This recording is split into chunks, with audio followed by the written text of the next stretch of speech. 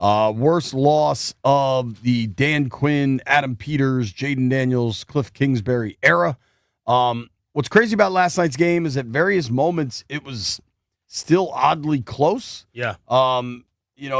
In the third quarter, it was 17-10. And then Washington's defense was just unable to get another stop. Green Bay opened it back up to a 17-point lead. Commanders were thoroughly outplayed in every facet of this game. There were some shocking things, some surprising things, some not too surprising things. Good morning, Brian. How do you do? I'm tired. Yeah. I'm tired. It was a horrible game last night, but still, as I state when we win a game, it's 1 week. I'm going to state the same thing when we lost. It's 1 week, 15 games left, and I don't think it's end of the world. Nobody needs to be think the sky is falling, but there are some serious things they need to address. A lot of injuries last night. A kicking situation has to be discussed. And you got to find a way. I mean, listen, I understand it was a quick turnaround, but it was a quick turnaround for Green Bay as well. Both teams. And Green Bay didn't look like they had a quick turnaround. Green Bay looked like they were fresh. They were well rested and they were ready to go. They were on fire. And I think a lot of, like the thing about it, you hear me say it all the time, Jay, and I know some people might just say, I just be mistalking. But this is about time guys realize football is football. I don't give a damn what the rules are. I don't give a damn that you can't practice this way, that way. But guys have to get to the point where they're ready to play physical, all-out football for 4 quarters, like Micah Parsons did. This dude didn't practice much of the year in Dallas. He's been in Green Bay 2 weeks. Looked like he's been practicing all damn training camp. He plays all over the field, and I think we have people capable of doing that type of thing, and they got to start doing it, point blank. But the thing of it is, you don't jump off the bandwagon. You don't just have to point out they have to get better. There were some positive things in that game last night, and I'm sure we'll touch on those as well. It's a short list. But there was too many negative things. Yeah. And I think the NFL also has to be concerned. You had that many injuries? Look like one could be a season-ending one. Yeah. They have to understand that Sunday to Thursday thing is not very easy on those guys. It's taxing, especially if you're going to go to training camp as you do. The Eckler injury sure looks like he's done for the year, and you wonder about his career at that point. Coming back from an Achilles is, I think, an Achilles as the technology has really advanced with knees. Like an ACL used to be possibly a career ender, and I think the tech has just really gotten so much better. The medical technology, the Achilles now has become something else entirely. Eckler's in his 10th year now, hasn't played a full season since 22. Last year kind of got undone with the head injuries. Now it looks like the Achilles. You wonder what his future is, and just on a human level, you hurt for him. Yeah. That dude works his ass off. Is a class guy on and off the field. A good player. The Dietrich Wise injury, I think we have less information on. Yeah. But it looked it was a quad. bad. It was a quad. The guy fell on the back of his leg and he went down. I didn't know what it was at first. He just went down. The way he went down and the angle we had watching it in Green Bay, and then the first angle they showed on TV looked worrisome, like something bad occurred. And then we see the other angle where it looks like he got rolled up on. Yeah, but it says a quad, and that's where it kind of threw me off. Normally it's something like that, your ankle, high ankle sprain, that type of thing. But when they said quad, I'm like, okay, we have to pump the brakes and let's listen for more information. Yeah, and we know he went into the game with a knee injury, but they said quad. And that's the opposite leg. Right. Yeah.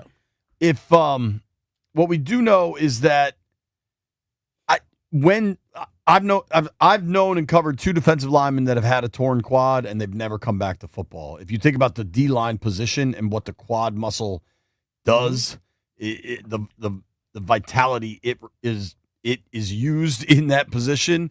And then B, you never know, but the way the team kind of huddled around Dietrich as he was getting put on the cart and then carted off. It's alarming, and we'll wait and see what the verdict is there. Beyond the injury, though, and that did happen early. Dietrich's just a super nice guy. I've enjoyed getting to know him briefly. But getting into the actual game, there were some things that honestly didn't surprise me. I thought Micah Parsons was going to have a big game, and he had a big game. Micah Parsons played them twice last year, had 2 big games. Micah Parsons is a game wrecker. This was a primetime opportunity. And let's be real, he knew he would get his chances against a rookie tackle frequently, and he won that battle. Yeah, I think John Bates getting hurt early also affected it. And dude, some of the backs that have been really effective helping in pass rush weren't last night. I saw McNichols miss on a couple. Like you can't make mistakes against a dude like that in your protections. And Parsons didn't finish the game with a sack, but he impacted the game on every snap he was out there while on a snap count. And it sure appears, now we're only through 2 games, but it appears that the arrival of Micah Parsons is really kind of starting to unlock what they thought Lucas Van Ness was going to be. Rashawn Gary looks pretty damn invigorated. Well, him coming in gives everybody else one-on-one matchups. Right.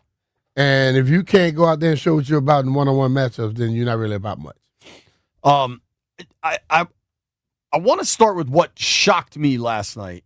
And it was immediate, and it was stark, I thought, to see both lines. I expected Parsons to be really good in this, but I still thought Washington would be able to run the ball. Yeah. They were completely ineffective running the ball. Green Bay dominated the line of scrimmage on both sides of the ball, and it's pretty damn hard to win a game like that. Yeah, totally. I noticed that early as well. I mean, I thought just when you watch the colors that are getting pushed forward or backward. I say watch it from the side and look at the line of scrimmage, and you'll see what's happening. And especially when I thought our defense got on the field, they would do something because they were down 2 offensive linemen. Didn't seem like it at all. No, that's my other thing. I was shocked by just how ineffective the run game was. Yeah. And then I was also shocked by the D-line just getting pushed around. We saw against the Giants 5 days ago now, Javon Kinlaw was a monster. True. Just a monster. Deron Payne. Like, these guys had huge games against New York. And last night, dude. But see, the thing about it, though, Jay, like we watched that game last night, from what I saw from the beginning of the game to the end, it was a simple thing. Energy on the side of the Green Bay Packers compared to the energy on the side of Washington. Green Bay was energized. They were putting Sterling Sharp into the Ring of Fame and getting this ring and all that. Yep. What was that something that motivated them? You know, Washington had to travel up there, whatever. But I saw a distinct difference in the energy that was out there being presented. Now, the special teams, they did some good stuff. Which saw a couple good returns. Except the kicking. But the energy level was totally different from beginning to end in that football game. Agreed. And I think energy, like momentum, those things tend to build over the course of a ball game. And whenever Washington had a chance, they did not capitalize. Yeah. And whenever Green Bay needed to do something, they did. Yeah. And that just has a magnifying, amplifying effect over the course of 60 minutes of football. For me, the run game really stands out. And listen, our heart goes out to Austin, and we hope everything is okay. I do not understand in that game. I mean, you could just look at the numbers, or I'm guessing. I'm going to play a hunch here. If you're listening to our program right now, you probably watched the ball game last night. Maybe you turned it off at halftime or in the third quarter. You went to bed, but you watched some of this game.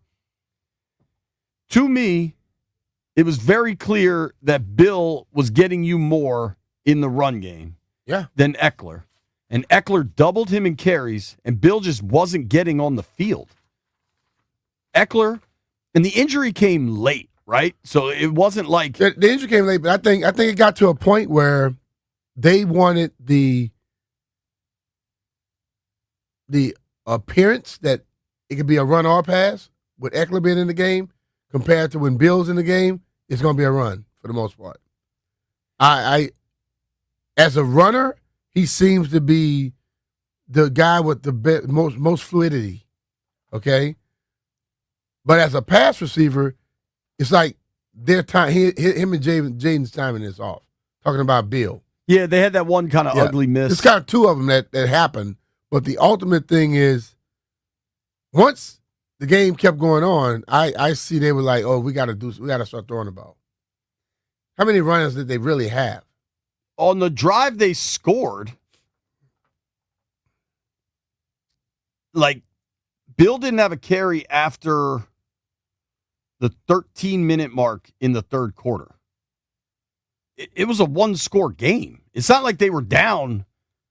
It's not about the score and how far you're down. Have you watched the whole game? And they weren't getting anything.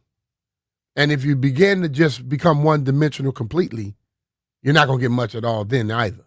I agree. I just perhaps it's a moot point now because I don't think we're going to have to debate if Bill or Eckler should be getting more carries because I don't think Eckler's going to be getting more carries. Uh-huh. I didn't understand that conceptually. Just on a straight conceptual level, I talked to a number of players last night in the locker room, a lot of them. And I talked to receivers, I talked to O-linemen, and the overarching message was just they were disappointed, and they kept going back to out-executed, out-schemed. And the out-executed, all right, like they beat you. And sometimes you tip your hat and you get beat. But the out-schemed, the Commanders' receivers had no separation, throughout the night. When Jaden did have time, I'm watching it in real time, and the view I have is high enough up. I can see where everything is. And there was really nowhere to go with the football most of the night. Like, there just weren't open But see, players. that scheme right there, what you're talking about, I said that with Santana the whole night. And what he kept saying is they were sitting. They just played those clouds. They sat on every route right around 8 to 10 yards, and they had the cloud coverage over the top. So if they were to run a double move, they were waiting for it. You got to figure out a way to attack that as well. So if I'm running a hook route and they're sitting there, ain't much else I can do. You know what I mean? Something needed to be changed up. But when they got later in the game, they began to move it a little differently. When I think for 3 quarters, it was like, this is what we put in, this is what we're going to run. And they didn't make an adjustment until late. I do think it's important. Matt LaFleur has historically performed really well against Dan Quinn. This Packers defense now through 2 games looks damn good. Mm-hmm. If you consider the 2 offenses they've now shut down, Washington and Detroit averaged about 30 a game last year.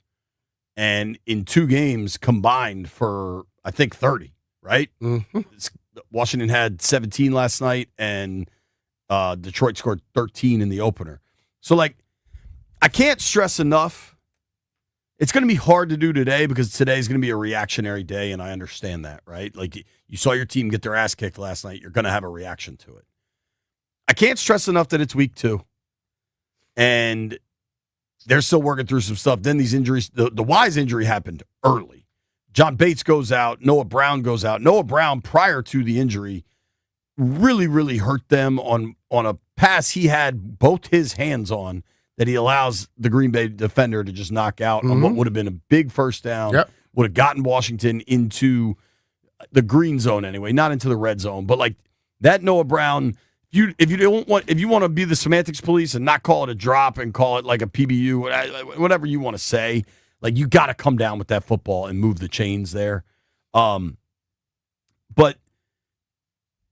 offensively, the Green Bay defense had their number. Yeah. Jaden didn't have his best game. From a yardage standpoint, it was on par with some of the games he played when he was clearly hurt last year. The accuracy was not there. We've seen Jaden just completely drop passes in the bucket, and a really big part of it be the way Green Bay has historically played defense is to play a ton of zone, not give you deep stuff. And where Washington has really thrived is when they get man coverage. Yeah. That is on Cliff to figure out something because they were other running, teams will do it. They ran zone, but the other teams may not have that pressure though. That's the difference. They were able to get pressure and they were with 4 or 5 guys. With 4. Yeah. And when they brought 5, it seemed like they were bringing the house. So that's the thing of it. Will other teams have the same success as getting the pass rush out there? This has been a big play offense. And they were just void of big plays last night. They were. Even against the Giants, where the offense didn't look great, they still had big plays. I saw this stat from ESPN last night.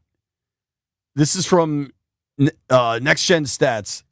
Jaden has thrown 28 career touchdown passes in the NFL now. Uh-huh. Per their analytics, only 4 of them have come against zone coverages. And the Packers played 71% zone last night. Mm-hmm.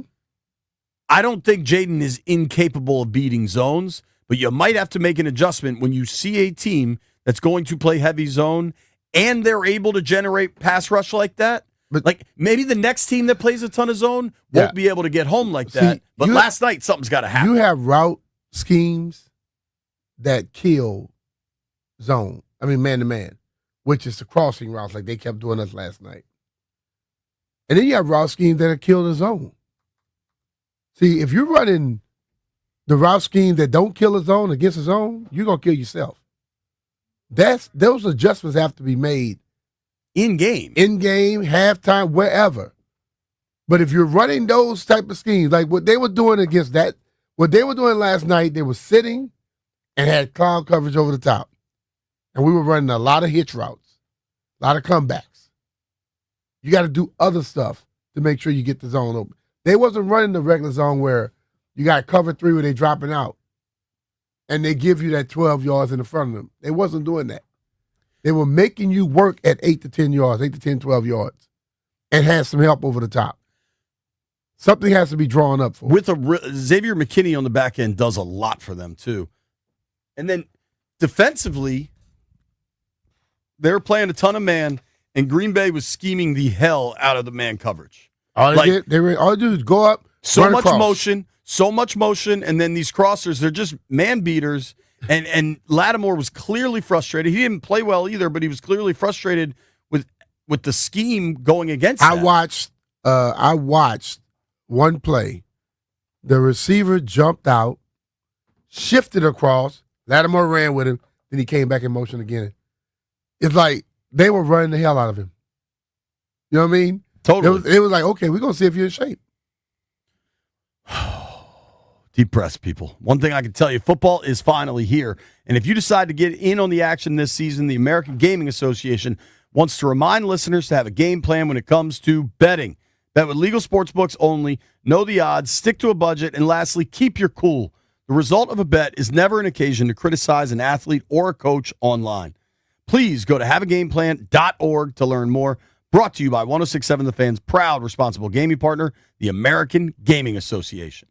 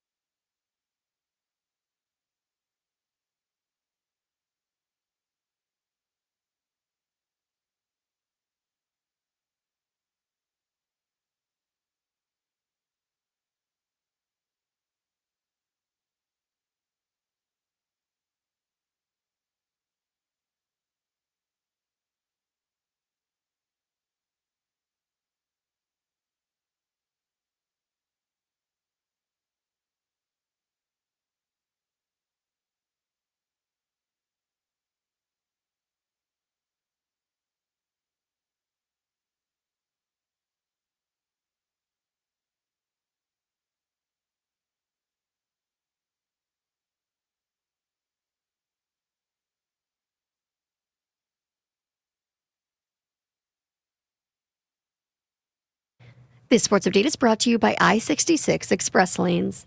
Thursday night's Green Bay Packers win over the Commanders was costly for both teams. Packers wide receiver Jaden Reed broke his collarbone during a negated 38-yard touchdown catch in the first quarter. He's reportedly out 6 to 8 weeks. Meanwhile, the Commanders, their running back Austin Eckler is believed to have torn his Achilles late in the fourth quarter. He could be out for the season. He's going to undergo additional testing for confirmation today. Defensive end Dietrich Wise Jr. was carted off the field with a quad injury. Now the Commanders wait to learn how much time these two vets are going to miss. Commanders head coach Dan Quinn said no immediate update on their conditions after the game. He said that he's going to use this weekend to assess the injuries, and he didn't want to take a guess at the severity or timeline for anyone. What's the road to a reliable commute in Virginia? That's easy. The 66 Express outside the Beltway is your answer you've been looking for. Get the inside track to express travel on I-66 outside the Beltway at ride66express.com. Guess less, know more. From the Crop Medcap 5-Star Sports Desk, Savannah McCann on the Fan.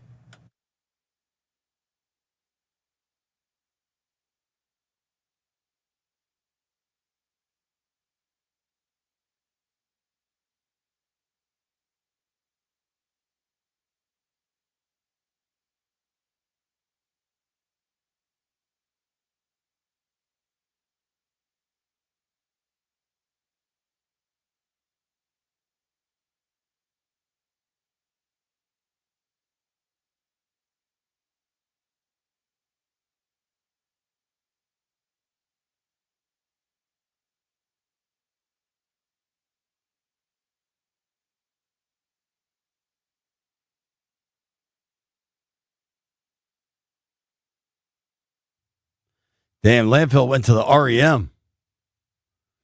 Oof. This is deep sad. This is deep cut sad. So hold on. Remember the video? Everybody just got out of their cars on the LA freeway? Good God. You like this song, B? You got to get a little more upbeat for me. I mean, I start off the show by saying I'm tired. Landfill trying to put me to sleep. Landfill, I drove. Sometime. No. I started yesterday. I got up at 6 o'clock. Long ass day. I was on a show in Florio at 7. And now no sleep after that. I drove from Green Bay to Milwaukee. Hold on. Go through the day. We were on the air at 9 in Green Bay till 1. We both had to be at the stadium by like 3. Yeah. We were there. We left the stadium last night about 1 a.m. Drove to Milwaukee. Got to the hotel. There at 3. Went to sleep. Alarm was set for all 4. I heard was, we got to go. I'm like, damn, my head just hit the pillow. For the record, you and Derek, I was like, I'll set my alarm. You're like, nah, I'm going to set my alarm, Jay. We can't trust you. You're not going to get. You heard my alarm too. Who got us up? JP, I drove, so I don't hear that nonsense. Who got us up? Jeff, JP want credit all the time. I'm just saying. You guys said I got your ass in Milwaukee. Okay? You and Derek just talking. Derek did nothing. You drove, I got us up. Hey. Derek did nothing. Derek has some good music, though. He's a better DJ than I tell you, boy, sorry, there is not a radio station. There's not a radio station in Detroit. I mean, not Detroit. In Wisconsin that we could listen to. Not a lot going on between Green Bay and Milwaukee. Oh, bro. Not a lot going on. It was foggy. That you did a hell of a job driving. I did a hell of a job waking us up. I'm damn Uber and got no tips. Your tip was me waking us up. Otherwise, we'd still be in freaking 4-point Sheridan Milwaukee I was about Airport. to wake up. All I heard you say, we got to go. So, yeah, we're working on, a little bit of sleep. I weirdly felt good leaving the hotel, going to the airport. Like my brain was tricked into thinking I slept, even though I need Beastie Boys, Quiet Riot, that type of thing. Landfill. I need some headbanging and stuff. Headbanging today. A little bit of sleep on the airplane. We're in good shape. Wasn't a lot. I wanted to bring something up, B, that I am really curious your thought, because Ron Rivera did stuff like this and we killed him for it. Last night, just before halftime, Commanders have a drive, and they end up missing the field goal. Here's the thing with Matt Gay, man. They miss field goals going into halftime and coming out of halftime. Now, they were both deep shots. It was a 52 and a 58-yarder, and they missed them both. If they make both of those, it's 14-9. Yeah, true. But the thing about it is, even if they make the one before halftime, it's 14-6. It's a he has one-score the game. distance. He got to get his direction right. Dude, I said this last night on the podcast. Like, if you got a dog that pees in the house and you don't stop him from peeing in the house, that's on you. That's not on the dog. They knew with Gay, he's a really reliable kicker inside of 50. And we saw throughout the preseason, like, there were misses. Yeah. And they didn't bring competition in. They said, we're going to ride it out with Matt. We really like Matt. And I'm okay with that. But, like, last night, to me, him going 1 of 3 and missing, think about it, the swing that would be if he makes the one going into halftime, makes the one coming out of halftime. Yeah. Like, it's a different ballgame, different approach. That to me is on AP and DQ. Like, you know who your kicker is. He did what he does. Yeah. You still trust him to kick it. He did a lot of stuff when he wanted to, that day he had to make the 50-something yarder for them to get out of practice. He nailed it right in the middle. Yeah. And to I'm just saying, he has the leg to kick it 54, 55, 58. You watch him sometimes, and I'm go back to golf. Golf is my analogy with kickers. The kickers and the golf swing are very similar. You ever notice when you're playing golf sometimes, and we all try to swing like Ernie Els, very, very smooth. And we think we feel smooth means slow. Ernie Els is swinging the hell out of that golf club. Fred Couples is swinging the hell out of that golf club. They're probably at 100, 105, something like that. But it looks so smooth because they do everything the proper way. But we do it, and what we do, right when we get right before we make contact, we stop our lower body, and we just swing the arms through.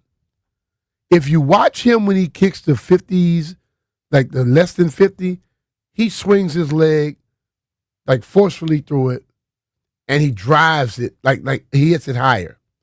When he kicks longer kicks, his ball is low, and it's like he just go through the motion. Like, I'm trying to kick it so far, and he always pulls it. When you try to hit your driver hard, what you do? You pull it, right? Same thing with him every time. If he does the exact same thing he does with the 50 or less, he might just nail every one of them. But he completely changes leg swing when he hits the longer kicks, and everything seems to go left. The other one, I think he went through with it, but he didn't bring it in some because he started on the right hash and nailed the upright. That was the one just before halftime. He was directly straight on line, never moved. So here's the play that bothered me, man.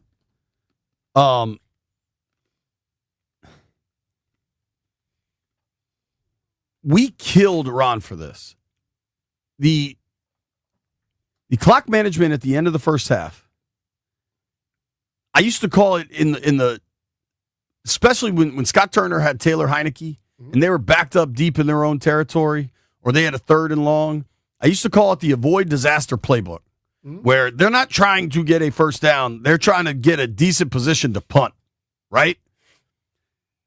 I think we saw some of that, man. And that was when Jalen Lane had the good punt return. Washington has 1st and 10 from their 43 with 3 timeouts left.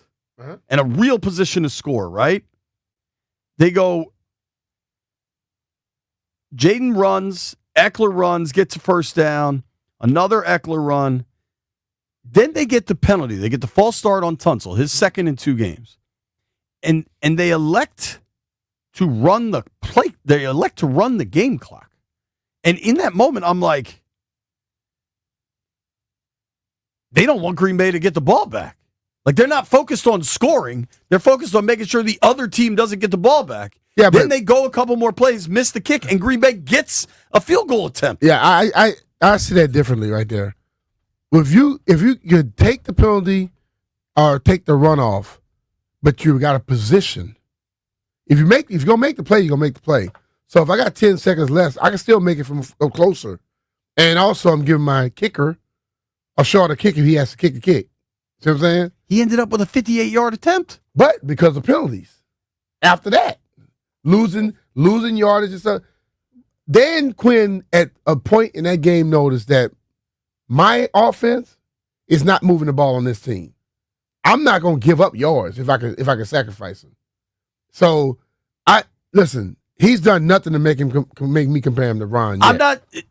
Just in that moment, it seemed opposite of, because we saw it last week where they had a couple 4th and shorts and they elected to punt. Yeah. I think they saw how their defense was playing, how the Giants offense was playing. Mm-hmm. I felt like last night's game was really pretty similar to Commanders Giants the week before. Just unfortunately, the Commanders were the Giants and the Packers were the Commanders. Yeah. Like it was this one team is asserting their will at all points, and the other team can't get much going. Yeah. And it was alarming. It stood out to me. I'm not that mad about going to halftime with the timeouts. Like, I don't know when you wanted them to call them. It was astounding, and I'm going to continue to circle back to this. Jaden Daniels said it well last night. Jaden was clearly very frustrated. Just said, they executed, we didn't. They scored points, we didn't. He did talk about how hard it was, the way they were executing their coverages. Terry said the same thing, to get anything going in the air. But they were clearly frustrated throughout this game at their inability to get anything going offensively. And I'm not sure. Maybe Green Bay's defense is just that dude. Through 2 games, they are. Mm-hmm. But I keep circling back to Jaden said, it's not time to press the panic button, which I completely agree with. Yeah, totally. Through 2 games this year, they have the same record as they did through 2 games last year. Yeah. One thing I categorically disagree with, I had that dude at the airport this morning. We need a adapt-free zone, like a time period. You know what I mean? Don't happen, dog. You know my little mindset. Don't want to be bothered, stay your ass home. I was just in straight zombie mode. But people are like, oh, this reminded me of the Tampa game last year. The Tampa game last year was the first game Jaden Daniels ever played in the NFL. Mm-hmm. This was not that. This is his 2nd year. They've all been together. Like, this was a different thing. Yeah. And I don't think that's a good comp. I think this game reminds me more of the Philadelphia game last year. Me too. The first Philadelphia game. The Thursday nighter up there. Up there, yeah. That's what it reminds me of. Well, and the fact that it was so one-sided, I wonder, now neither team turned the ball over. Yeah. If you had a turnover last night, if you had a turnover go Washington's way, they're back in it. They could have stolen something. See, the thing of it, if Washington turned it over, this thing could have gotten ugly. I try my best to look at the bright side sometimes. As bad as they played, they still were in that game late. And I don't think Green Bay went into any method of just playing prevent. They were still in that game. That right there is something to grasp and hold on to. PFT Commenter joins us at 11. Maryland Governor Wes Moore will join us at 11:30 to make some picks. Might be nice to talk about different games. Fred Smoot's going to join us at 1 o'clock. We're going to have the phones open all the way in between there. Nobody go anywhere. It's B. Mitch and Finley.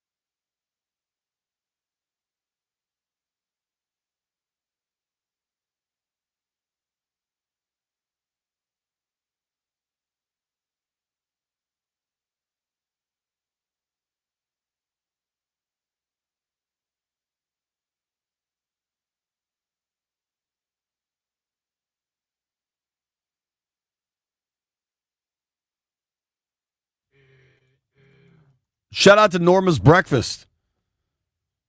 You turned B into a believer. Huh? I'm saying you were a little wary of Jeff's suggestion, and then now it seems like you're into it. Well, I mean, when you're hungry, you're going to be into food. B wanted to order jerk chicken, and Jeff said, B, it's 10:40 in the morning. Who cares? Just like when you offer a drink that says 5 o'clock somewhere, hell, it's 12 o'clock somewhere. We have a friend right now having a cold beer in the Green Bay airport. I can report. Hey, and I'm cool with that. I'm jealous. I have no problem with it. Dog, I said this last night. I know what wake me up right now, some damn jerk chicken. Yesterday was my birthday. I believe that's the first birthday I've had without a alcoholic beverage since I was 15. Well, you know they say pour it out for your homies. We took care of you yesterday. Don't worry about it. I think that's accurate. Maybe the Skids have had a game on my birthday since then that I just don't remember. But it has to be a night game, too, because if it's a 1 o'clock, I'll catch up later. Yeah. Don't worry, though. I got a weekend coming my way. We got all ears tonight, and then I have no work till Monday morning, walking back into the You didn't do all ears last night? Nah. We did it Wednesday night. Wednesday was awesome. Shout out to all the people that came and hung out at Lambeau Wednesday night. That was a lot of fun. That was the most fun I had at Lambeau this weekend. Yeah. Or not weekend, I guess. Oh, Lance, I meant to tell you this. I had a parking pass, and I was like looking for the parking lot, and I was driving down South Ridge Road. You know what my parking pass was? In somebody's yard. I had a parking pass from the Green Bay Packers. That was an attendant, and it was in somebody's yard. Those then people I look over. bank. I look over, and they had people going through the front. They had I guess they had paid money to come, and then in the back, there was a bar with some food. Should have gone there. They had set it up. I was like, damn, this is. If your house is close to Green Bay, you making money. Close to the stadium. Living. I parked on grass. Living. They got it going on up there, bro. Green Bay it was cool, man. I'm in no hurry to get back there, but it's a cool spot. It's a cool environment. A lot of Commanders fans made that trip. You're a DMV snob. You're in a hurry to get back to Green Bay? I go back. It was cool. I liked it. I'll tell you one thing about them. They're nice as hell. They're super nice. Listen, this guy walked up to me in the store. Hey, man, how you doing? Man, your team is going to be okay. He was drunk as hell. What, last night? Yes. I stopped at the Quick Stop. I took Tanner back to the hotel and I stopped. I stopped at the Quick Stop. And I'm sitting up here like, y'all too damn nice. Because, if that happened in Philly, you don't stop. You just keep driving. Because they're going to harass the hell out of you, even if they beat you. Oh, yeah. Yeah. I have a lot of notes from last night. Richard Sherman, just before halftime, tweeted out, why is Washington putting Noah Brown backside, giving him one-on-ones instead of Scary Terry? We heard this a lot last year, that they didn't move McLaurin around much. Uh-huh. And last night I thought was perhaps the most egregious example of it. Uh-huh. Like, you kept seeing Brown get one-on-ones. And my argument now would be like, you have Debo and Terry. Yeah. And you don't want to get too caught up in one game. The results last year over the body of work really speak for themselves. But damn, I would have liked to see some stuff change at halftime of that game. Yeah. And I just feel like we didn't. I think you get to a point where people were saying that they were looking over the Giants, but they put stuff in last week also for Green Bay. Short week. Maybe you just got so hell-bent on what you had drawn up that you didn't feel like you can just change up stuff. But last year we started with Terry being in one spot, not getting chances. Then all of a sudden when they started going to Terry, things picked up. And I expect the same thing this year. But I've watched a lot of people around the NFL, even in college. I drew this up. I schemed it. It's going to work. Until it doesn't. And then you feel like I got to change it. One play I wanted to be sure we pointed out, Trey Amos on the first drive of the game made a hell of a play on a 4th down to break up a touchdown, showed tremendous closing speed. That's the kind of stuff we saw throughout camp. We saw it last week. Trey Amos, he came out, he came back in, but Trey Amos has looked really good, I think. Now, if Jordan Love had thrown that ball earlier, that might have been 6, but he didn't, and Trey Amos had the speed to break that up. I just wanted to highlight, I do have some positives in here. That's but also, Trey, when you're tackling the quarterback, make that quarterback, you can't get trucked. Make that quarterback never, ever decide to run the ball again. You can't get trucked by the quarterback. Yeah, he just took that hit. You can't have that happen. Can't get trucked by the quarterback. When we come back, I honestly don't know how PFT Commenter's doing this morning. We'll all find out together. It's B. Mitch and Finley.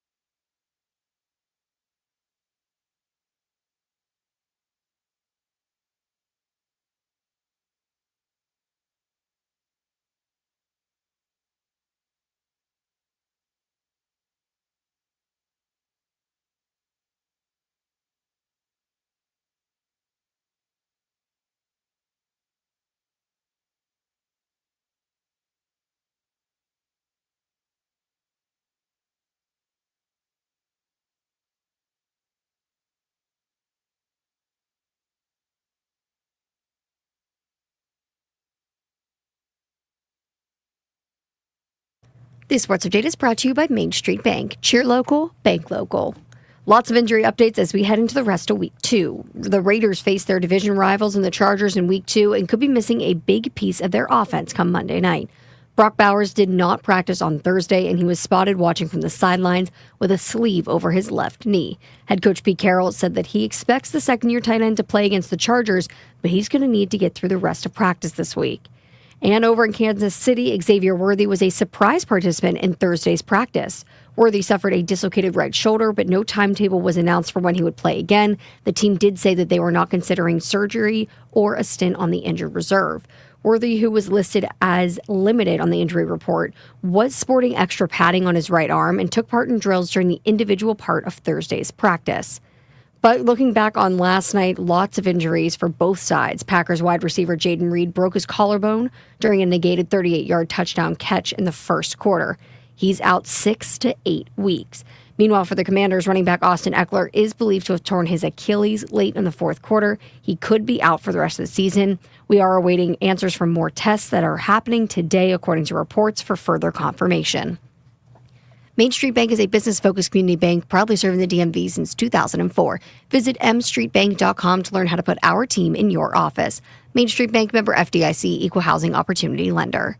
From the Crop MedCap 5-Star Sports Desk, Savannah McCann on the Fan.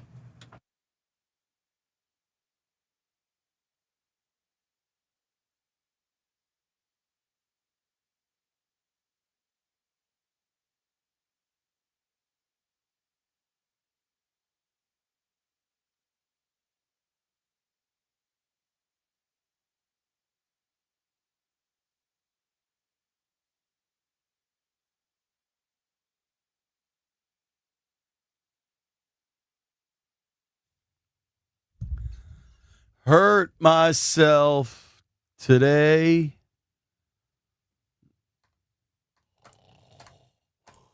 This is a banger of a depressing song. Shout out to Johnny Cash. I think he about just like right before he died, right? I'm sure PFT's thrilled to join us with Johnny Cash singing Hurt as the background, but it does seem kind of appropriate. It is a Scotty's Vodka Red Bull Friday, so if you're drinking already, I understand. Just try to keep it between the navigational beacons. Joining us right now from the world-famous Pardon My Take podcast, Barstool Sports, Mr. PFT Commenter. PFT, how you doing, man? You all right? I'm okay. That's a beautiful song that somehow makes me feel better, even though it's so sad, because I'm here in Chicago, and I tune into local sports talk radio here, and they play the Nine Inch Nails version about Caleb Williams. So at least I get to hear the Johnny Cash one. I'm much better this morning than I was last night. Had some time to digest it. That was just a bummer of a football game all around. It was. So there was nothing really to be excited about last night. I guess Debo looked great last night. I'll give him that. Debo was awesome. He still got it. That's 100% right there. And then I thought Amos played really well on the back end too. But outside of that, there's really not a whole lot to take away in the positives. And I guess, of course, it goes without saying, I could say this every week, Tress Way. Great game by Tress, again. And playing hurt. Yeah. Yeah, and playing with a bad back. So, but yeah, like for the contact positions, I think Amos played excellent. I think Sanderson played pretty good. And, I think Debo, he's awesome. I love watching Debo. So, outside of that, offense looks it looks sluggish. Run defense, I guess, was better. Which is good. Like, the run defense wasn't the problem last night. But, yeah, I think what we learned last night was two things. Number one, I hate Jerry Jones so much. I hate the man. You could make the argument, if you're like a team like the Commanders that is supposed to be entering the very first beginning, the start of the Super Bowl window, that having Micah Parsons on the Packers is actually worse for us than having Micah Parsons on the Cowboys. Because when he was on the Cowboys, yeah, we play him twice a year, he'd kick our ass, but I don't think anybody's expecting the Cowboys to win any Super Bowls. But the Packers getting Micah Parsons, that's a team that is now elite. I think that was a really good team, and we can take that away. That, yeah, we're not on that level yet. I think we're an above-average team, but it was a good wake-up call for me personally last night that we've got a long way to go if we really want to compete for the NFC. You got it. That's right. That's right. How much of last night do you think was Green Bay's really good and possibly like very, very good versus Washington maybe isn't that good? I think it's kind of a cop-out to say both. So I'll say the lion's share of it is that the Green Bay Packers are really, really good. I think that they are a super complete team, whether it's their passing game, Love looked good last night, or if it's they got one of the best running backs in the league too, and then their defense is awesome. Went from a massive weakness that they had just a few years ago to now being like one of the best units in the entire league. So they're a great team, and I think that where we stand, I don't think that we're a bad team. So even though I feel down about it, even though when I recorded part of my take last night, I was at a low point, I still think it's important to note that like we're not a bad team. We're an average team that can be. You know, the ceiling is very high on this average team. We're an average team that can be good. And when things go our way, we can win some games. And credit to the team because, like, we got our asses kicked. Mm-hmm. It was bad. Like, nothing was going our way. And somehow we kind of found ourselves in the game in the fourth quarter, which is, a testament to the guys playing hard and doing some of the little things correctly. But we're not at that level yet. I don't think anybody can watch that last night and say that these two teams – like if they play 10 times, I think the Commanders might luck into 1 or 2 wins. See, that's what I said. I was going to take some solace in that where as bad as we played, we still were in that game late. Yeah. And I think that right there should say something to you. Listen, I don't know if it was the fact that they had to travel or what. I had some people text me saying that. But ultimately, you got to find a way to find some damn energy. They did not have enough energy in that football game to be able to compete. Yeah, I didn't see any energy at all from the offense outside of Debo last night. None. And every game last year, it felt like we were at least taking a couple shots downfield to Terry. And we haven't really done that at all this year. We've tried to find him on the sidelines a couple times, but those were almost like half throwaways that Jaden had. Like, I'm going to throw it like a yard out of bounds. If Terry can somehow make a miraculous catch, that's great. But I don't see us really trying to stretch the field. And I haven't watched the tape yet. So I'll let one of the people out there that's got the all 22 pulled up tell me what the Packers were doing in terms of like taking away any deep threat. But I saw a lot of zone, and I saw a lot of limiting Jaden scrambles because they were playing zone. And I saw not a lot of answers coming from the Commanders and from Cliff Kingsbury. So just a stark reminder, we're not there yet. Maybe we will be by the end of the year. Strange things happen in the NFL. Teams come together. Teams change their identity over the course of a season. They get better. They could get worse. So I'm not saying that we won't be there necessarily by the end of the year. But right now, you're deluding yourself right now if you think that this team, as we saw it this week, is on the same level as the Green Bay Packers. Yeah, they ran a lot of zones on us, but they ran like a cloud coverage where they were sitting on the short stuff with somebody over the top waiting for us to try to put a double move. Mm-hmm. And we played into their hands, I think, with the route schemes that we were running. Yeah, and I'll tell you something else. We're lucky enough at the Barstool office to have just John Gruden and Fred Smoot hanging out all the time. So yesterday I walked out into our main lobby, and Coach Gruden and Fred were just sitting there talking about the Commanders. And they both really liked the Commanders. They both thought that they had a chance last night against Green Bay. But Gruden just kept hammering home like Jaden needs to stop getting hit. It's not gonna go well for him if he keeps taking these hits. And that was a concern for me last night. The field looked like it had some issues in terms of like how guys were making cuts off of it. And every time Jaden ran with the ball last night, it was like a lump in my throat. I was like, please be okay, please be okay. And he got rolled up on that one time. He needs to be better about knowing when to go down and try to avoid some of that contact. But I mean, people were in his face all night last night. Yeah. They got a lot of pressure on him, so he can't get away from everything, obviously. But there was a lot of stuff. I'm still bummed out. I said I led off this segment by saying I'm not as bummed out this morning as it was last night. I'm still bummed out. That sucked. That sucked as a football fan to watch. That sucked as a Commanders fan to watch.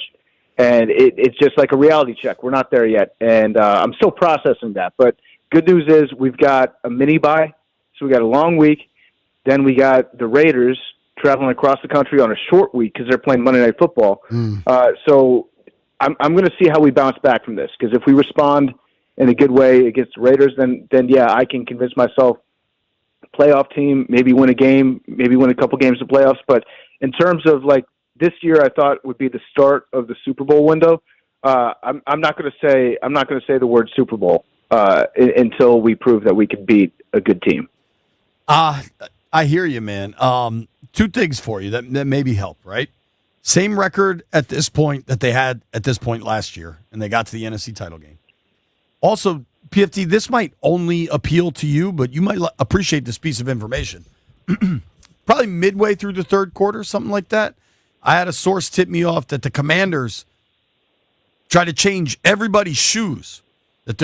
We all saw the field was pretty bad, and they tried to change their shoes. So maybe, like how Philly's still screaming about the Chiefs Super Bowl a couple of years ago, maybe it was a shoes issue. Well, I think at the end of the game, we were out there doing the show. Logan was like, man, this grass is slippery as hell. Slick. But if you got on cleats, it shouldn't be slippery. We had on tennis shoes. Should be slippery. I know they got the heating coils underneath the field there. I don't know what else they were up to. The Packers didn't look like they had too much of a hard time in terms of making cuts on it. Maybe they know their turf better than we do. We also never win in Green Bay. It just doesn't happen. Was it Jay Schroeder? Was that the last quarterback that won in Lambeau? I know 86. Doug Williams won in Milwaukee. Yeah. But you know what? You give me until Sunday. On Sunday, my spin on this game is going to be just wipe it. Just burn. I might burn some tape. You know what I'm going to do? I'm going to buy a football today, and I'm going to burn it. And I'm never going to think about this game again because we got a lot of season in front of us. 1-1, it's not terrible. Yeah. 1-1 is a fine record. There's a lot of football left, and we got some talent on the team. So we just got to figure out how to play better. So I'm just going to try to wipe this from my memory bank as of Sunday morning. I'll give myself another couple days to think about it. All right. Talking with our friend PFT Commenter from the world-famous Pardon My Take podcast. You can follow PFT at PFT Commenter, Twitter and Instagram. Joining us via the Rude Guest Hotline. Rude makes the most reliable HVAC products in the DMV.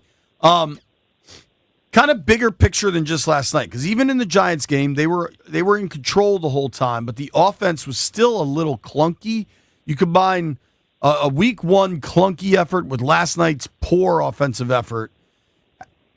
How worried are you about the offense getting back to, this group that never punts, that they just score every time they touch the ball? Yeah, I think the difference is how Terry's been used, how he's been playing. Because if you go back to last year, you think about whoever our number two was in any given game, it was either Brown or it was Zacchaeus. Zacchaeus. And so you see them and what they're able to do. And then you compare that to what Debo's been doing. Debo's a massive upgrade over those guys, in my opinion, so far. And the difference is just is getting Terry involved. The running game, I think the running game's going to be fine. Tough break last night with Eckler. That was really tough to watch.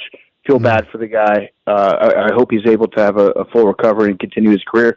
But yeah, the running game to me hasn't been that much of an issue. Yeah, last night we couldn't run the football, but guess what? That wasn't due to one running back. That was mostly due to the defensive front that we were running into. And we had a couple of series where we just went, run, pass, and got stuff right off the bat, 2 straight runs. Didn't stay ahead of the chains. You have to. So I think the big difference, the only real difference I can see, is Terry. And I don't know if that's on Terry being out of sync for missing training camp. I don't know if that's a chemistry issue. I don't know if that's a play calling issue. But as a layman, as a Commanders fan watching these games on my couch, that to me is the major difference in this offense.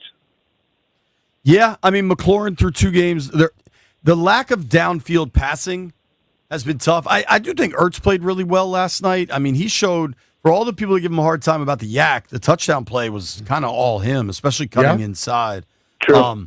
I do think, B and I talked about this a bunch, and I heard this from Terry, from Debo, from guys in that locker room, that the way Green Bay was playing defense on them made it really difficult to get anything going deep because they just played these zones with safeties up high, playing clouds. It made it really hard. Yep.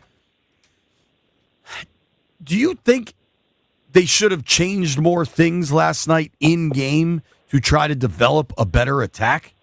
Yeah, I mean, it looked the play calling looked pretty boring last night, and it's on Cliff for not figuring out a way.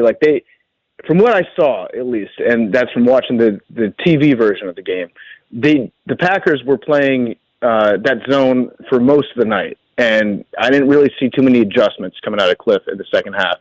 So you got to put some of the blame on him too for that. And also, Dan Quinn, birthday boy, still doesn't know how to use timeouts.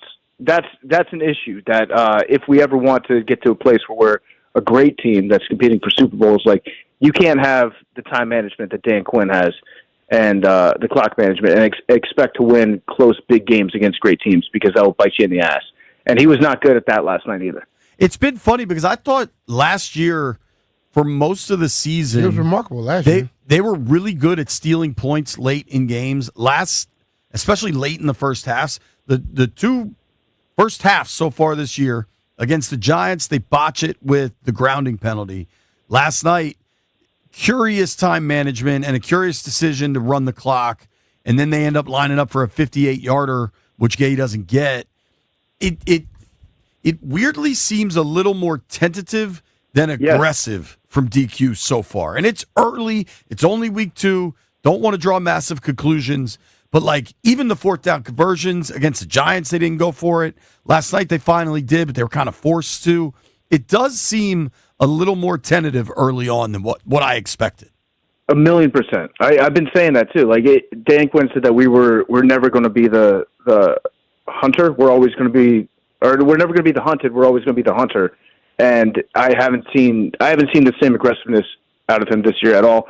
Part of that is because I think our defense is better in theory than it was last year.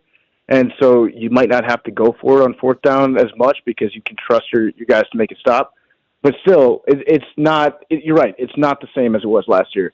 And the clock management playing into that too. It is tentative, especially at the ends of halves, and that they got to figure that out. So the good news is, I guess there's a lot of blame to go around, so everybody's got something they can work on. There shouldn't be any finger pointing in the locker room this week, because I think that everybody's got their own issues. As Coach Gibbs said, we're all in this together. Yep. PFT, what do you think of the kicker situation? I mean, hitting one off the upright and then missing a long field, that happens. I don't know if I'm ready to be like, we need to make a change at the kicking position right now. Those are tough field goals. One of them was a narrow miss. So I'm in the wait and see camp. At least we didn't spend a third round pick on Matt Gay, so we can always take some solace in that. It's a bad formula. Tampa Bay did that with Aguayo, and then the Niners obviously did that with Moody. Didn't work out for him in either case. So at least we're not thinking about like the draft pick that we burned on a kicker right now. I think he's going to be a fine kicker. I don't think he's like a difference maker like Aubrey, Dallas, but I think he'll be fine. I'm not too concerned. They didn't look like bad mishits to me, so I'm in the wait and see camp on that one. I am not going to point out that Adam Peters was in the Niners front office when they drafted Jake Moody in the third round. I am not going to point that out. Thank you for not pointing that out. I would never bring that up. PFT, how much do you have to remind yourself, it's only week 2? Like, the sky isn't falling. There's a ton of football left. They went on the road on a short week to what might be a damn good defense. And dude, even in the third quarter, when Zach Ertz scored that touchdown, it was a one-score game about midway through the third quarter. Yeah. No, you're right. I do have to remind myself that. I also have to remind myself that for all my non-Commanders friends that have to be around me, this is a very good thing for them, because if we had won that game in Lambeau, I would not be acting right today. I would be a nuisance to be around for the next 9 days. I would be insufferable. So I think America might have won last night, because I don't think that they're ready for the Commanders fans coming out and pounding on their chest for a full week, claiming that we're the best team in the NFL. So it's better that we found out some of these issues right now than we find them out later. For sure. Thank you for making time for us, dude. Enjoy a weekend without having to watch a Burgundy and Gold. You'll feel better on Monday. You'll be watching the All 22? I will. You know what? I'm going to do that, B-Mitch. I'm going to sit down. I'm going to grind some tape today. Going to grind some tape tomorrow, and then I'm going to burn it. I'm going to light my phone on fire, because I'm going to watch the All 22 on my iPhone, and then I'll light my phone on fire and throw it away, and let's burn the tape and move on. Yeah, man. All right, man. Got to move forward. Thank you, PFT. Take care, buddy. Enjoy your weekend. All right. You guys too. Bye. All right, bro. That's our friend PFT Commenter from Barstool Sports. Make sure you listen to the Part of My Take podcast. I'm going to listen. I haven't yet, but it's going to be a hell of a ride, because I'm sure PFT was kind of a wreck last night when they recorded. I'm sure. What I can tell you is football is finally here, and if you decide to get in on the action this season, the American Gaming Association wants to remind listeners to have a game plan when it comes to betting. Bet with legal sports books only. Know the odds. Stick to a budget. And lastly, keep your cool. The result of a bet is never an occasion to criticize an athlete or a coach online. Please go to haveagameplan.org to learn more. Brought to you by 1067 The Fan's proud responsible gaming partner, the American Gaming Association.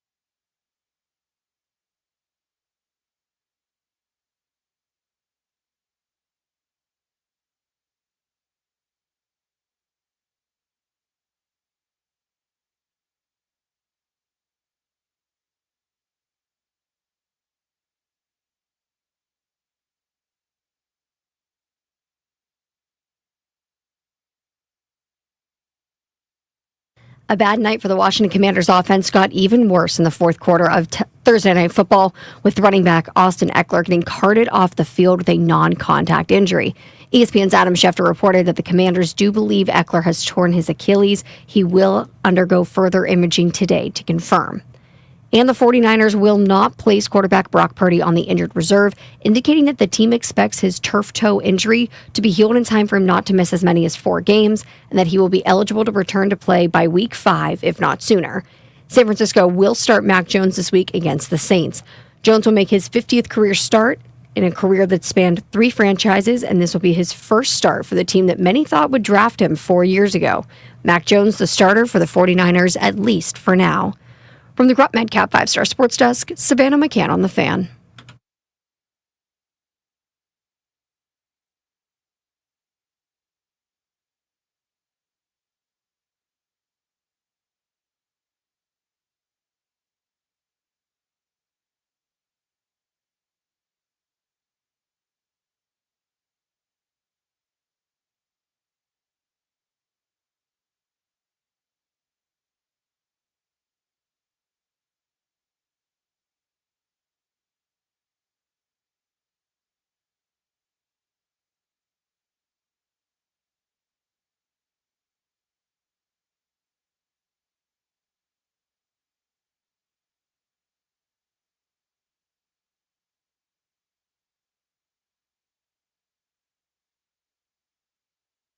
LBC on a mission trying to find Mr. Warren G. I'm almost surprised Derek didn't play this on the ride from Green Bay to Milwaukee last night. Now, he played all the songs that were made and probably not playing in the rotation before he was born. That's what he played. What was the one song he played and you and I were like, nah, man, call me maybe? Yeah, nah, bro. 3 dudes in the car at 2 a.m. You can't be putting on Call Me Maybe, Derek. We're not playing that, dog. There was another one I thought was a little sus, but you liked it, so we rolled with it. Yeah, it was old school. Bubbly. Nah, it was the Bubbly song. Bubbly? Like Kalea or something. I don't remember that. Maybe Jeff knows. Jeff, I tell you what, the fact that I took a nap at that point. Yo, B was fading late. B was like, we got within 2 miles of the hotel, and we had to park the car. I was done. Shout out to the 4 Point Sheridan. Hey, man, better safe than sorry. We made it. Yeah. Shout out to B. I have done a lot of riding in the car with him while driving through fog at night. He's a hell of a fog driver, Landfill. Get close to another car. Let them block it. Let them knock it out the way for you. Maryland Governor Wes Moore will join us in moments here. Governor Moore, his guy Carter had actually texted me that we weren't going to be able to get the pick in because we do the picks on Friday. He did like the Packers last night, so he was proven correct on that one. But we got 5 games coming this weekend. Honestly, I'm kind of excited to talk about other games for a minute. Yeah. This one here is depressing. It really was. At some point, we got to address what Tucker Kraft did to this team last night, how the middle of the field was just constantly open, and knowing they're facing Brock Bowers next week, who might be the best tight end in the NFL. Yeah. Tucker Kraft went 6 catches for 124 yards and a touchdown, had the 60-yarder bomb where he was just wide open. That was a blown coverage, dude. I'm watching it, and I watched 2 guys. It looked like Bobby was passing him off to the safety. And the safety was outside of him. Right. So you passed him off to somebody that was shallower than you and farther out than you. Yeah, and then so Tucker Kraft 6 for $124, and then Luke Musgrave 2 for 32. That's 156 yards receiving between 2 tight ends. We need some redemption going on with that. Yeah, I think the most damning stat, I wrote this down last night. 10 minutes into the ballgame last night, Green Bay had 140 yards of offense, and Washington had 6. Yeah. That is not a hot start right there. Nah. One person that has been hot making NFL picks throughout his tenure as Maryland governor and the official governor of the Beamish Finley program is Maryland Governor Wes Moore.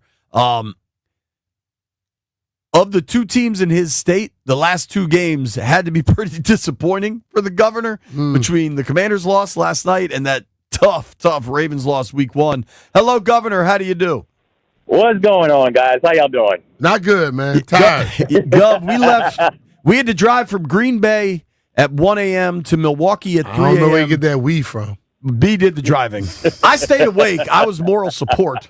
5 a.m. red eye out of Milwaukee, but we're here and we're ready to rock, sir.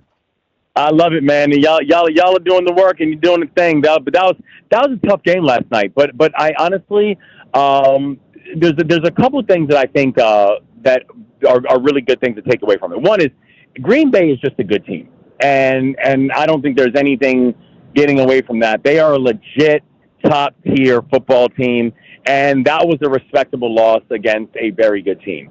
The second thing is that is one of the best defenses that Jaden Daniels is going to see all year, and my guy held his own. Like, I mean, putting up 2 TDs, no picks. Looked very comfortable in the pocket. If there was any fear that this was going to be kind of like a sophomore slump for JD5, I don't think that's real. And I think the entire NFL is realizing that the Commanders legitimately have got their guy. Mm-hmm. And so, again, it's always a tough loss. But and I know it's always tough to say, well, that was a good loss, because I hate when people say that. But at the same time, that is still a good sign for the way the Commanders played against a very, very good football team yesterday. Yeah, when I look at it, the team didn't play well, but they were still in it. And when you're playing against a team that good and you play awful on the road and you're still in it, it says a lot about what they have. They just gotta come together. They're not in stride like they were last year at this point. No, that's right. Definitely not. That's right. Governor, that's right. You're a busy man. I know you have a lot going on.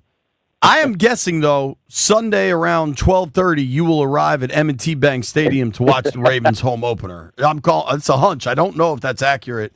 Let's start. Actually, it'll probably be earlier because I'm tailgating. I love that. Let's start there, though. First official pick of the weekend. We'll let you kick it off with Ravens-Browns. I imagine you were an upset fella last Sunday night. That was a hell of a comeback by the Bills. Yes. Yo, it took me like 72 hours to get over it. It was bad. It was bad. And here's the thing. It's once again, it's Lamar played out of his mind, and it's like, but guys, he can't do everything.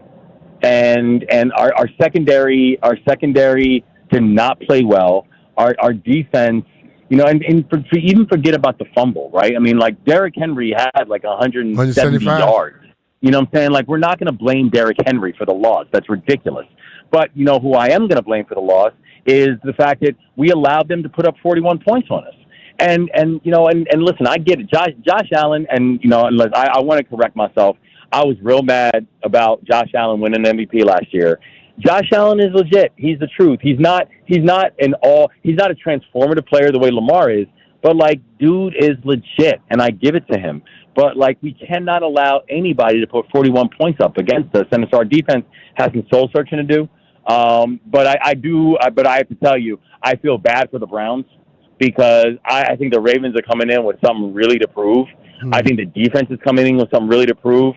I think Joe Flacco is the Browns quarterback, and so God bless them. But this is going to be a hard go for the Browns. I think our boy's going to pull this off.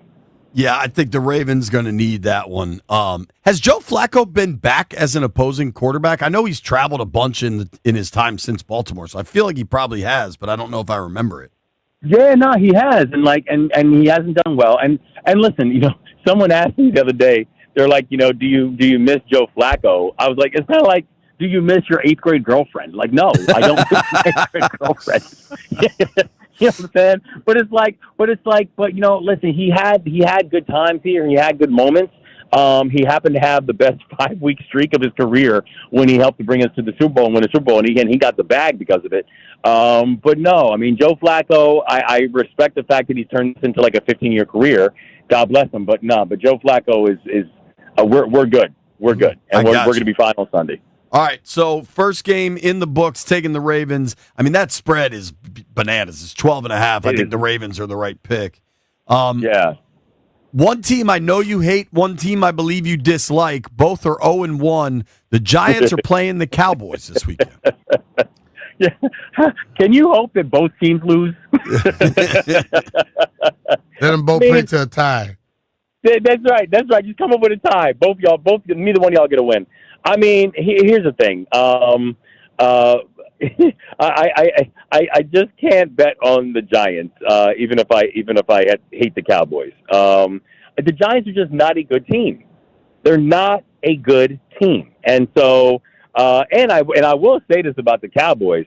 They actually put on a decent show against the Eagles. I thought that thing wasn't going to be close, and it was. And so I do think the Cowboys have components. The Cowboys have talent. The Cowboys are just not a good team. But I think, that is going to be enough to beat the Giants. So I mean, I don't know what they're doing. I don't know what Russell Wilson is doing.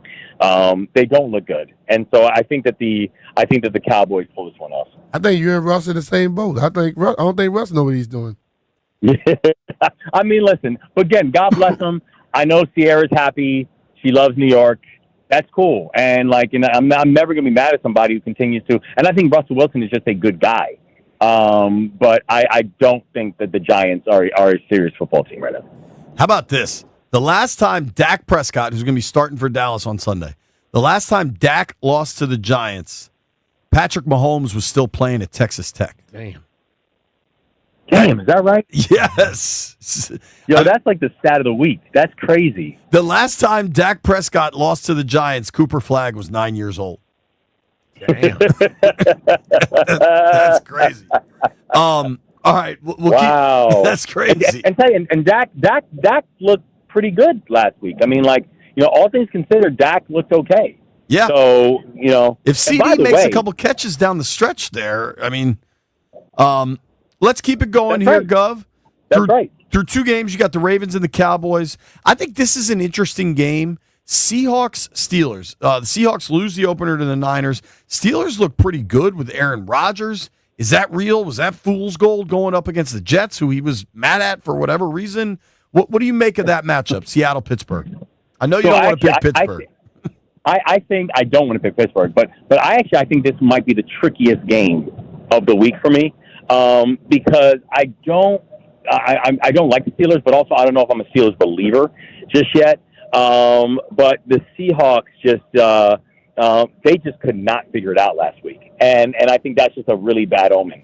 When in week one you just look confused out there, and confused against the 49ers team that had a lot of injuries. I mean, the 49ers are not the 49ers of 2 years ago. No. So the fact that the Seahawks just look very confused against that team, I'd be very nervous if I'm a Seahawks fan. I do think the fact that it's in Pittsburgh does matter to me. That it's Aaron Rodgers' first game. Pittsburgh's just a tough place to play in, and as a Ravens fan, I just know it's a tough place to play. And knowing this is Aaron Rodgers' first home game, is going to be meaningful. And listen, the guy did have 4 touchdowns last week, so you can say what you want about Aaron Rodgers, but he keeps putting up points. So respect. So I'm going to go with the Steelers on this one, even though again, it pains me to think that the Steelers are going to win, but I do think they're going to pull this off. I feel like we've put you in some tough spots here where you have to pick the Cowboys and the Steelers. You've never hid your. You really are. Y'all doing this on purpose, man. You've never hid your feelings about those teams. I think JP sit up thinking about that, Gov. It's a weird card this week. I wanted to give you good games. The best game of the weekend, I think, should be Chiefs-Eagles. Philly heading out to KC, Super Bowl rematch. Kansas City doesn't look great in the opener, but it's in Brazil. Maybe that's just a weird situation. They were at the beach too long. Heavyweight fight here, Gov. Who do you like in Arrowhead? It is a heavyweight fight, but I'm actually wondering if this is not watching Ali, not when it was Ali Frazier, but if it's not watching like Ali in the 80s. Yeah. Where there's something about the Chiefs right now that I'm not figuring out. Because remember, this wasn't just about their game in Brazil. Remember, the last time we saw the Chiefs play, before that, they got curb stomped by the Eagles. And I don't know if the Chiefs have done anything to kind of figure that out. Any real new additions, health wasn't an issue. So there's something going on. And the Chiefs losing to the Chargers was really wild. And not just that they lost. Patrick Mahomes is their leading rusher. Like, what is going on right now in Kansas City? And so I think the Eagles are just a more solid team. I am a little nervous because I think the Eagles didn't play great in their first game, like we talked about before. When you keep the Cowboys in the game, you got some things you're going to need to, you got some things you got to work through. But I just don't know what the Chiefs have done to make them really a better team. And I think watching them in Week 1 was going to be very telling about what kind of Chiefs team we were going to see this year. So, I mean, I'm going with the Super Bowl champs on this one. Yeah, it's hard not to. I look forward to watching that because it's going to be interesting how it shakes out. The Sunday night game is kind of cool in that it's a rematch of the NCAA title game from a few years ago with J.J. McCarthy and Michael Penix. Last one for you, Gov. Vikings hosting the Falcons, Sunday Night Football. Yeah, I mean, I mean, respect to JJ, man. Like, he really looked good in his debut. Real guts to come back like that. And I mean, and that's the thing, right? It's like he showed that he was a gamer, and that's a big deal, man, because those lights are bright like that. And when you show you're a gamer, you're walking in with a whole lot of swagger going into your next weeks. And Penix, I don't know. I know a lot of people like him. And that's cool, but I'm not a Penix believer yet. I don't think I've been able to see him put together a real string of solid performances that make me really believe that this is that he's the guy. And so I think the rushing games for both these teams are pretty solid. But I'm going to go with the Vikings at home this week, even though I do think this is going to be a good game. But I'm going with the Vikings at home.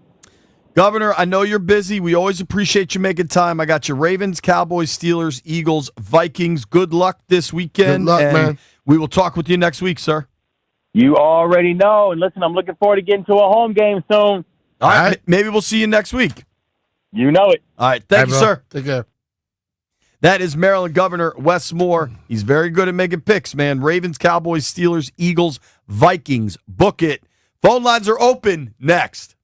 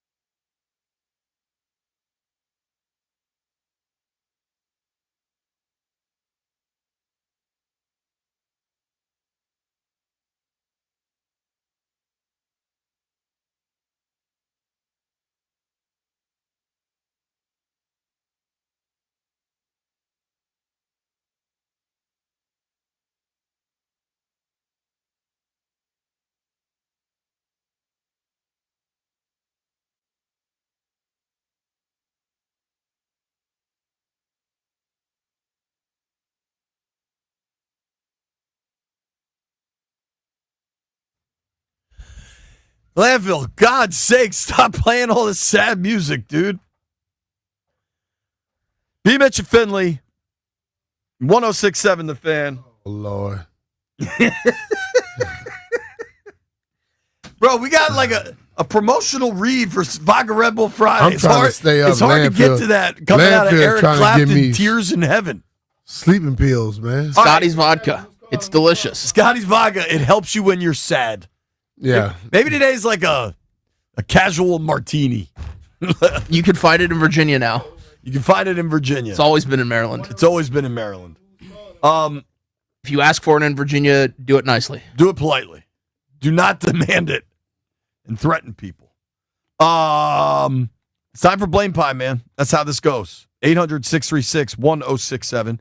800-636-1067. Because Landfill keeps playing all this sad-ass music, he gets to kick us off. Landini, your Blame Pie for last night's one-sided loss to the Green Bay Packers. Yeah, that was bad. I'm going to give, first off, we need like a 2-for-1 here because there's just so much blame to go around. The offensive line is going to go 25%. I'm going to put Jaden at 10%. I'm going to put whoever kept getting Noah Brown one-on-ones instead of Terry 10%. What am I? I'm at 45 just on the offense. I'm going to go Marshawn Lattimore. He gets 20%. That's 65. The kicker was bad. He'll get 5%. So that's 70. He didn't lose him the game, but he was bad. And then I'm just overall going to give the coaches, the entire coaching staff. I mean, the team just wasn't prepared. I know people can say it was a short week, and it was, but the Packers also had a short week, and so that's not really an excuse for me. Mm-hmm. That was just brutal last night. It was. It felt like Ron Rivera or Jim Zorn or somebody was the coach again. Like one of those just embarrassing performances that we all thought were behind us, where we go out in prime time and we're the clowns of the NFL for the next couple of days. Everybody gets to point and laugh at us. Fun times. Fun times. That's all right. I don't know what those numbers added up to, but I don't necessarily disagree with much that you said. Everybody, phone lines are open. 800-636-1067. 800-636-1067. Blame Pie time. Who's at fault for last night's big loss? Nobody go anywhere. It's B. Mitch and Finley.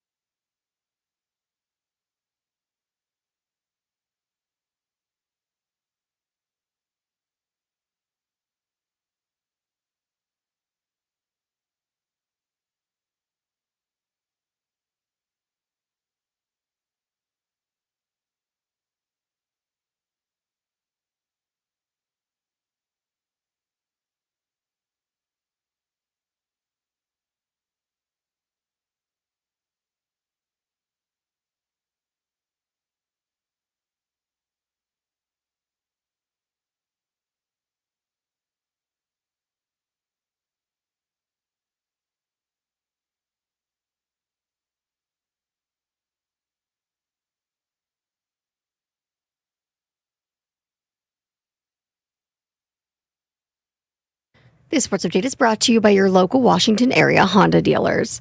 Brock Purdy is week to week with his toe injury, according to 49ers general manager John Lynch, whose comments come on the heels of a report by NFL media that Brock Purdy could be missing 2 to 5 weeks. He will not make a trip onto the injury reserve, so they're hoping to get him back sooner rather than later. Bills head coach Sean McDermott has ruled out starting defensive tackle Ed Oliver. He is out against the Jets on Sunday. Oliver suffered an ankle injury during practice this week. He had a boot on his left foot and was using a knee scooter to help him immobilize it on Thursday. And Cleveland Browns rookie Quinshon Judkins, meanwhile, might make his NFL debut on Sunday against the Ravens. Judkins was listed as a full participant in Thursday's practice, a day after he met with the NFL in New York over the league's personal conduct policy. The Browns officially signed him on Saturday. And Commanders running back Austin Eckler is believed to have torn his Achilles late in the fourth quarter and could be out for the season. Defensive end Dietrich Wise Jr. was carted off the field with a quad injury in last night's loss to the Packers. Now the Commanders wait to learn how much time both of these veterans will miss. Eckler still needs to undergo imaging that is scheduled for today for confirmation.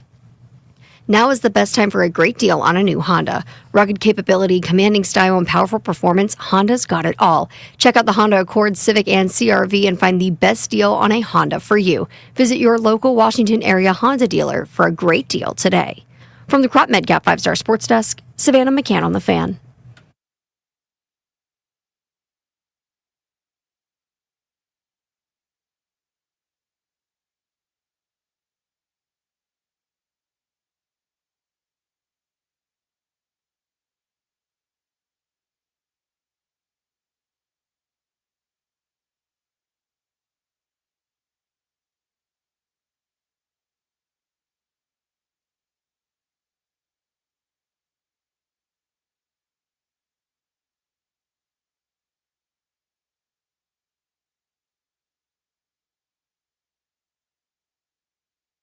You're going to kill me with this music. Party's over, baby. It's high noon in the District of Columbia. Points up and down the eastern seaboard. In Green Bay, Wisconsin, it's 11 a.m. I learned that over the last 4 days out there. We're going to do Blame Pie. Phone lines are lit up. Landfill already had a very thorough Blame Pie. We're going to let Jeff, everybody gets to chime in here. But I think we got to chill a little bit. Rob King the fifth just tweeted me. Dan Quinn was atrocious. He always is on game day. Not a good game day coach. They went 12-5 last year. See that like we got to chill out a little. It's week 2. That's two. where I'm at because what I get is I understand they lost the game, but all of a sudden everything that was done well is totally forgotten. So we got to chill. Let's talk about last night. I blame a lot of players, the fans, for thinking that we got to be perfect all the damn time. I am going to start with TJ in DC. TJ, what's up, man? What's up, fellas? What's going on? What's happening, man? What's your blame pie, dude?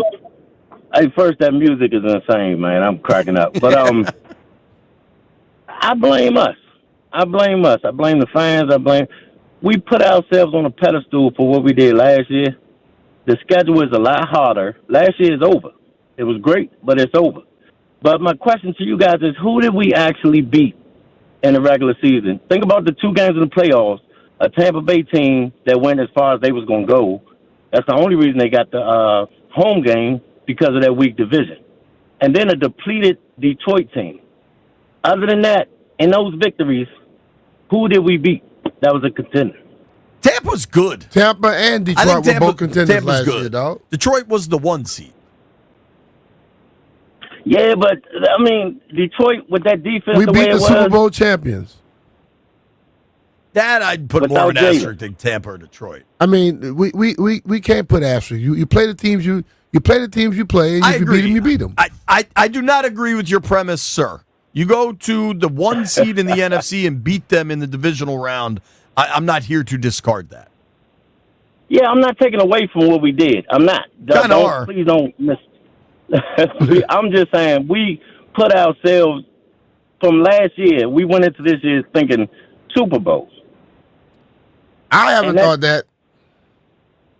I still think a lot of us did. We had the I still think you have to expectations grow, really but I high. think the ultimate thing is one team in the history of the NFL has gone undefeated. So if everybody think we're going to go undefeated, then yes, I agree with you with that fact.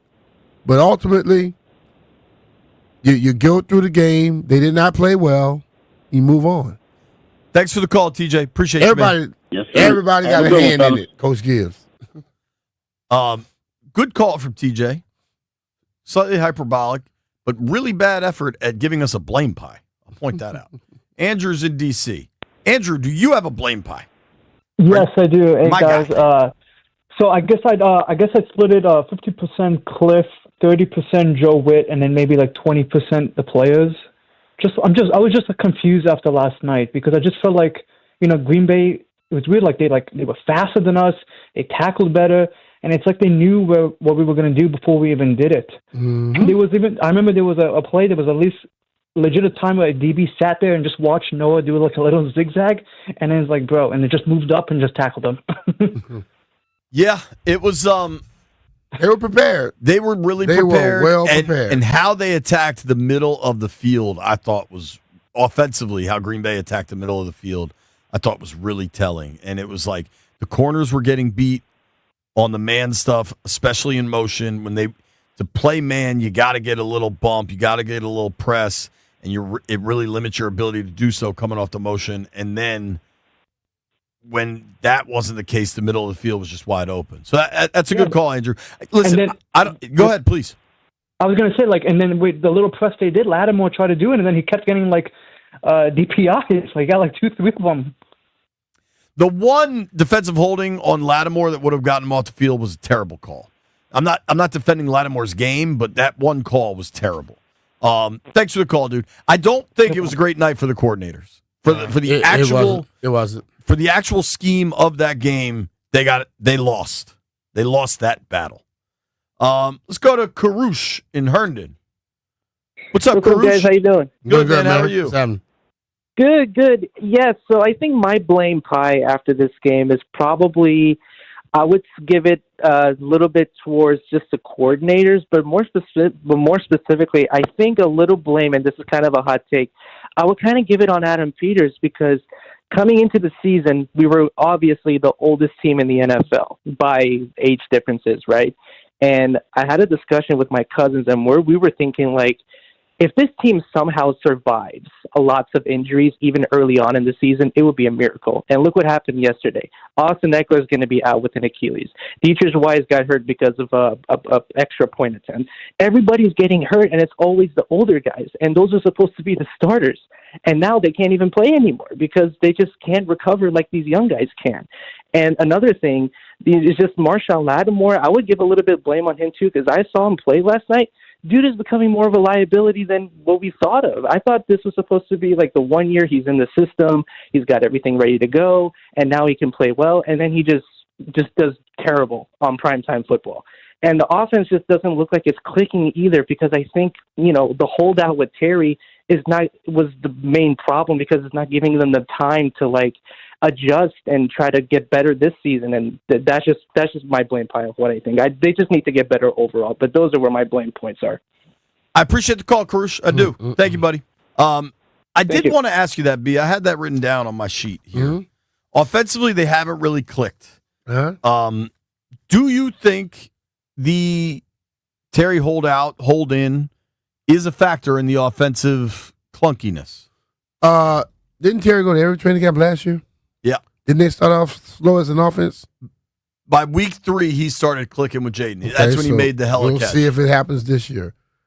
I mean, if he was here every week and they started slow, now he's not here and they're starting slow, I'm not going to blame it all on him. Maybe the whole offense got to click. Good one from our boy Tay via social media. He tweeted me. You can tweet me at JP Finley NBCS. Blame pie, 50% to Matt LaFleur, 25% to DQ, 10% to Witt, 10% to Cliff, 5% to the NFL for these terrible Thursday night games where 3 people were lost for the season in one game alone. What 3 people lost for the season? I think he's saying Wise, Eckler. I don't know if there's a third. I mean, Noah Brown and John Bates were also was injured. Wise in the game. lost for the season? They said We that don't yet? know. I don't know that. I think he's talking about the guy who broke his collarbone.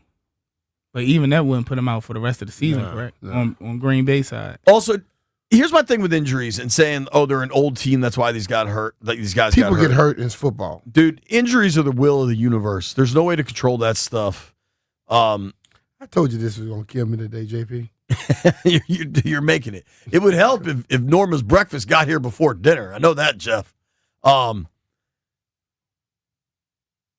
Mark is in Landover. Mark, what's your blame pie, Mark? Bro? How you doing, brother? Hey, guys. How's it going? Going well, man. Going well. Hey, man. First off, I want to say, man, there's anything you guys said at the beginning of the show that I heard. I've been working and trying to listen to you guys when I can. Was right on point. And B, I got to tell you, buddy, I really appreciate as being one of your fans, you sharing your knowledge of football with all of us because it is spot on.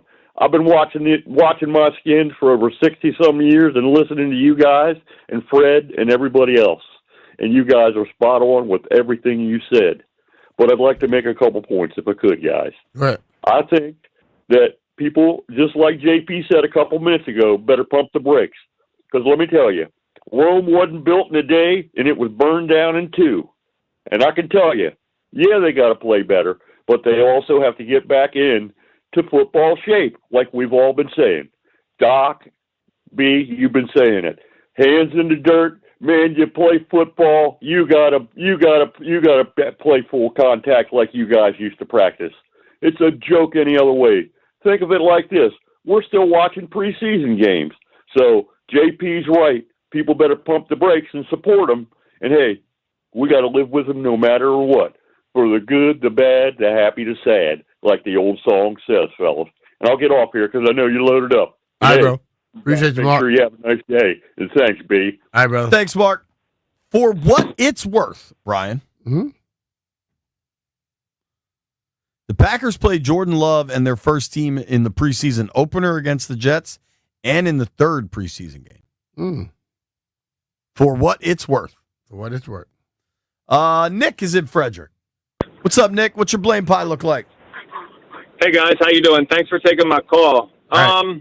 I just wanted to say I think it's a complete, total team loss. They looked uninspired. They didn't have any energy. It almost looked like a Ron Rivera era Redskins or Commanders, whatever we were at that time. It was pretty atrocious to me. And with 8 minutes to go, we went for it for fourth down around midfield. I turned the TV off when we didn't get it, and I haven't done that in over a year. It was hard to watch. It was hard to watch. All right. It was a tough one, man. It was a tough one. And he's right, but the team lost. Everybody has something to do with it. And on top of that, I said that in the beginning. No energy, dude.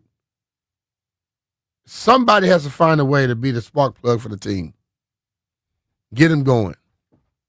It wasn't there, man. It really wasn't. It was not there yesterday.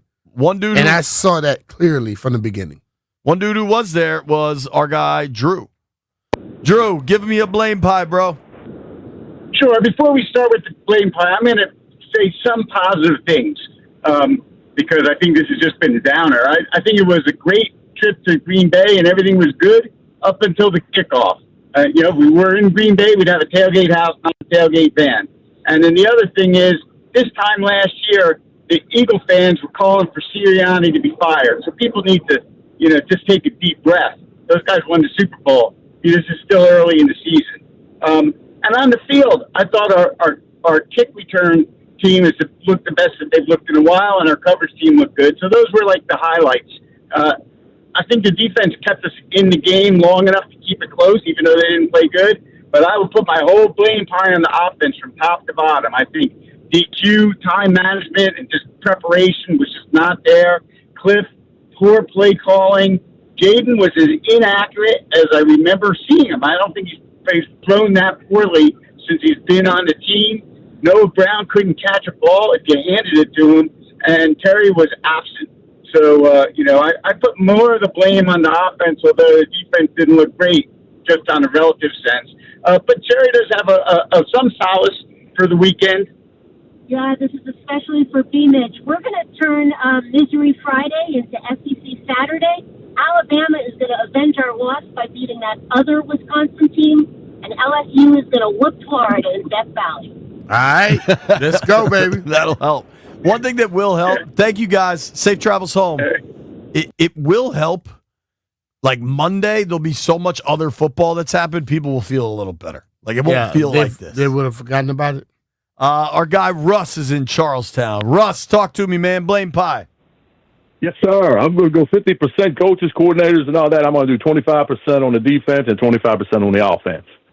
But I think, too, it's one of these things where, like B. Mitch said, I mean, I could tell, like, the beginning of the game, they didn't have that energy, you know, and not sure what that's all about. But I was thinking, too, that, you know, that front seven was so fast against Detroit. Oh, our team's old. Well, I don't know how old Detroit was, but that front seven was getting to them last week, too.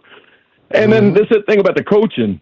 I know Joe Gibbs with Bill Parcells had these games where we lost then we finally beat the Giants with Gary Clark, and we finally got over the hump. And then it seems like Quinn with Matt LaFleur, even when he was with the Cowboys, that running game for the playoffs. And even with the Rams, when they played the Rams back then, I mean, it seems like he's got a problem with them coaches under the old guy that was here, the Shanahan defense and stuff like that, or offense or whatever. So I don't know. I think they got our number, man. So anyways, I think we'll get better. Thank you, guys. All right, bro. Thanks, brother. Appreciate it. Oh man, it's just it's not pretty out there. It's not a lot of folks that are feeling good. Let's go to depressing. Che is in Clinton. Che, what's your blame pie look like, bud? Hey, man, thanks for taking my call, guys. Your man is cooking on the mic. I mean, on the music. He's cooking. I don't know what he got going on, but he's cooking. But I got 33%, 33% the coaching staff. That's Dan Quinn. That's Joe Witt, and that's our OC. The way that game looked, we were not in position to make plays on defense. We weren't ready for the physicality and the speed that Green Bay came with. And on offense, we didn't get any open plays. Even the 2 touchdowns we scored were actually our guys making plays. I got the last 1% I will put on the kicker, but at the same time, our offense didn't really put him in position to actually have a good day. He kicking a 58-yarder. I mean, come on, guys. Let's be serious, you know.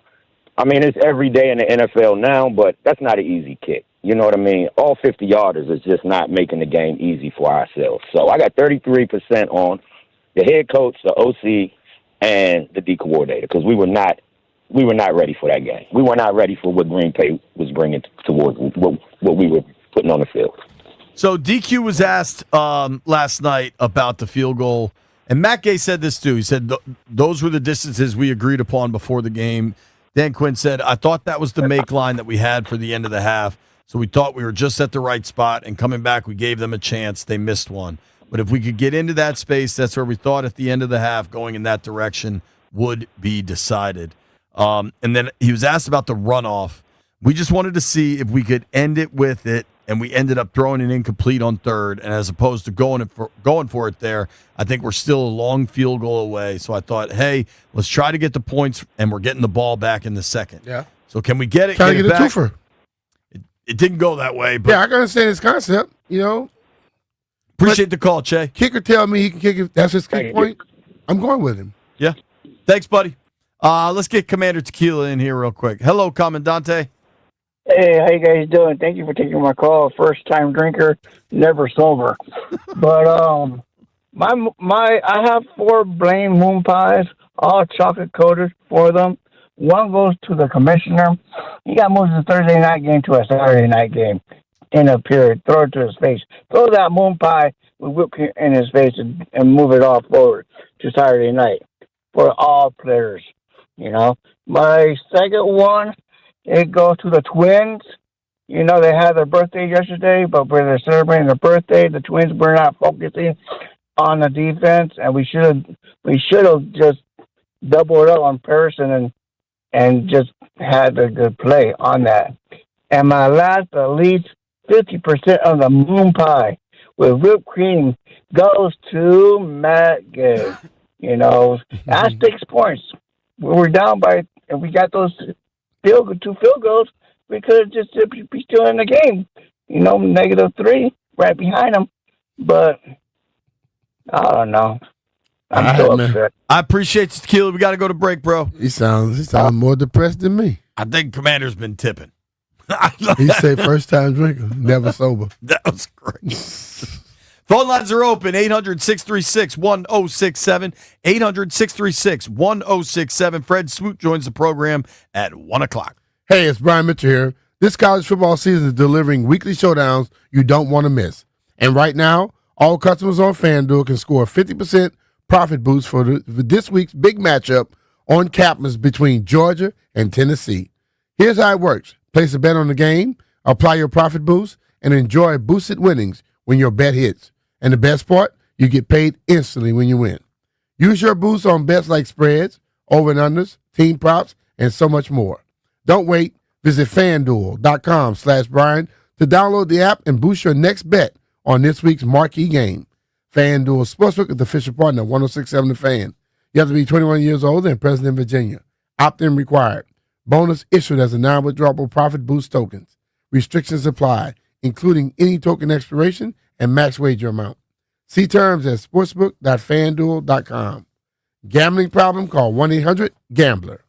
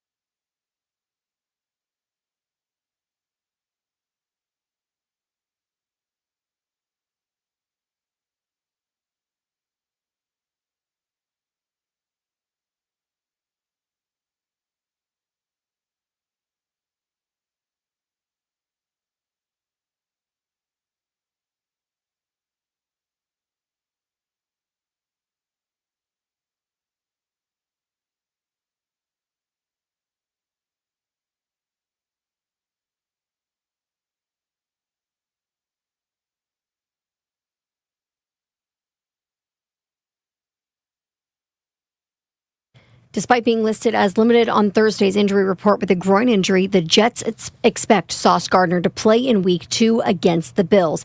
He will be limited in today's practice as well.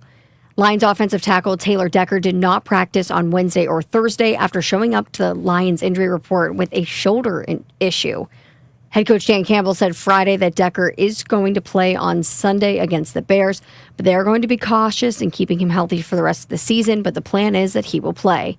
And some NHL news, Marc-Andre Fleury has signed a professional tryout contract with the Pittsburgh Penguins. He will play in parts of the team's game on September 27th. It's a preseason game. People believe he will be retiring he'll be retiring in the city where he spent the first 13 seasons of his career. From the Crop Metcalf 5-Star Sports Desk, Savannah McCann on the Fan.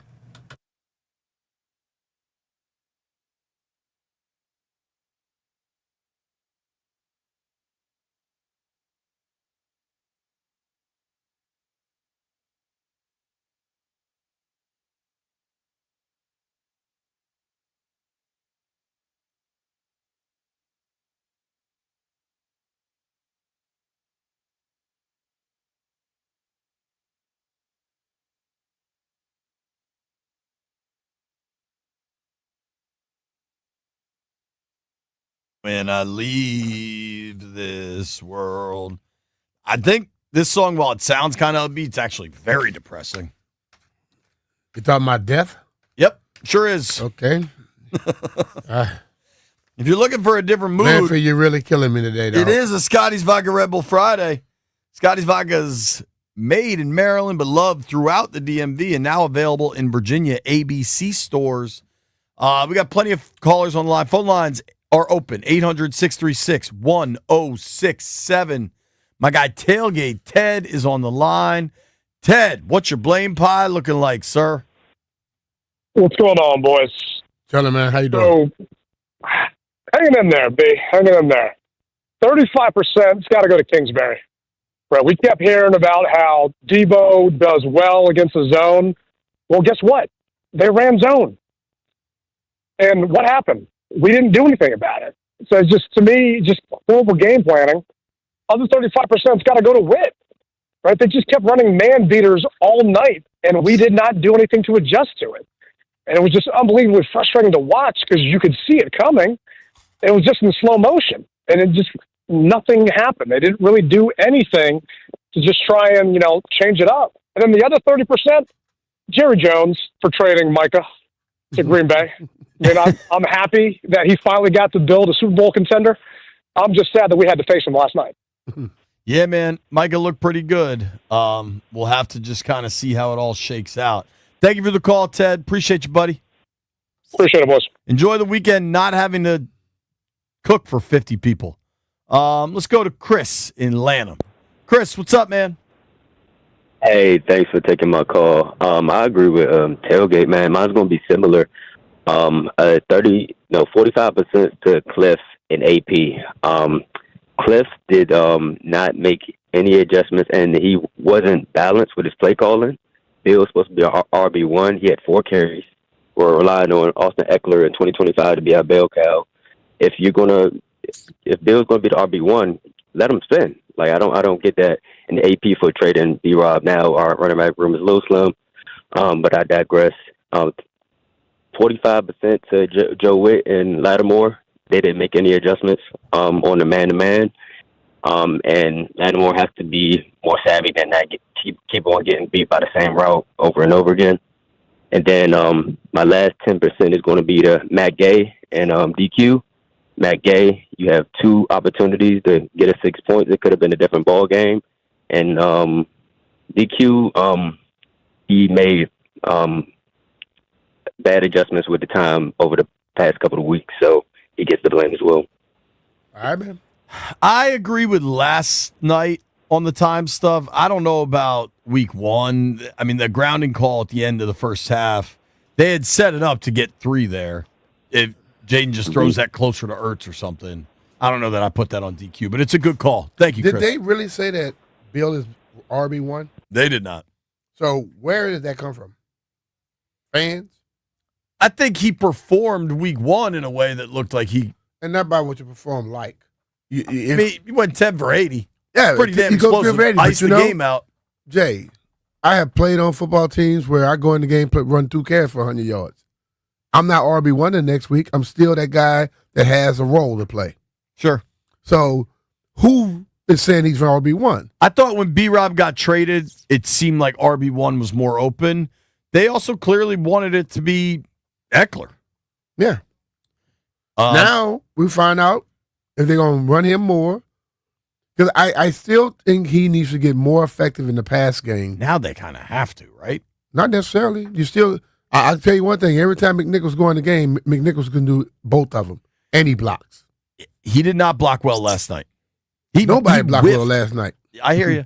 The guy that's supposed to block Micah didn't block him well last night. He did not. That's a rough game for the rookie, that's for sure. Zeke is in Southeast. What's up, Zeke? Hey, what's up, guys? Thanks for taking my call. Thanks for calling, bud. Hey, I was going to give 100% of the blame pie to Green Bay's defense because they spanked our ass. You know, that's pretty much the deal. But I decided I'm going to give 50% to their Green Bay's defense because we couldn't do anything.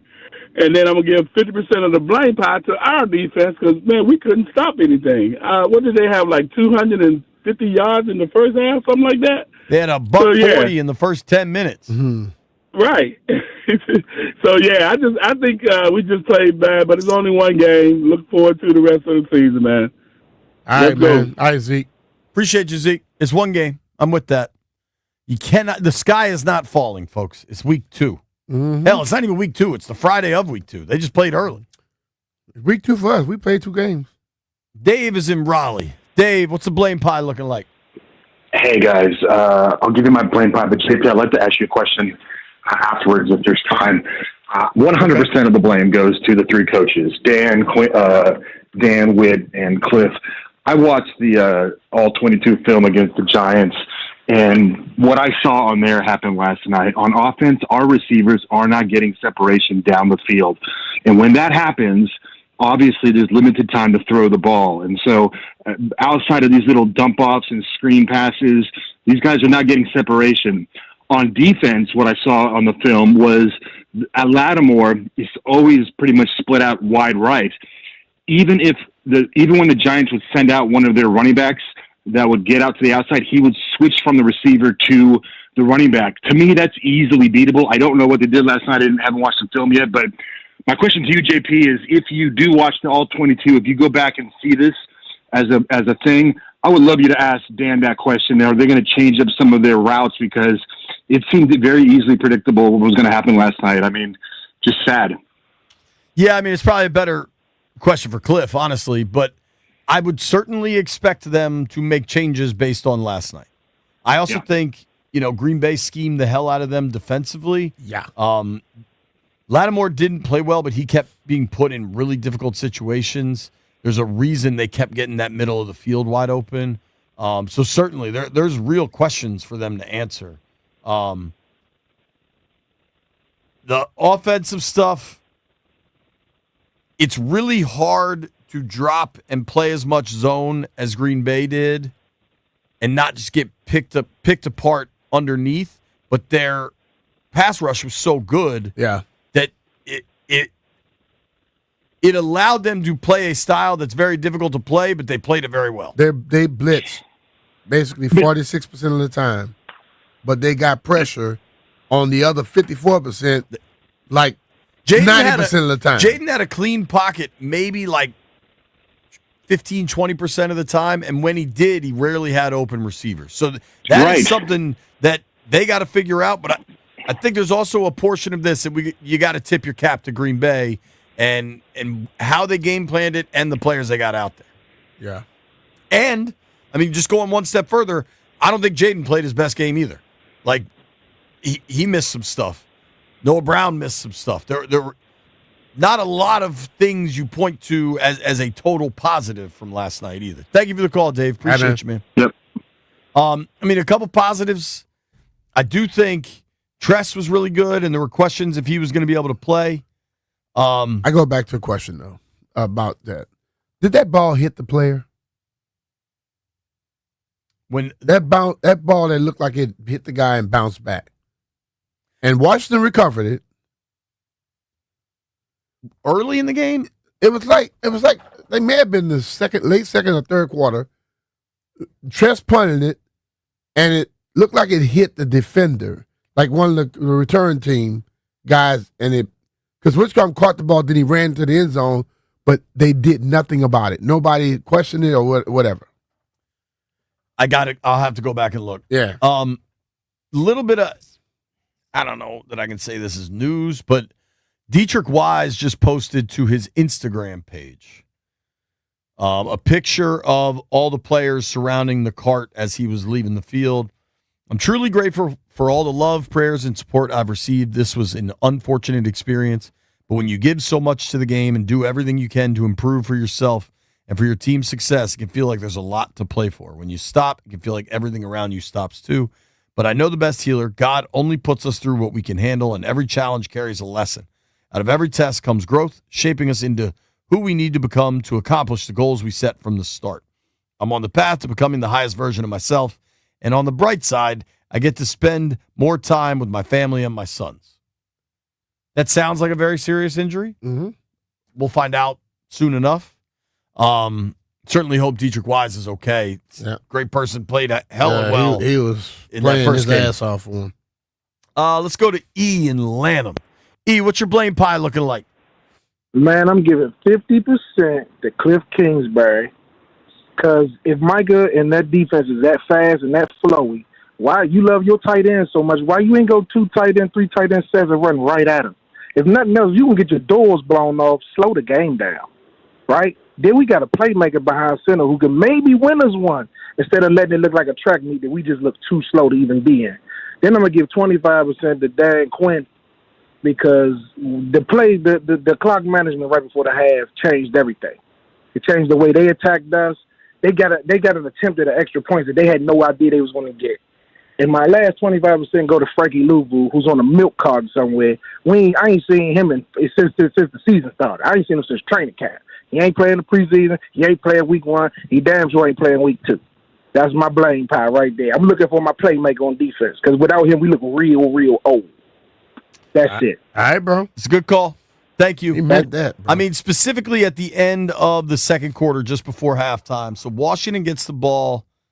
They did get one thing that's crazy is they had good field position in most of this game. Several times. So they get first and 10 at their own 43. Jaden scrambles to the right for an 8-yard gain. Then it's a 2-minute warning. Clock stop. Eckler up the middle for 3 yards. Clock's running here. First and 10, a minute 33. Eckler off left tackle for 5 yards. Clock's running. They kind of start to play with some tempo. Minute 9, 2nd and 5. False start on Tunsil. Stops the play. Stops the clock. They run the clock. Jaden Daniels short to Debo for 6. And then what DQ would tell you, but they let a lot of time run off to be at the Green Bay 46 if you're not going to play it a little more aggressive. Mm-hmm. The next play, out of a no huddle, too, Jaden incomplete to Eckler. So that stops the clock. They're at the Green Bay 40. That's how you end up with a 58-yarder. Mm-hmm. If you really want to try to pinpoint when they could have played faster, I think it would be the penalty stops the clock, which kills them. Yep. But from the complete pass to Debo to the incomplete pass to Eckler was 30 seconds of game clock. Mm-hmm. You could have gone faster there, but you had 3rd and 4. If you know it's 3rd and 4 and that's probably a go zone for you and you have the timeouts, maybe you run it there and then you have 4th and 2 or something. Like if you really want to pinpoint where you think they weren't aggressive enough, I do think that's a spot. They were also getting their ass kicked at the line of scrimmage, so maybe it's a little difficult to be that aggressive. Keeping these phones open, 800-636-1067. It's B. Mitch and Finley. Brian and JP here. If you want comfort and convenience wherever life takes you, then you need to turn to Rude. With Wi-Fi compatibility, you have full control of your heating and cooling system right from your phone. Forgot to turn down the heat before vacation? You can adjust it in seconds. Plus, you'll get alerts if something's not right. These guys are the best, and they've installed new systems in my house, and I felt the difference instantly. I'm going to tell you the truth. I've been on the road since Tuesday, and I haven't exactly been staying at the Ritz-Carlton. I've been at various hotels with pretty shoddy HVAC equipment where it's either butt cold or super hot. One of the things I'm most excited about is going home to my Rude system. I'm going to get that humidity control, which delivers comfort and performance perfectly balanced. I'm going to take a nap in my own bed, and it's going to be comfortable. I cannot wait. That's what Rude delivers. You'll be dreaming of going home to your HVAC system. B, you also got to tell them about the cash, man. You can qualify for federal tax credits up to $2,000 on heat pumps through 2032. Visit rude.com/federal incentives to learn more. Rude, the most reliable heating and air conditioning products in the DMV. And remember, if it ain't Rude, it ain't right.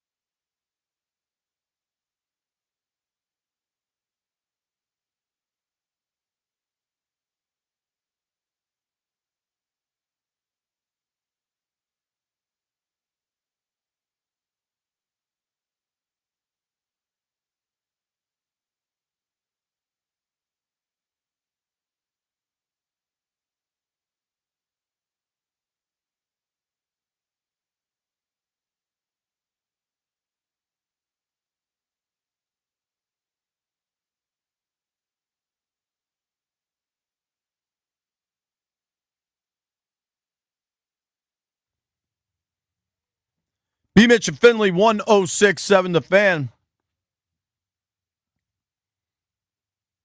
We're doing blame pies, baby. Per sources, Jeff requested Akon to play him in for his blame pie. Is that accurate, Jeff?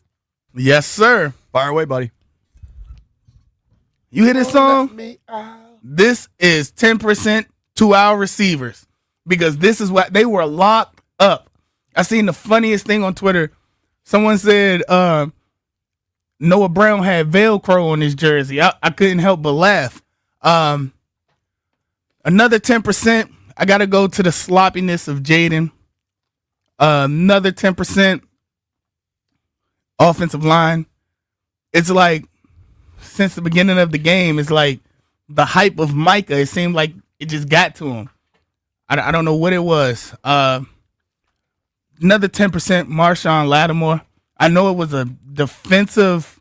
I know it was our defense as a whole. But for Marshawn to get burnt 2 plays and then have a flag, yeah, I got to put that on him because it was a lot of attack on him.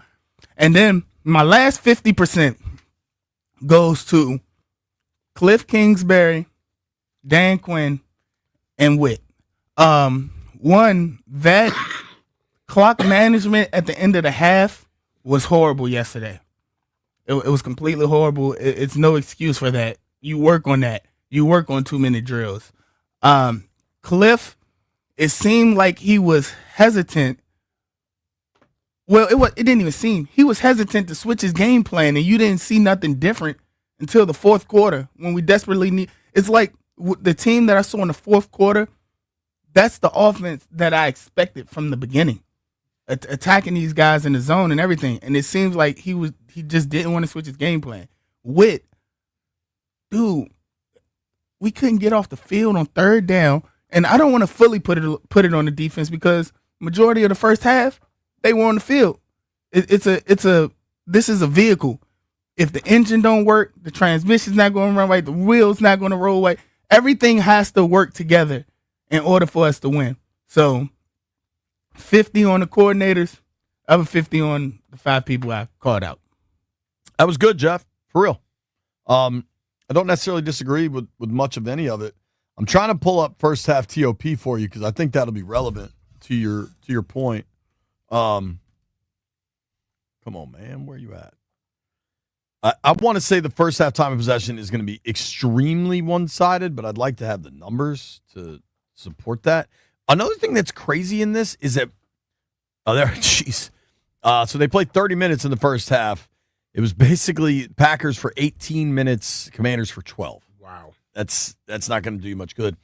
Throughout this game, though, Washington had really good field position. Their average drive start in the first half was their own 37, whereas Green Bay was their own 23. And Green Bay still was able to move the ball way more significantly and successfully. Just weird game. And what weird? That game comes one-sided. That game comes down to one thing. As Fred Smoot will come on here and tell you, trench warfare. They won the trenches. Sure. On both sides of the ball. And when you win the trenches on both sides of the ball, that type of game happens. Point blank. Drew's in D.C. Drew. Let me try these last two and I'll go from there. You up, Drew? Drew, you're here? Are you here? Drew, you gone? All right, Charlie's at College Park. Charlie, what's your blame pie, bro? My blame pie goes 100% to the whole team, the whole coaching staff, except for the return teams, the coverage teams, and Tressway. I got a question for you. How many targets, how many catches did Terry McLaurin have? I didn't see much of the game. Terry probably had 4 catches for about 50 yards, I think. 50-something, yeah. Terry had 5 catches for 48 yards. You know how many targets? Yeah, I mean, targets are 9. I don't know how many of those were on the money. I'd have to look. Okay, well, that's decent. In my opinion, Terry McLaurin's got to be catching the ball in the first period, and I put that back on the coaches. I understand they got beat by a team that played better last night all around. They were the better team. All this other stuff, including my call, is window dressing. Move on. you got beat because you played badly. Thanks, guys. Thanks, buddy.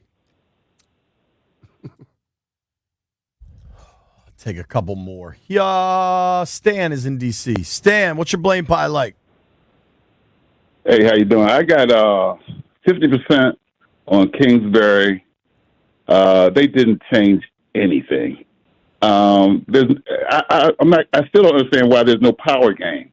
I know they got rid of Brian Robinson, but Yankoff can play fullback. If you got a fast team, you play power. That's what I was told.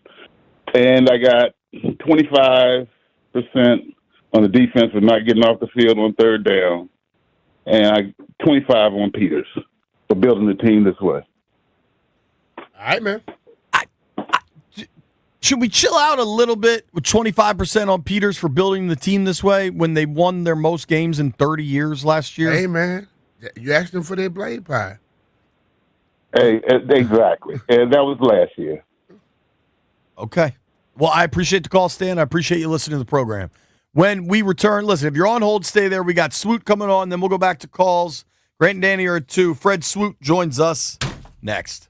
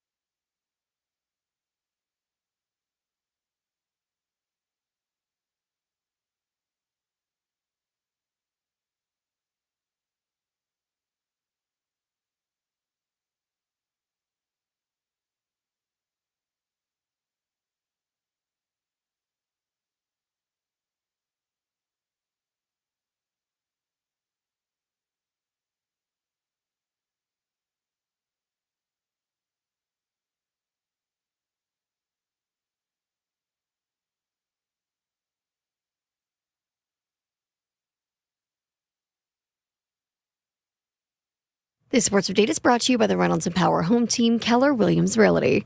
Some quick Capitals news before we go over to the NFL. The Capitals just announced their broadcasters for the upcoming season, and along with the usual faces, former Caps forward and Stanley Cup champion TJ Oshie will be making select appearances on Caps shoulder programming and monumental original shows. Turns out he can't get away from the Caps just yet. Okay, moving over to some NFL talk. Brock Bowers did not practice yesterday and was spotted watching from the sidelines with a sleeve over his left knee. Raiders coach Pete Carroll said that he does expect the tight end to play against the Chargers. Bowers left the Raiders' Week 1 win over the Patriots with a knee injury and did not return in the second half. And the Bears are reportedly signing ex-49ers kicker Jake Moody to the practice squad. This adds a little bit of competition for their kicker, Cairo Santos, who missed a 50-yard field goal in Monday night's loss to the Vikings and did not kick out of the end zone to preserve some time after the Bears cut the lead late. Moody missed a field goal in San Francisco's Week 1 win over the Seahawks and had another blocked, continuing struggles he's had all season.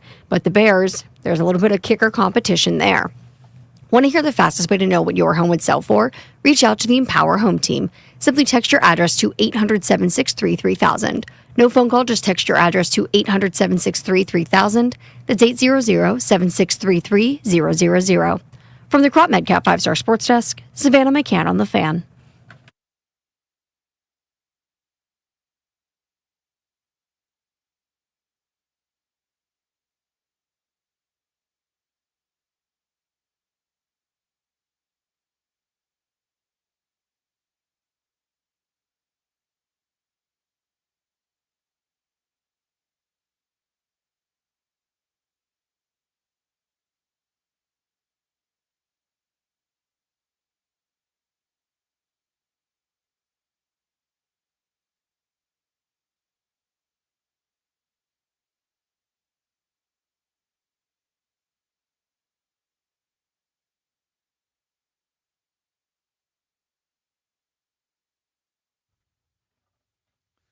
I don't know this song. Is this the first non-depressing song of the day?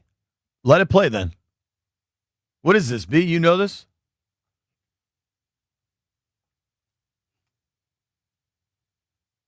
It's at least kind of upbeat. Nah.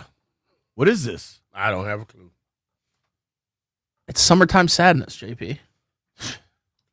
I'm not sad in the summer. It's fall.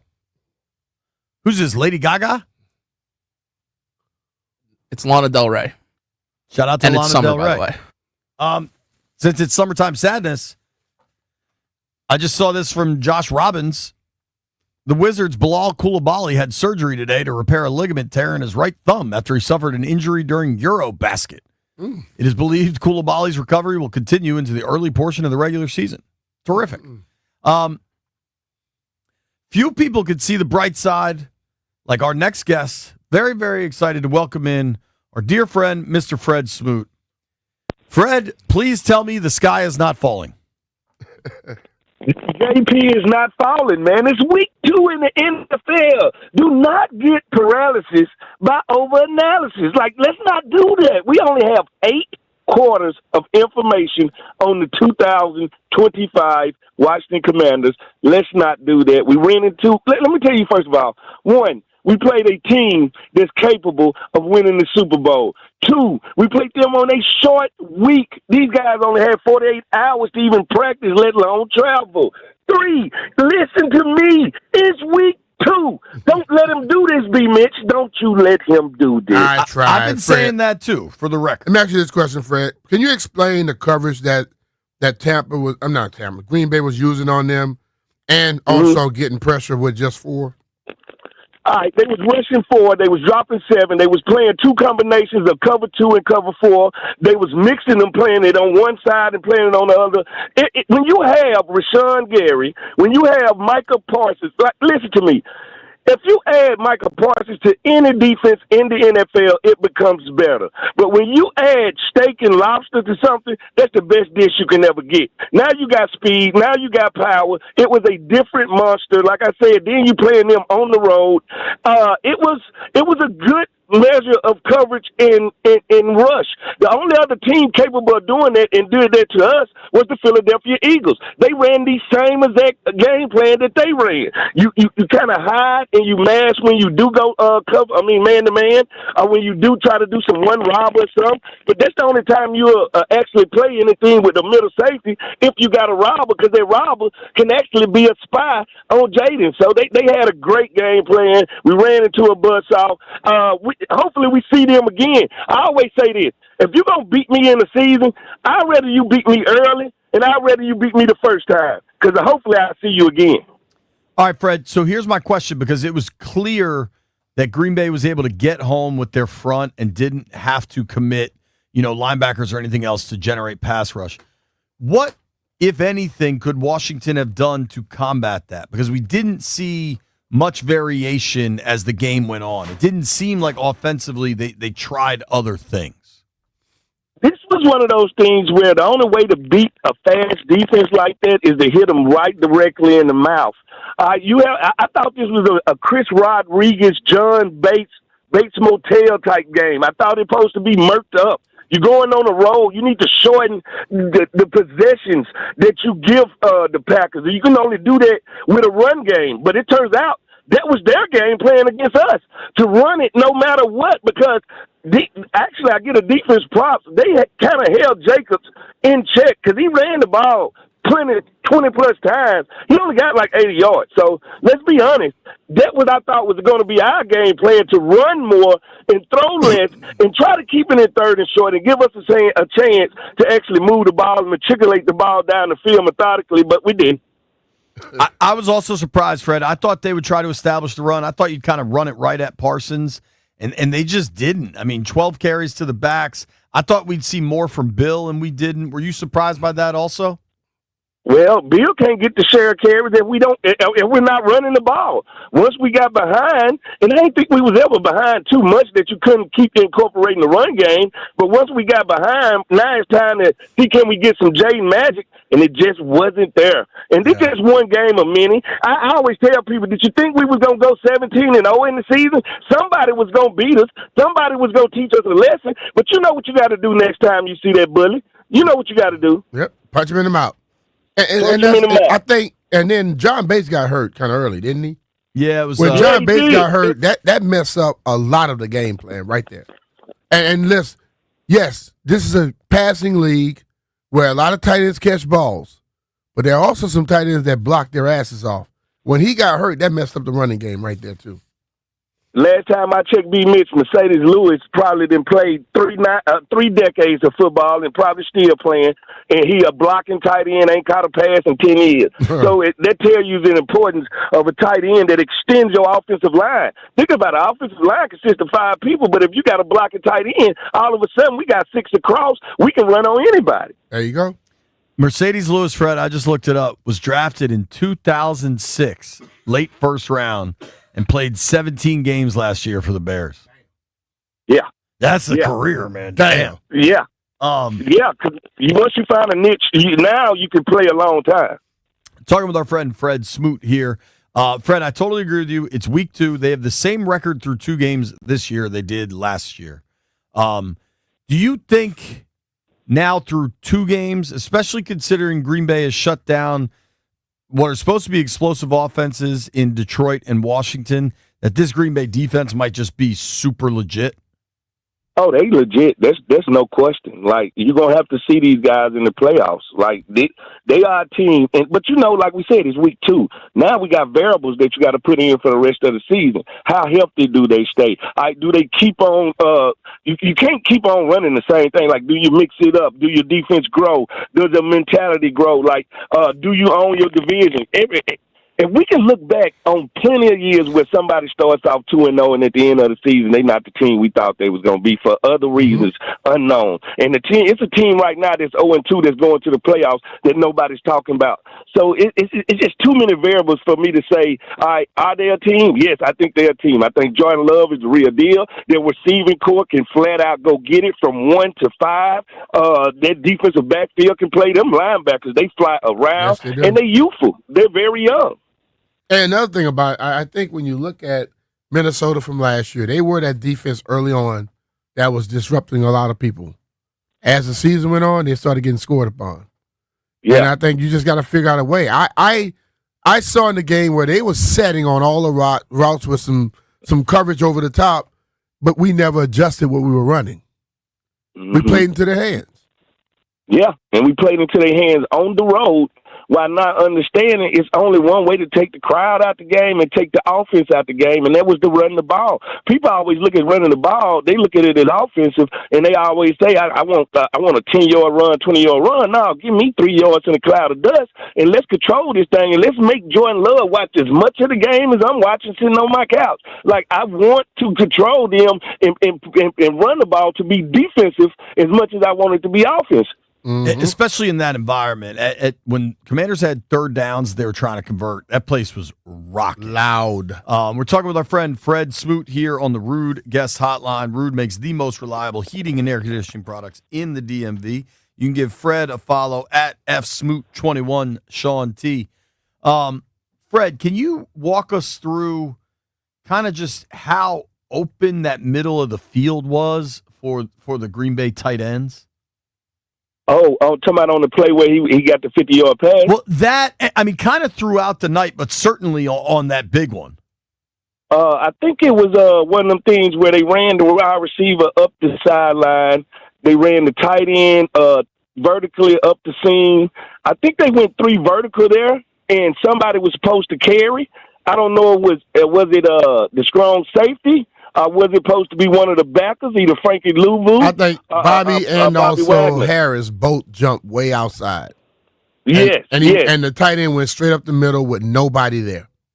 Nobody there, and I think that's one of the plays that kind of changed the game right there. Yeah, because not only did he hit him in the seam, he got a lot of yak and run after the catch after that, and that kind of took all the air out of the defense, and then they started to kind of play on their heels where they was halfway aggressive and halfway coverage, and it was one of them things we could never really find our groove, and it was not because they was hitting us with the big passes. It's because Josh Jacobs he was killing us with 100,000 paper cuts. Yeah. It was just, it maintained the game and it maintained the drive, and it's nothing like being on defense and when you play the right play in the first and the second down, and now offense runs for a third down and a first down. It changes the momentum. Yeah, because if you go back and look, on the first drive, Green Bay goes for it on fourth down. Trey Amos makes a hell of a play to break up that pass in the end zone, and Washington stonewalls them. The offense can't get much going.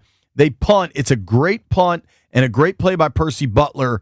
I think Green Bay starts at their own 4 or 5 yard line, and it was 2nd and 6 at their own 23, and Love connects with Kraft for 57, and they go on to score a touchdown like 3 plays later. You know, and then it was just kind of like chasing after that. What did you think of Lattimore's game last night? You know what? It was one of those games where I think the game plan, especially, they start to do it later, right? Where they realize anytime they go in motion across the whole formation, like, we need to box this. And when we say box this as a cornerback, that means if I'm coming across the formation, the outside corner now is going to take the man that's coming in motion, the far outside man. That's what he becomes. And I end up taking the man that comes inside, and the strong safety and the free safety going to play high. So they start to communicate that late. Yeah. And I'm wondering why they didn't do it earlier, because it put him in some very lose-lose situation going across the formation, and your guy running a 5-yard out route. Yep. You chasing from the door, plus you running through traffic. They start to, like, switch and zone it off later, and they should have been doing that earlier, and I thought that got him, first of all, got him frustrated.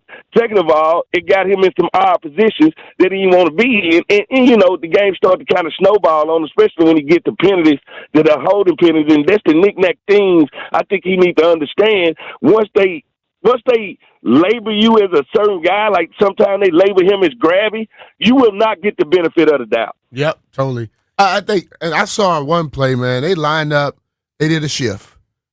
Receiver went all the way to the other side, came back in motion, and you're right. When you're chasing, running through traffic, you're not stopping out route. They even did that sometimes when they were going motion and they would go up and run the damn like 10, 15-yard out route. And Jordan Love was putting the ball right on time. You can't defend that.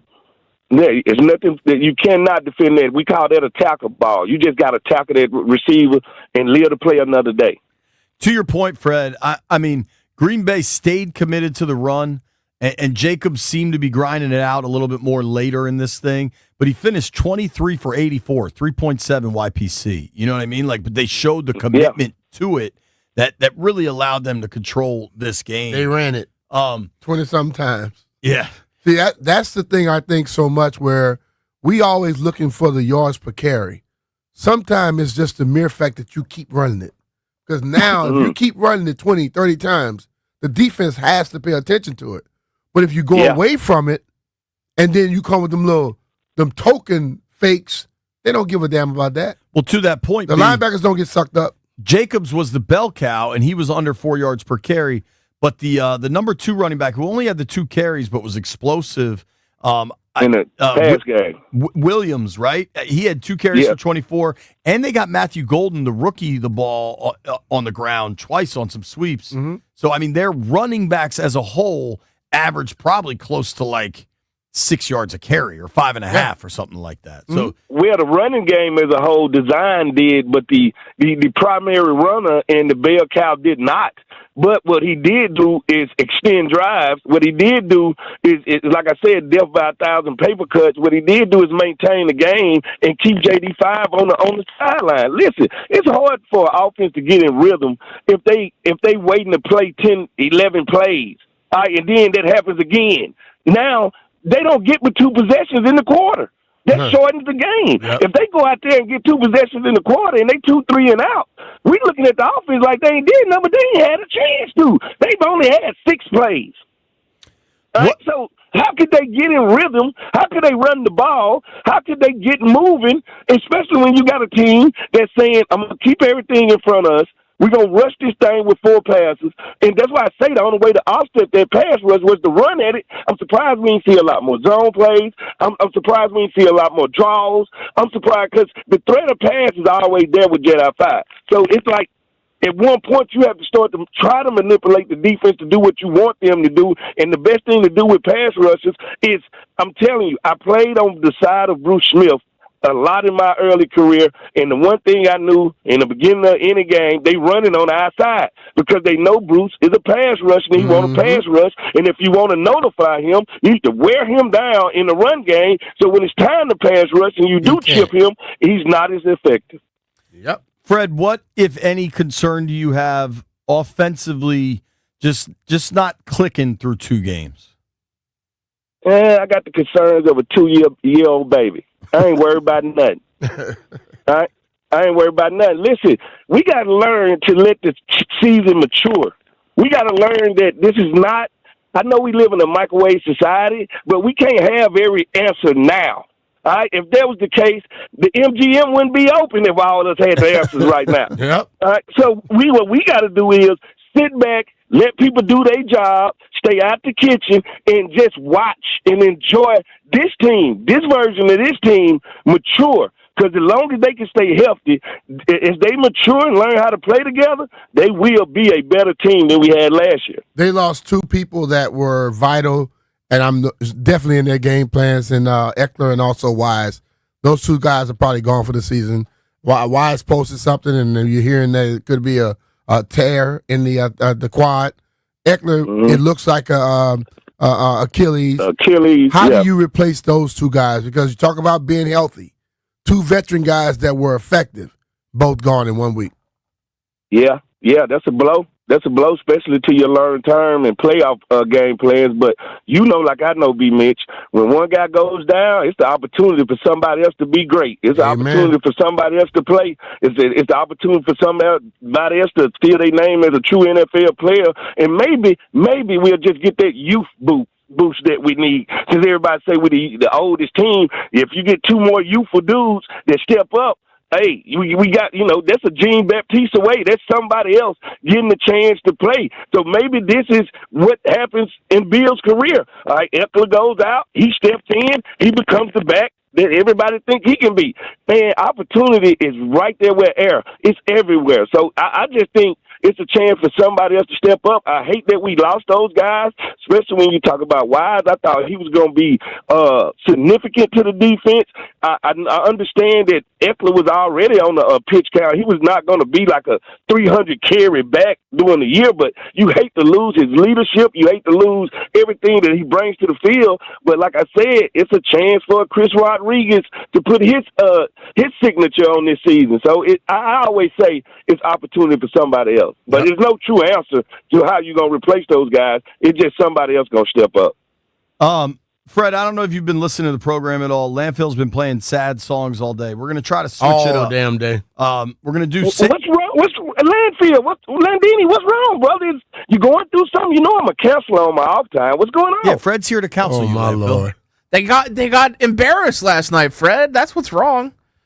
You know what? As a person, that has kids, your kid's going to embarrass you sometime, but you still love them. Like, the thing about it is, when they shine, but it's just one night. I know it was on national TV. Just take in the things that changed the game. We got beat. We got beat by a team that's better than us right now. We got beat by a team that's been together for years, been under the same head coach. They just put some icing on the cake with Michael Parsons. That's fine. We got beat up.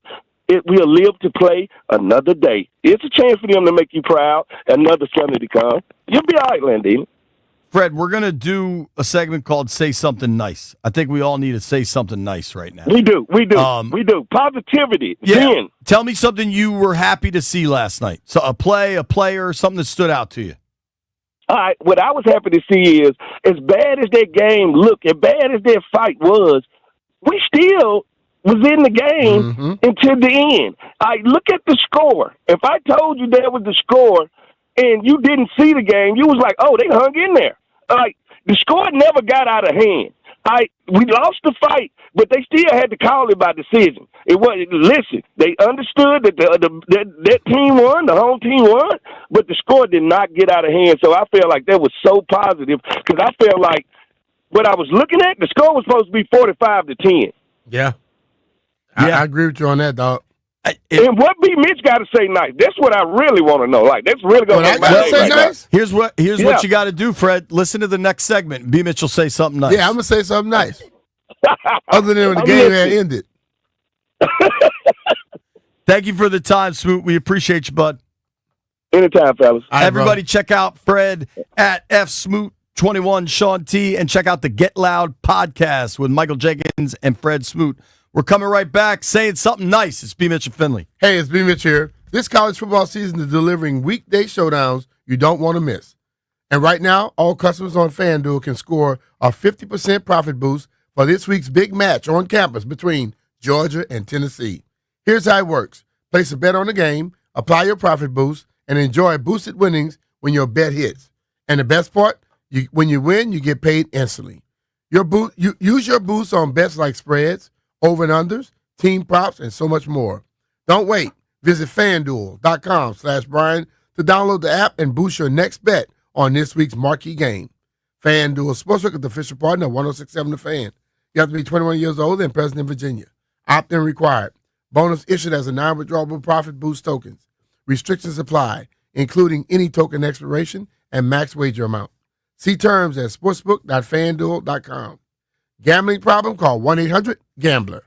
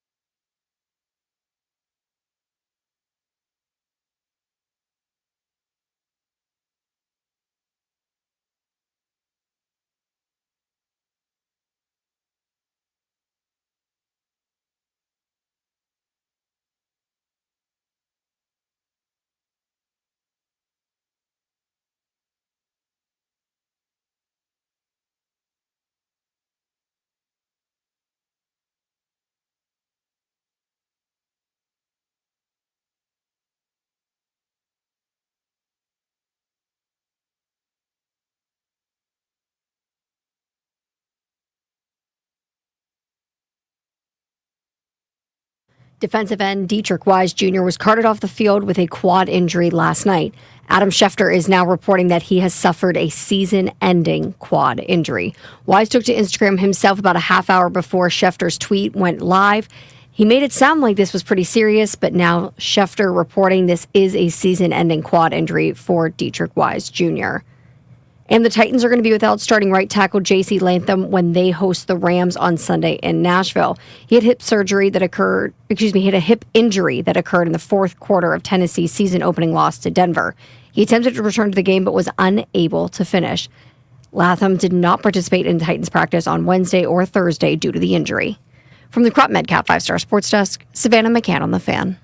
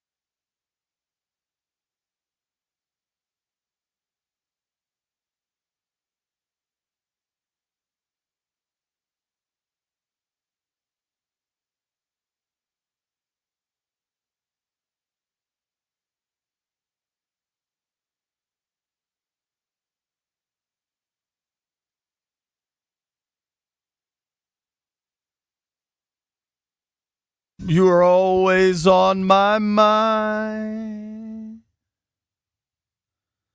You are always on my mind. Shout out to Willie Nelson. All right, here's what we're going to do. It's been 3.5 hours of misery. Depression. Understandably, it was a bad game, national television. I get it. But we're all going to say something nice. Mm-hmm. I will start with say something nice. All right. Zach Ertz had a really good game. Yeah. 6 catches for 64 yards. Made a really nice move for that touchdown. He now has 2 touchdowns in 2 games. I think he scored in the last 8 of 9, right? Yeah, that tracks. Yeah. That is my say something nice. I thought Zach Ertz played quite well. Continues to be a very dependable target for Jaden Daniels. Right. Zach Ertz had a good game. My say something nice. I am very happy with the return guys. I think Debo had a very good game returning, and also young boy, Jalen Lane, did a great job fielding the ball and hitting holes. I think he's getting rather closely to taking one to the house. Lane last night averaged 16.7 yards per punt return. Debo broke a 50-yarder, had 2 returns for 78 yards. I think the second one Debo returned from the end zone was just trying to make a play because the team was getting desperate. Mm-hmm. Luke McCaffrey had a good return. Yeah. I also think with Debo, people are like, "Oh, he's so valuable. Why are you using him in the return game?" Because return game is valuable. Yeah. And if you have people that are going to run as aggressive and hard as he does, they can give you great field position at any time.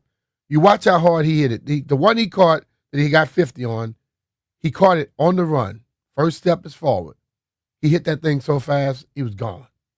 Dude, Washington had good field position on almost every beginning of their drive. They started at their own 33, 35, 45, 43, the Green Bay 44. Special teams helped them from a field position standpoint. Yeah. Landfill, say something nice about last night. My nice thing was going to be that I think Jalen Lane is going to be a solid player. I think he had a good night. But I have an additional nice thing. We only have to play Micah Parsons once. There you go. 2 nice things. White Brian, say something nice. Terry McLaurin had a pretty cool juggling catch. He did. He kind of popped it up to himself. Mm-hmm. And apparently Toby has to eat 49 shrimp. If you want to hang out with Grant and Danny and watch Toby presumably eat all those shrimp, where are they going to be at? In Leesburg? Spanky Shenanigans. Spanky's Shenanigans. I assume they're there now. I think I've been there. Yeah, it's like right off of Main Street. It's right where Roy Rogers Market is, Street. right? Yeah. Right behind Roy Rogers in that shopping center? Route 7 has so many names. Yeah. I think I've been there. Depending on what part of it you're on. Like after a wedding. Yeah. Part of me thinks, do they have like a stage in there? I think Jay Gruden had his. Jay used to do this karaoke fundraiser thing. Mm-hmm. I think they did it at Spanky's. Mm. And they had, I remember Dustin Hopkins sang Friends in Low Places. And I remember Anthony Lanier had a very inspired karaoke performance, but he wasn't practicing because he was hurt. And then he was like dancing at karaoke, and then he got cut like 3 days later. I don't know that one thing had anything to do with the other. They have eyes everywhere. I mean, he did it in front of the coach. Mm. I have no idea if one thing had anything to do with the other. Hey, tell Chris Russell what the segment is and tell him we need him to say something nice. Jeffrey, what do you have to say something nice about last night? Something nice about last night. Oh, Jeff. Hail to the Commanders. That's all I can say. I'm really disappointed by that game. Shout out to Trey Amos. That was a beautiful breakup that he had on the goal line. It wasn't on the goal line, but you get what I'm saying. I was right there. It was in the end zone. It was at the goal line. That was some elite cornerback play that I have not seen. Kind of like Mikey Sanders last year, but Mikey picked it off. Yeah. All right, Roos Stizzle. Say something nice about last night. There were a couple of players. First of all, good afternoon, boys. There were a couple of players on special teams that I should, salute because everything else sucked from top to bottom. Everything. So I'll give a little credit to Percy Butler for the tackle near the goal line, even though he almost got penalized for it. And Jalen Lane with, I think, a 22-yard punt return, if I'm not mistaken. I'll give those two guys credit, and everyone else absolutely sucked. Some of those referee guys just stopped throwing flags. He tackled the guy. The guy never thought his knee touched, so the guy was still trying to run. Percy's not supposed to stop. What if he had stopped and the ref let him go? You know what I mean? I couldn't hear you, B. Sorry. They got the audio so loud and so low in here. Yeah. Hear me when I talk like this. I'm going to ask Chris Russell to explain how he didn't understand how a stream works last night. There was from what I understand, a very successful 106.7 The Fan stream from Grant's basement that what I've heard is Danny Rouillet enjoyed the most. And Rooster didn't realize he was on camera until the third quarter. That's kind of weird. No, this is, as usual, a misconstruction of the truth. The truth is, I understood we were on camera the entire first half, but then they shut it off at halftime because of some wacky system we had going on here with Linnell or something like that. What I wasn't aware of was that we came back on camera in the third quarter because all of those guys were sitting there buried in their laptop and talking to their laptop and not the camera that we were using. So that's what I got confused on. So to be clear, it was everyone's fault but you. Exactly. I agree with you, Roos. I think you should do more streams, Chris. Apparently he has to go. He has a show starting at 2 o'clock. At 2 o'clock? Yeah, 2 o'clock. Let's go start at 1. No, 2 o'clock. He does extensive show prep. No, he starts at 1. And I think he was supposed to be running to the bathroom, but he stopped in here and started running his mouth. That's generally what the Rooster does. I'll say something nice. I thought Debo had a good game. 7 catches for 44 yards with a touchdown. Yeah.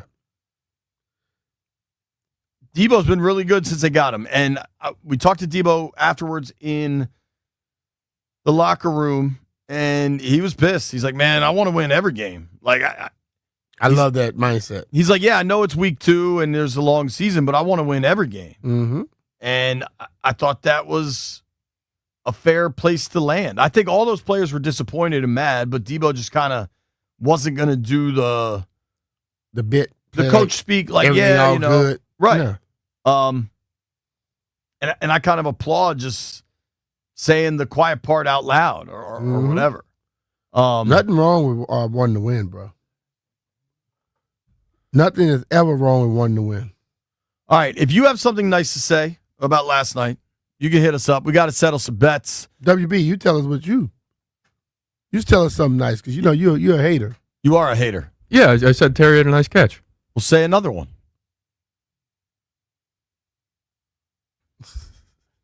They might get a better kicker. You think they bring competition in, B? I think they should. That's my opinion. Should and will are different questions. Well, you asked me what I think, and I'm telling you what I think.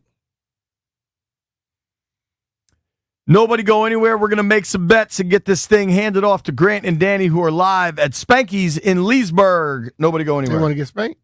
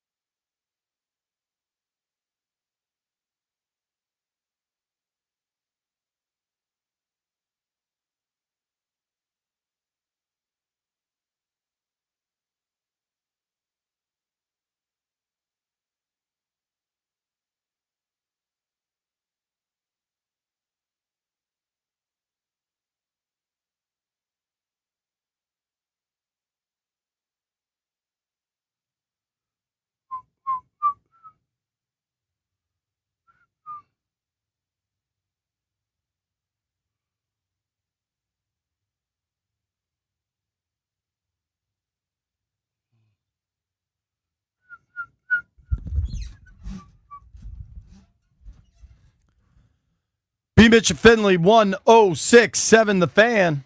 If you're out driving around wondering what you should do with your life, go to Spanky's in Leesburg. Landfill's buying beers. He'll be there. Promise. At some point. That is not true, but Grant Paulson and Danny Roudier will be. Oh, that's right. Landfill, what are you doing this weekend? Sleeping. Any delivery popcorn? Probably not. Anything other than what you do any other day? Nah, I just sleep. You know, Probably watch some football. Big sleep. I'll watch football, sure. You've been hitting some You gonna watch parlays. football? Football gonna watch you. Football is not going to watch me, but I will watch football. Okay. If you're sleeping all the time, they must be watching you. Jeff, what are you doing this weekend? You DJing? I'm DJing tomorrow, and I'm hunting tonight. Oh, boy. What y'all hunting? Deer. With Big Tonight? Tony? Big Tony, yep. I'm on my way up that side of What do you mean Maryland. tonight? Like Tonight. you wait till it get dark? Now, you got up until a half hour after sunset, but where our stands and our stuff is, that's the deer come around like the 6:30, 7 o'clock. Y'all time. want to hunt? Easier, just come sit on my back deck. Hey, look, just give me permission. I will handle every deer that comes up and try to eat your flowers. Are you allowed to hunt in your neighborhood, B? With the bow?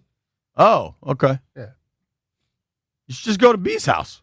Be a lot easier. Hey, that's just another spot in mine. It's just not today. Where are you DJing tomorrow? This club called 202 Lounge. It's jumping. It's right in Chinatown. What time does it 202 start? Lounge? Yep. Chinatown? Yep. I thought that's close over there to what's called. What's the name of it? The Union Station. Nah. It moved? We probably thinking it could It be used to be a 202 Lounge right there. Yeah, I was about to say it's probably a totally different one. Oh, okay. Yeah. What if Lauren and I showed up looking to dance? Go ahead, do y'all think? Believe me, everybody gonna move off the dance floor once they start dancing. One thing about our like, club, they like the cues in college. they all over the damn dance floor bumping everybody. Yeah, nah, you'll be all right. We average about a cool 6 white people that come inside the club. All right. We can hang. Me, Lauren, White Brian, and Rose all roll into 202 Lounge. It's tomorrow. crazy because White Brian was going to come to a party before, but I didn't text him back in time. I believe that. He I don't wasn't gonna believe come. that he was going to He wasn't come. gonna come. White Brian, were you going to come to one of Jeff's? Was it a pool He party? was outside. No, it was a club. He was outside the. I was club? thinking about it. Were you drunk enough to go swim in the Hurricane Ocean? Were you in that kind of state? No, but we were getting there. Yeah. I think I would do better at the club than White Brian, Jeff. I'm just going to put it out there. I don't know, man. How about y'all come out, get y'all drinks, and What we time see does it start? 8? 10. Yeah. Yeah, JP already asleep. Yeah, he's already in bed, tucked away. He won't even have to sneak out on that one. He won't even sneak in. Let's make some bets.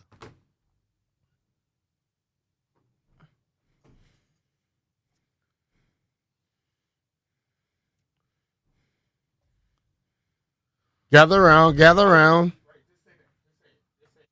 We just got to find out who won this week, right? How'd we do this week? Whitest Brian? B. Mitch won. The only one that hit a pick yesterday was Landfill with the under. Yep. Everyone else lost everything. Under, baby. Damn, we all made 2 picks and we all just lost. Y'all suck. I won the week. I don't know what you're talking about, Landfill. I won last night. Yeah, you won one of the little battles. I won the whole war. That's correct. Battle winner. That's my name. War man. All right, let's make some picks for this weekend. Penn State minus 47.5. Penn State minus 47 Who and the a hell they half. playing? Apparently Villanova has a football team. Villanova's usually okay. They always had Did a Brian football team. Westbrook go there? Yeah. I think Darrell Young went there. But I'm going to take Villanova. I'm going to get Landfill. That's dumb, B. No, it's not. They're going to lose. I'm rooting for the Commanders not to lose on Sunday. They won't be there. That's what I'm betting. They won't, dog. 100% hit, baby. No sweat bet. It's like, nah, I want to take the Giants, though, because last night, before the clock could even hit 0-0-0-0, I had about 8 Cowboys fans talking about, oh, yeah, y'all suck. Y'all got a good team. So I want the Giants to win this weekend. That's my bet. Well, don't pick them if you want them to win. I have another bet. Okay. I hate to do it. I hate to do it to Toby Altizer, but Old Dominion plus 5.5. Dude, I love that. I mean, I'm sure Hokie Altizer. Hey man, don't would be worry upset. about rubbing Toby face in it sometime. Yeah. Pause. He's gonna have so much shrimp, he might not know what's Y'all happening. Stupid is what you all are. Y'all are very stupid. I like the Lions to beat the tar out of the Bears this week. Bears. Book that, White Brian. The Lions might be I'm atrocious. also going to take Clemson -2.5, Georgia Tech. Ooh, I kind of like Georgia Tech in that spot, B. Go where you. Hey, I don't mind you going against me. It's all in fun. We don't care. Well, I know the game I'm taking. South Alabama plus 24 Hold and a half. on. I just noticed something. Mm-hmm. That's how JP came back from Green Bay wearing green. Yeah, JP was trying not to get beat up, which is smart. I've been wearing the same. I've been wearing this since Tuesday. I think he was cheering for Green Bay the whole time. That's messed up, bro. I've been wearing this since Tuesday. Yeah, he's been cheering for him since Tuesday. I think I pretty clearly wasn't cheering for Green Bay. Yeah, and he got goal on it too. Green I also and goal. really like the Colts plus 1.5 against the Broncos. Really? Oh yeah. Oh yeah. And the Saints plus 3 against the Niners. Oh yeah. I like that Saints pick. I don't know about that Saints pick might be your downfall. If you want to get they're nuts, playing Mac Jones. Still, it's the Saints. Mac Jones sucks. They have Spencer Rattler. If you want to get nuts, All right, he's not good either, but Mac Jones They got sucks. Spencer Rattlesnake. That's gonna be a bad game. I like the Jets at home getting 6.5 against the Bills. I don't know. Everybody make a bet. Jeff weirdly didn't bet. Jeff, He made a took bet. the Cowboys or the Giants or something. We got to go. B and I took the need some gentleman. sleep. Thank you to everybody that listened to the program today. Thank you to PFT Commenter. Thank you to Wes Moore. And thank you to Fred Smoot. Thank you to everybody that called in. Everybody, take a deep breath, man. It's week 2. Last night was ugly. There's a lot of football left. Grant and Danny coming up next, live from Spanky's in Leesburg. You made it this far. I owe you a beer. Spanky Shenanigans. Sorry.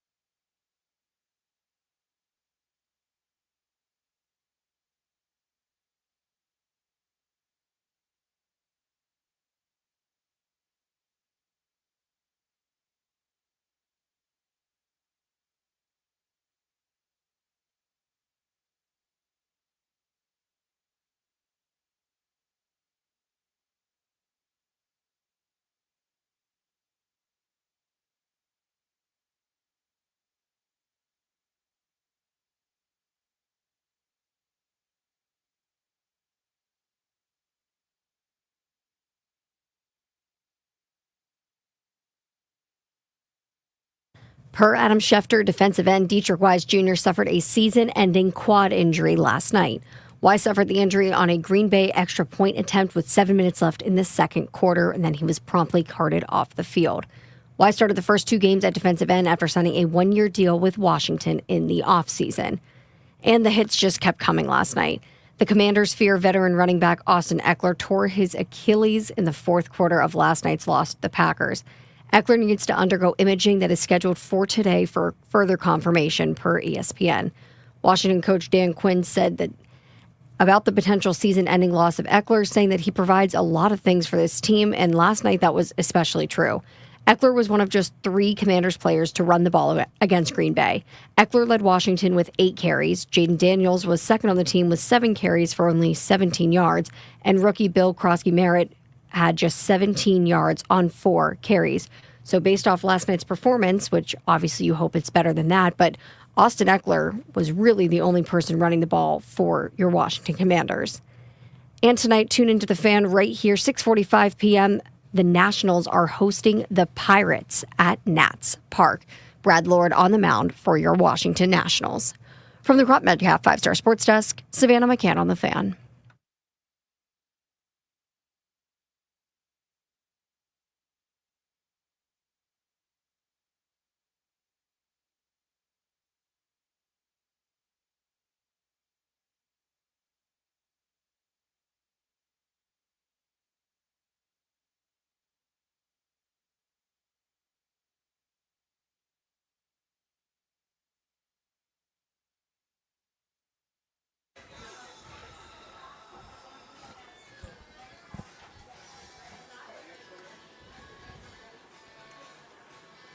Good Friday afternoon and welcome into Grant and Danny live on the Fan. We are at Spanky's Shenanigans in Leesburg. We will be here all day long from 2 to 6:30, trying to make sense of what we saw last night at Lambeau Field in Green Bay, where the Packers looked like the varsity squad and the Commanders looked like the JV club. 27-18 final. Game was not that close. 27-10 with about 3 minutes to play in the contest before a garbage time touchdown for Washington. Danny, as exciting as week 1 was on Sunday against the Giants, and as optimistic as everybody felt, I sensed that same amount of pessimism today after a real butt-kicking at the hands of the Packers, who outcoached and outplayed and just manhandled Washington in all phases. But here's what I'm going to tell you. We are here to call balls and strikes. That's what we do on this show, and this was not only a ball. This didn't miss right off the plate. This bounced at 45 feet. You know, this was a high pitch that went all the way to the screen from Charlie Sheen in Major League, right?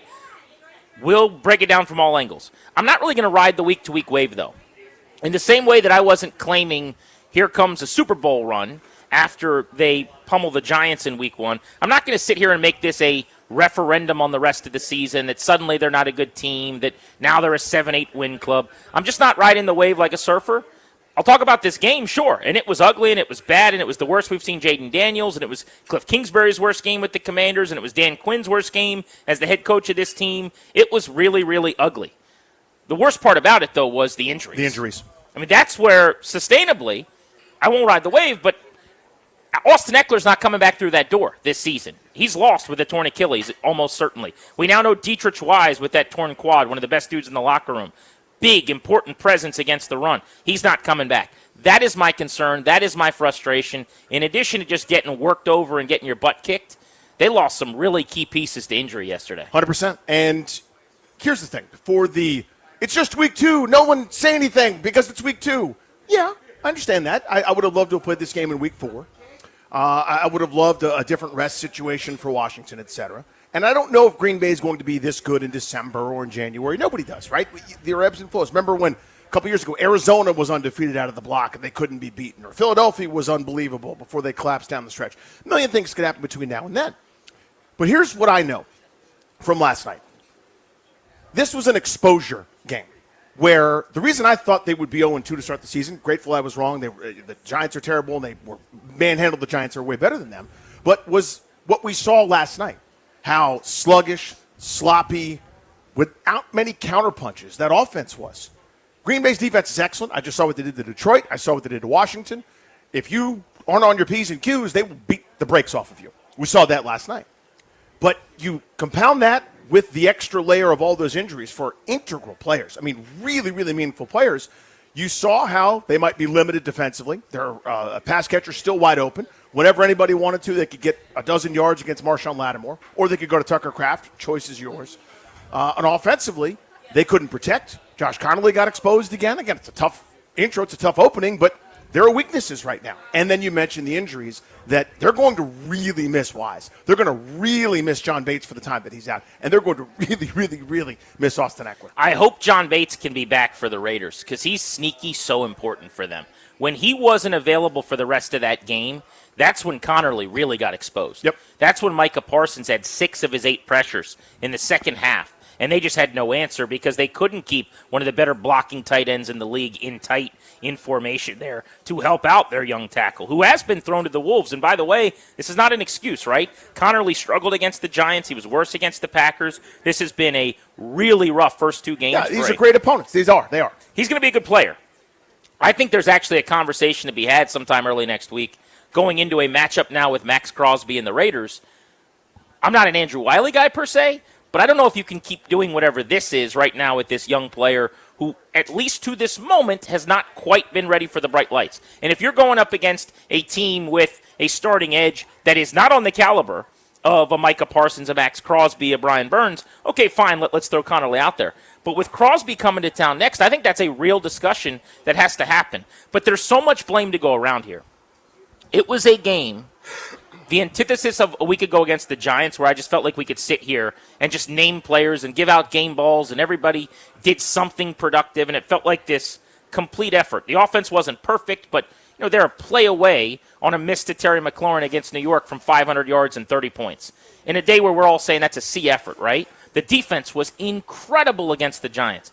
This is kind of the inverse of that. Yep. Like, what worked? Who thrived? We're going to do game balls and gassers in a few minutes. Who do we possibly give those game balls to? If we're looking for a list to start with on a positive front, Tress Way almost didn't play with an injury. And then he averaged basically 47 yards net per punt. He dropped a couple balls inside the 10. He had a 55-yard punt to open the game that pins the Packers down to the 6. Now, they go 94 yards to score a touchdown, and on 2 different drives in this game, they went 90-plus yards to score, something that has only happened 3 other times in all the other games in the NFL early this season. But Tress Way, who was hurt all week and barely got to practice, was awesome. I thought their return units, again, were incredible. Yeah, Lane had a great one. Samuel did as well. Deebo Samuel had a 50-yard kick return. That's why he's back there. And Jalen Lane had a 23-yard punt return and averaged 17 on return. So on both kicks and punts, they had a really clean, really impressive performance. I thought their coverage units were very solid again. You can't say special teams were good because you might have a kicking problem. Matt Gay missed 2 field goals from 52 off the crossbar on the right and from 58 wide left. We were on the couch last night in my basement. We did a live watch on the 106.7 The Fan YouTube stream. If any of you checked that out, thank you. And we should also say thanks to Ryan, who was the mastermind, and then Toby and Darius, who after hours came out and hung out with us. Chris Russell came by. It was a lot of fun, man. I appreciate everybody participating, being willing to do that, sacrifice their evening, and those that watched and were chatting it up and having a grand old time with us. It was really cool. You and I, you on air more so, me behind the scenes, were pretty cynical about this. Just kind of how few people would care or why we were doing it. It was a smashing success. Yes, it was. And a lot of people seemed to like it, and a bunch of people even, unsolicited, just sent money in the YouTube that probably goes to Odyssey that we'll never see. But that was nice of them. Yeah. People were just being very kind, and really it was cool. I bring this up, though, to say we're sitting there on my couch, and my initial response after the second miss was, I'm not willing to say they have a kicker problem with Matt Gay because these are 50-plus. And somebody brought up the point, and it's so true. In today's NFL, 52 is now 44, 45. Mm-hmm. That's just got to be a field goal you make. 58, as crazy as this sounds, you're probably not going to attempt very often, and that's more of a 50-50 proposition. But most of the kickers around the league are going to drill that kick. And if you look at his last 2 years in Indianapolis, Matt Gay missed 14 field goals, Danny. 11 of them were 50-plus. Tells you the story. He basically struggled from anywhere beyond 49 yards, which is not going to cut it. So you could say kicking, an issue. The defensive front, we said we're going to find out. Was that about the Giants? Was that about the Commanders? It feels like it was more about the Giants today. But that's kind of the end of the road on the positives. They got outcoached. They got outplayed. I just thought Matt LaFleur and his play calling completely worked Dan Quinn and Joe Witt. And on the other side, this guy Haflin is going to be a head coach. What about this theory? I think Kingsbury has roasted a bunch of the NFL longtime defensive coordinators with this new college-y type offense, not a pejorative, just what they're doing. I think Haflin, who came from college, had all the answers for what they wanted to do with Jaden Daniels. Seemed like it. Yeah, I mean, you look at that. That zone they ran, which was in a couple layers, they basically had 4 guys flat at the 10 to 12 yard mark, and then a couple guys running deep to capture different thirds. Basically going, I know where you want to go with the ball. Our guys are going to be in your zones, right? And occasionally they would go man, and they could lock up guys like Noah Brown and Jalen Lane couldn't separate it all. I mean they got an issue there in that regard. This is now the blueprint. Now, not everybody can get after the quarterback the way that this group is going to, but I mean, to me, that was one of those. There's no mystery here. We got it. We might give up a couple things underneath. We might give up a couple dump offs to Deebo Samuel or Eckler, or and as you and I suspected before the game started, they'd be able to get some stuff to Ertz here and there. And, he capitalized one time, had a great catch and run. Actually thought he played really well, especially when they were down big enough. But that's a good point. Ertz is the player of the game. Yeah. Because the catch and run for a touchdown. It was a really nice play. Didn't look like Zach Ertz. That's 14 yards of yak making a guy miss, That's 6 for shimmy, 64. Yeah. He had a game. Stopped on a dime, turned, power to the end zone. Really good play. But, I mean, to me, looking at the other side again is defensively. And this is why, again, it's not just about this one game to me. Everybody wants to tell you it doesn't matter, I'm going, hold on, not so fast. What was their offseason plan? What do they want to do? Improve the run defense. And everybody had a chorus, and everybody shared how important that was, and it was the biggest thing since sliced bread. You got to improve the run defense. They held Josh Jacobs to 3.4 carry. I will take that every time. Green Bay handed the ball to Jacobs 23 times. Every time they did that, it was a favor to Washington. Thank God they did that. They could have had infinitely more yards through the air. They had a design. They had a scheme. They had a concept where they would go, whoever Marshawn Lattimore is covering, we'll put him in motion, and it's easy pickings. It's cheating. Lattimore was exposed last night. All he's done is commit penalties and give up catches. Benjamin St. Lattimore is here. Congratulations. That was, to me, the most telling part. Everybody who saw that, and that's America, that's every coach, is going to go, oh, that's pretty good. That's a nice concept. To this point, I'll get after that. Lattimore after the game, I thought kind of took the plan to task a little bit if you saw his quotes, where he said, look, they just ran man beaters, we were in man. And it's true. We talked about this while we were watching the game constantly. Early in the game, they picked on him by just bringing receivers, normally Wicks, across the formation in motion. Instead of passing receivers off and just staying on a half of the field, Lattimore was traveling all the way across the formation, running man. That's what happens. And so a couple of times, before he can even get over to the other side of the formation, they're snapping the football and running outbreakers away from him quickly to the sideline in quick game, and he can't get close. So some of that was they had a really good plan and they schemed it up. But that's not all it was. He gave up a very deep completion in this game. Had nothing to do with motion. He says he got pushed. I think you thought maybe there was I thought there was a push-off of a push-off. But it's, this is now, I think it's 5. It might be 6 penalties on him in 2 games. Yeah. I know it's at least 5, though. I need though, my guy making near $20 million a year. Yeah. To not go, they ran man beaters. Please cover the dude that had 39 catches last year. Please be able to do something about that guy running wild on your ass. They ran man beaters. You make $20 million. Cover that dude. How about that? How about it should be an advantage? The way it was for them against us. Right. They're going, the secondary that was beat up, that was the weak link. Everybody you talk to from Green Bay will tell you, hey, that's not the strength of our program. Didn't look like it last night. Blanketed over Jalen Lane. Blanketed over Noah Brown. That wasn't an issue for them. I need you to do that as a marquee high-level player, allegedly, to Dontavian Wicks, please and thank you. Well, speaking of guys that make a lot of money, if we're going to go the route of what I call the remember the Titans takes of like, hey, you want to be a star, you better give me a star effort, Petey. Mm-hmm. Right? If we're talking about money, Deron Payne, $26 million, highest paid player. Sang his praises all week. Looked he like was great in week 1. He was. a all-pro in week 1. Milk carton in this game for the most part. And, in fact, didn't get on the stat sheet until the final drive with a assisted tackle on a run. Now, that position, there's times where you can be effective enough and you're not on the stat sheet. I think he even did draw a holding penalty at some point. But it was a game a lot more like the last 2 years for Daron Payne than this one. Terry McLaurin held out all of training camp. I'm a number one wide receiver. I want to be paid like a number one wide receiver. Rumors are Buddy Baker's asking for $40 million at one point. He is through 2 games now at 75 yards, which, by the way, shockingly, is more yards than he had through 2 games last year because he got off to a really slow start. But my issue here is the Packers' corners are their underbelly. That is the soft underbelly of this team. If you talk to Matt LaFleur, if you talk to Hafley, and you give them some truth serum, if you talk to anyone who covers this team, they will tell you the secondary is the issue. Now, you wouldn't have known it last night because Washington's receivers could not get open. Terry McLaurin did not separate, could not beat these guys. I don't know who Nixon is, number 25. I don't know who that person is. That's the greatest living cornerback as far as I'm concerned. Put him in a damn gold jacket. He was on Washington's wideouts last night like Blanky on my son when he goes to bed. They had no room. Even Noah Brown, who did some okay things other than drops at the end of catches, like he has got guys draped over him. They couldn't get anybody free. A couple of the little crossers and drags, middle of the field for Debo notwithstanding, there was no separation at all until late in the game when they hit Luke McCaffrey down the field for 19 yards and no one was around him. I don't remember plays where Washington got loose, got free. And Terry McLaurin, 9 targets, 5 catches, 48 yards. If you look at the QBR on throws to him, the percentage of completions on throws to him, Danny, even when he was struggling through 2 games last year, it was more of a usage target thing.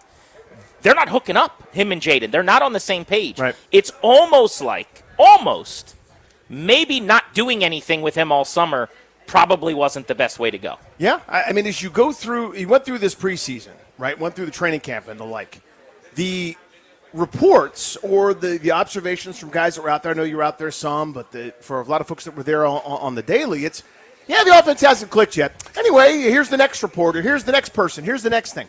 And at some point, you got to play well. And again, that's why I go back to my hypothesis about this season, about how they would start. I hadn't seen them put anything good on paper yet or on film yet, whatever you want to call it. And they still haven't just yet. I do think better days are ahead. I don't believe that Terry McLaurin excuse me, and Jaden Daniels won't be able to connect at all. I don't think that's now a slam the gavel, that's the end. That's not the case. But early on, it is the case. Early on, this offense has not been sharp. Early on, I don't know if it's predictable. I don't know if there's not certain things available. I don't know if they can call stuff that goes a little bit further than that zone where the Green Bay had set up, right? They were either in man or that kind of zone. Again, 4 across 10 yards away. They couldn't last night because they couldn't protect. And they couldn't protect. By the way, we haven't really talked about Jaden Daniels. So it's 2 games now. Nothing's changed about how I feel about Jaden Daniels, how everyone should feel about Jaden Daniels. Yeah. He's a special player. He's got a chance to be an elite quarterback. He can win from the pocket. He can win with his feet. Last night, the Packers did what pretty much no one could do all of last year, which was keep him from running the football. And I do believe when you do that, that is going to be how you make him look pedestrian. Yes, he can win from the pocket. And yes, very frequently he will. But this was a game. They were so rare last year. Frankly, when he didn't have a broken rib, I don't even know if there was one, where you just kept waiting for him to make a play. And I don't even know that it's fair, right? But if he is going to get the $250 million, if he is, we're talking about him in the class of Allen and Lamar and Burrow and whatever, then at some point I need you to elevate and to kind of just drag everyone into the fight a little bit, and you kept waiting and it didn't really happen. By the end of the game, by the way, let's not forget, he was limping really badly. Yes. I think that's kind of being forgotten today. Jaden Daniels with ankle, knee, whatever that was, he did not look healthy at the end of the football game yesterday as he was limping around. I think there's something going on there. He took a lot of shots. The pass protection gave up a ton of pressures. Connerly individually allowed 9 pressures last night. But this was statistically, this is not an opinion, I'm just giving you, I'm literally telling you the numbers here. This was the worst game of Jaden Daniels' career in yards per play, downset conversion rate, explosive play rate, success rate, EPA per play. This was it. It's the worst game they had under Cliff Kingsbury. I mean, if you look at the metric of percentage of explosive plays, they have not had a game this ineffective since the start of last year with Kingsbury. A lot of that was the O-line getting their butts kicked. Yep. But the blame goes all over the place to me. In terms of accuracy, Daniels has not been at the level of last year through 2 games. I think some of that is time on task in the summer. They didn't play a snap in the preseason. I hated that. I'm not trying to sit here and be the guy that just confirms my priors, but I have to wonder if that could have helped a little bit as I watched Green Bay, who played 2 preseason games, be in rhythm. And then the defensive front. Where were any of those kind of impact moments from a week ago? The Packers did not have 2 offensive linemen among their starting 5. You wouldn't have known it. 430 net yards. Jordan Love going for almost 300 on 19 completions. Did they touch him? They had the 2 sacks, one of which he kind of gave up on him, 13 yards behind the line of scrimmage, and Armstrong 2-hand touched him down. But other than the 2 sacks, there was only 1 other hit on Jordan Love all night. 1. So it's frustrating today. I'm not going to sit here and pretend like the team's terrible. No. Or see that they're really, last year was a fluke. They're going to go 7-10. I was driving in, listening to B. Mitch and Finley, and a caller was like, who'd they beat last year? And, the Lions were hurt in the playoffs. To me, this is not time to do that. If they lose 2 weeks in a row after this to the Raiders and the Falcons and they look like this, we can have different conversations. Mm-hmm. I think you leveled up against a great football team that whooped you. Yeah, it's a reminder you're not there. Now, will you be there at some point this year? That's the goal. I think it got harder with some of the injuries they just experienced. And it was my biggest fear coming into the year about some of the good fortune they had at, for the oldest roster in the league. They kind of got away with it last year. And early on, it's not necessarily a 1-to-1. Who knows if Austin Eckler was 23, would he have torn his Achilles? Or if Dietrich Wise would have been injured that way if he was 22 years old. I have no idea. But the point is, an older roster, there is a correlation that often happens. And they got away with it last year to a high degree. So, yeah, the road got tougher. But it's the league, and you got a little bit more time now to lick your wounds, respond, hopefully clean some of that up with some good practice time. And I would expect them to be much better against the Raiders for 2 reasons. One, the Raiders are not the Packers. They're not terrible. You got Pete Carroll and company to not be terrible by design. But you need to be a lot sharper on offense. A lot sharper on offense. That to me is the most essential part of this. They have not done it this season yet. That's preseason. That's training camp. That's now through a couple of weeks where this team's bread was buttered last year has simply not been there yet. So I'm going to talk out of both sides of my mouth for a second because I keep saying, this was a bad game. I'm not going to let it be a season referendum kind of thing. Here's the other part of that, though. I don't think we can underscore enough how big of a loss the Dietrich Wise injury is from a leadership or run-stopping standpoint. His size is irreplaceable on the edge. They have this plan that can only work, essentially, if you have a guy like that helping you to stuff the run. I think that is a massive loss. And Austin Eckler on offense is a huge blow for them.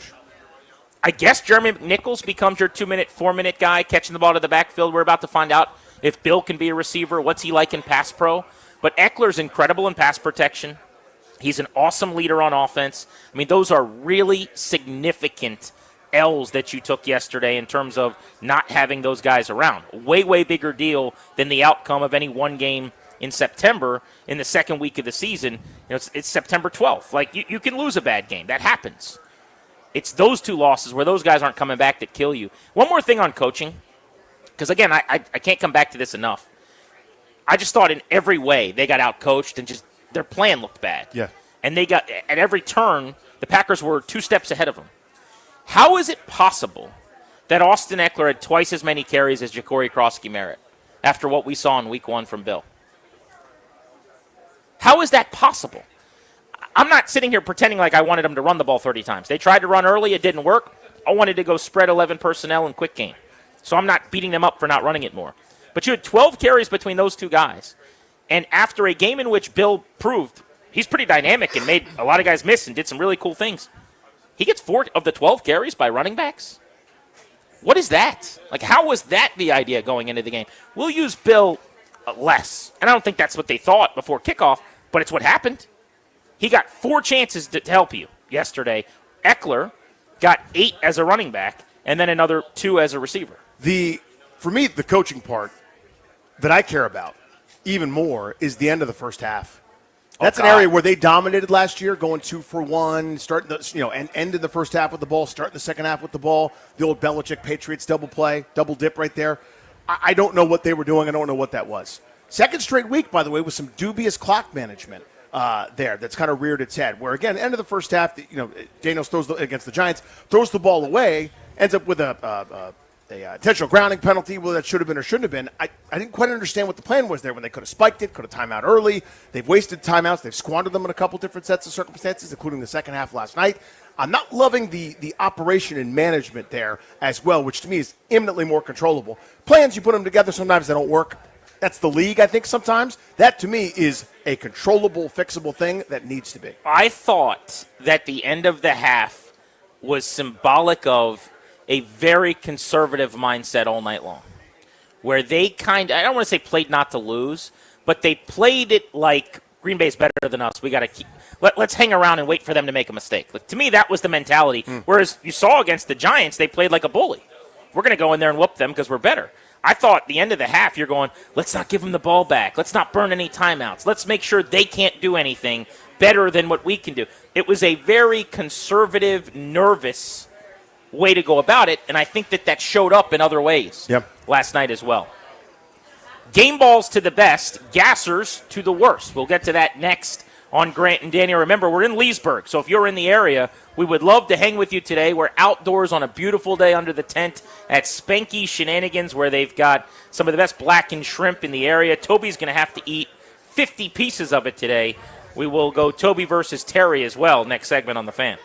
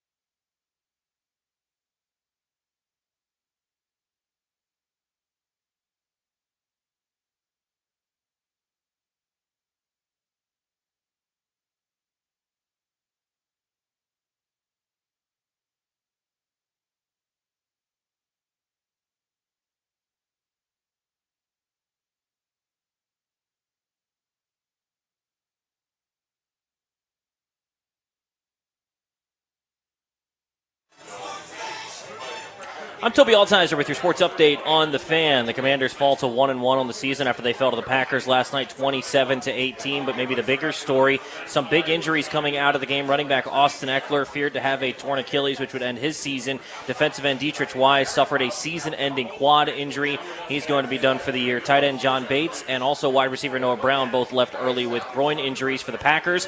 Wide receiver Jaden Reed left the game early. He's going to be out 6 to 8 weeks with a broken collarbone. NFC East games to watch on Sunday. The Giants taking on the Cowboys at 1 o'clock. Giants still unlikely to have their left tackle, Andrew Thomas. He's listed as doubtful for the matchup. Eagles taking on the Chiefs in a Super Bowl rematch. That'll come up at 4:25 on Sunday. Basketball, Bilal Coulibaly had surgery to repair a torn ligament in his right thumb. He's likely to miss time to start the season. And in baseball, the Nationals begin a 3-game series against the Pirates at Nats Park tonight, 6:45 right here on the Fan. Brad Lord takes on Mitch Keller. From the Crop Metcalf 5-Star Sports Desk, I'm Toby Altizer on the Fan.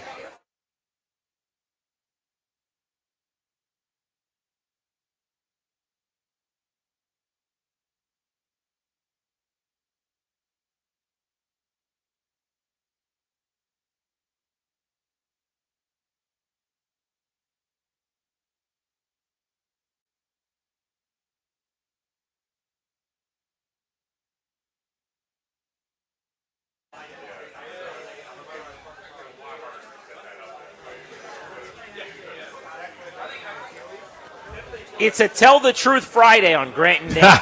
Might also be a Tell the Truth weekend. Tell the Truth Monday. There's a lot of truth to tell after that one. That was a butt kicking. The Packers are good, by the way. Yes, they are. I know we said all week long, they're probably one of the best teams in the NFC. Maybe this is the top contender to the Eagles. Right now they are. I'll go further than that. This team's better than the Eagles right now. I watched Philly against Dallas.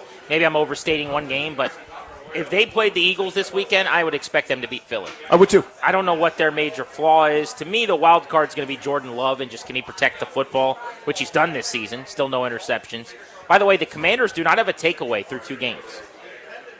They also haven't turned the ball over, but they have 0 takeaways through 2 contests defensively. That's going to have to change moving forward pretty clearly. You just heard Toby's update. Toby versus Terry is one of the big storylines out here at Spanky Shenanigans today in Leesburg. So last year we weren't familiar with the bar. We're not from Leesburg. This is a place, by the way, that I would live at if I lived out here. I'd be here a bunch. But they have some of the best blackened shrimp you'll ever eat. I mean, it's incredible.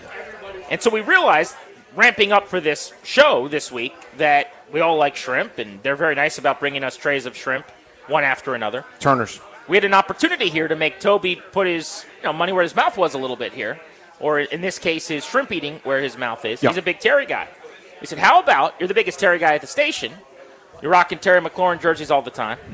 You go head-to-head with Terry McLaurin based on how many receiving yards he has. That's how many pieces of shrimp you have to eat at Lucky's on Friday. Now, he was kind of hoping for Terry to go ham sandwich. He literally said, I don't mind if he goes for $140, which is a lot. Luckily for Toby, that did not happen. 48 yards for Terry McLaurin on 5 catches, so I bring in Toby now. You need to eat 49 pieces of blackened shrimp today, Tobes. Can you pull it off? Yeah, no question. I think that Terry gave me an underwhelming performance last night, and so I'm going to give a good performance today and eat 49 shrimp. What are you at right now? I see you're leaving the tails so we can count them. Yeah, we're down 10 to start. You've already pummeled 10 shrimp? Yeah, we're already down 10. All right, we only have 39 more shrimp to go, ladies and gentlemen. Now, Terry did take it easy on you. He did. A little bit. But it's not like this is 14 shrimp. These are blackened. They're buttery. I don't know what else is on them. I do think it's going to be harder than it sounds. Yeah, I don't think when I get to that 40 mark, I think I'm going to start feeling it a little bit. But, look, I mean, they're fantastic. They're a little bigger than I was expecting. So that's always a pleasant surprise when that happens. Yeah. Oh, the shrimp. Things I'm not quite used to. Sometimes you don't think it's going to be as big, and then it shows up, and it's like, whoa, that's a big wow. Correct. Look at that thing. Yes, it is a little bit. Was much larger than I was expecting, but 49, I'll be able to get through it. My personal record at my absolute fattest, Tobes, was 50. Now, these are jumbo cocktail shrimp situations, right? So the chilled. I did it at a brunch at the Metropolitan Club. And I also had a regular breakfast before I noticed that nobody was eating from the raw bar, which included the scrimps, and I did 5 plates of 10. And the people that were with me were embarrassed. So my point is, I think you do this today. I was going to say, what is your confidence in Toby pulling this off? Now, he's incredibly confident. It's kind of that young person energy that Ryan usually has. Yeah. Where he's like, it's no problem. I've already done it twice today. And you kind of go, are you sure about that? It might be a little difficult. I actually believe in Tobes on this one. I think he will rip through 50. He's going full Clary. Thank you for saving that. Yep. I lifted up my computer to show Toby on the camera, Mhm. only to then remember that I'm using a different camera today. Yeah. So it didn't quite work anyway. But if you're watching on the 106.7 The Fan YouTube stream, we will get Toby eating shrimp for you on camera at some point. But 49 is the number you're chasing today. I think he's going to be okay. Let's give out some game balls. They will be scarce, I would imagine. And some gassers for yesterday's performance against the Packers. You can call us now at 800-636-1067 to give out a game ball or a gasser if you'd like. I'm going to start fittingly with a gasser. Josh Connerly allowed 9 pressures last night. I like the kid. He is athletic. He's going to be a good offensive lineman in this league. We said before the start of the season, Brian Burns, Micah Parsons, Max Crosby, that is a 1927 Yankees murderer's row of edges to deal with, and they threw him into the deep end, and it might be time to send a lifeguard in right now. It is not going very well through 2 games. I got to give him a gasser. Game ball for me, Darius. As you know, I'm a very positive person, and I always start with the positive. Zach Ertz thought he played well. Thought he would have an opportunity to do so, and he did. 6 catches, 64 yards, a touchdown. Little vintage Zach Ertz, if I can say that. Little catch and run, little shimmy, little shake, and then some power into the end zone. One of the lone bright spots for an offense that really struggled. I'll take a game ball as well. Return game. Deebo Samuel, 50-yard kick return to lead off the second half. Give him some momentum. Set him up in really nice territory on the plus side of the field. They didn't end up quelling, that momentum and necessarily making it count, but he provided a spark. And then also, Jalen Lane, as a receiver, has struggled a tad to finish when he gets open and kind of in-breakers and slants and stuff. He's kind of doing body catches, and he's allowing DBs to play through him and break up the football. He's got to attack the ball a little more with his hands, I think. He's making some adjustments to a fast game in the NFL. So as a receiver last night, he ended up with 4 targets and only 1 catch for 2 yards. But as a punt returner, he was splendid. That was as good a punt returning performance as they've had in years. Had a 23-yarder, average 17. So I like what I'm seeing from Jalen Lane. One more game ball, please. Deebo Samuel. He did Deebo Samuel stuff. 7:44, another touchdown. This is their effective offense right now. The touchdown was pretty, by the way. Yes, it was. It looked like he was supposed to be stopped 2 different times at like the 6 and the 3, and he scored. Just did the thing that Deebo Samuel does. When he smells the end zone, you're all going with him. He's going to that end zone. And you already mentioned the good return. Gasser. Coaching staff. I thought the plan on defense, which did not work, didn't give them much of a chance as they never really adjusted. They're running man beaters. They're getting Lattimore moving across the line of scrimmage. At some point, let's figure something else out. They didn't necessarily do that. And on the offensive side of the ball, while I'm going to sing the praises of Cliff Kingsbury more often than not, I bet, this season, this was the ugliest that we've seen. I keep coming back to this idea, and I want to give Benjamin Solak of ESPN credit for this, because I actually saw his initial question this week that got me thinking about this. But he tweeted out again yesterday. He said, I'm really interested to see how Jeff Hafley, that's the coordinator on defense for the Packers, plays the Washington offense. Cliff gets the drop on so many NFL lifer DCs, but Hafley just saw so much college-style trickery at BC. I expect Green Bay to be better against tempo, pony personnel, RPO, screen stuff. And boy, was he right. I mean, Hafley had them read like a book. That is correct. Gasser, please. Marshawn Lattimore, exposed and picked on. Marshawn Lattimore, exposed and picked on, but at least he committed penalties. Benjamin St. Lattimore. 800-636-1067. You want to hop in, 800-636-1067. We're giving out game balls and gassers. We are live in Leesburg at Spanky Shenanigans. Grant and Danny on the Fan.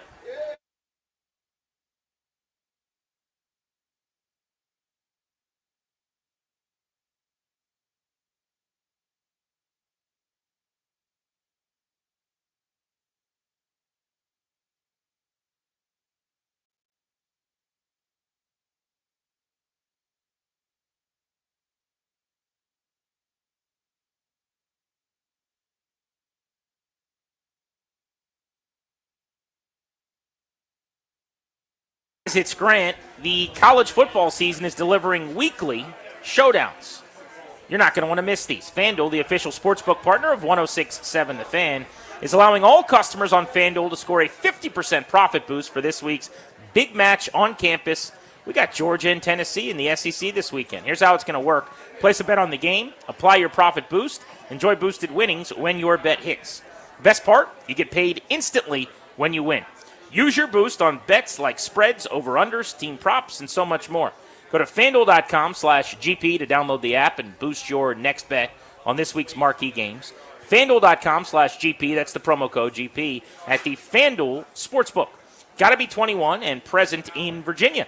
Opt-in required. Bonus issued. Non-withdrawable profit boost tokens. Restrictions apply, including any token expiration or max wager amount. See terms at sportsbook.fanduel.com. Gambling problem? Call 1-800-GAMBLER.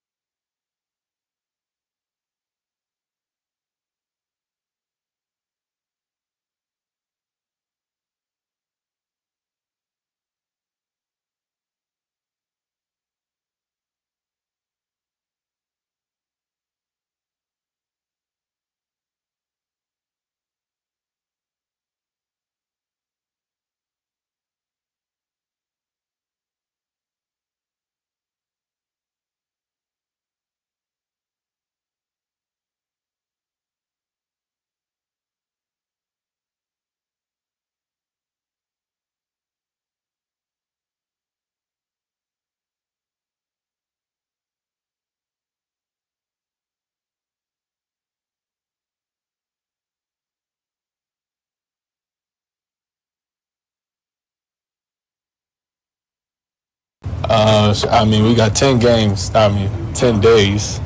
our next game, so there's nothing to dwell about it. You know, it's early in the season. I wouldn't expect anybody in this locker room to hit a panic button.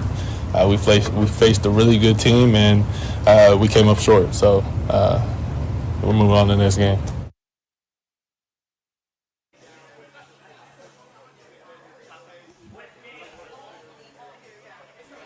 With Danny, I'm Grant. This is The Fan. Welcome back. We're in Leesburg at Spanky's Shenanigans. We'll be here until 6:30 tonight watching Toby eat shrimp.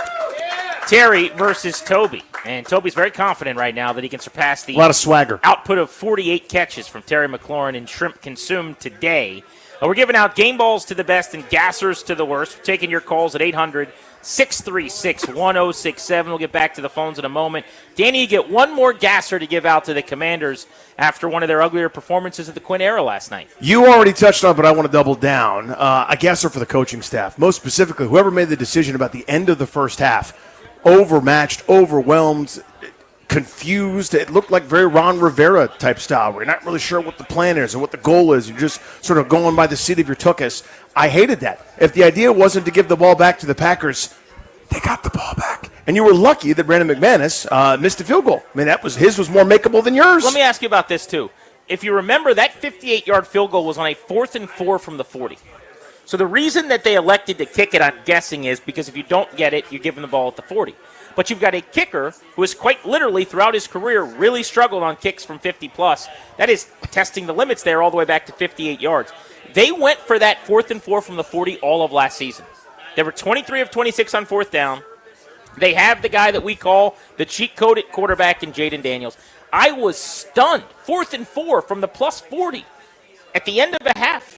And they elect not to do that. I think there's more reason to go for it and potentially give them the football there because you run a little bit of clock on whatever play that you're running anyway.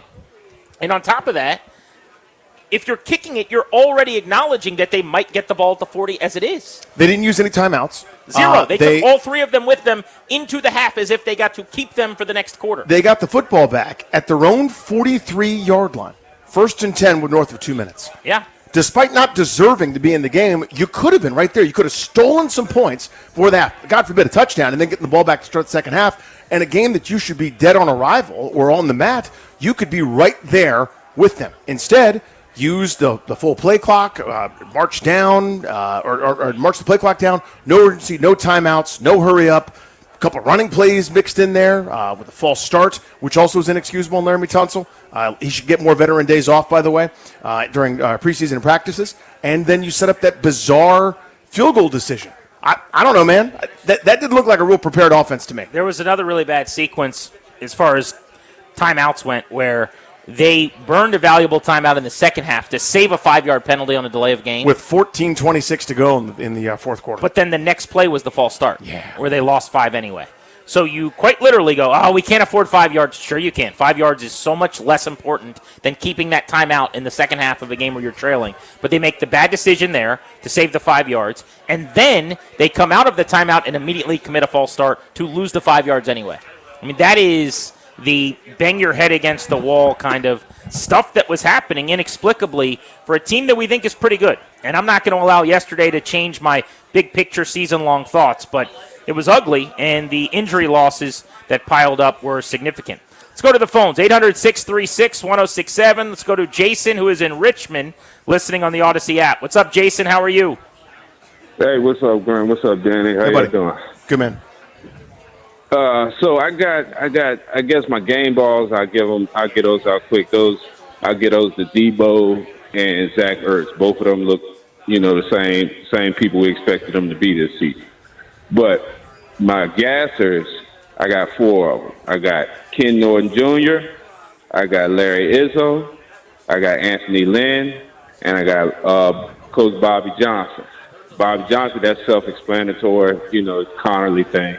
Ken Norton Jr., I feel like there's some favoritism going on because there's no way he's seen us getting diced up the way we were, and he kept Bobby Wagner out there on 3rd and 25 or 2nd and 25, whatever it was.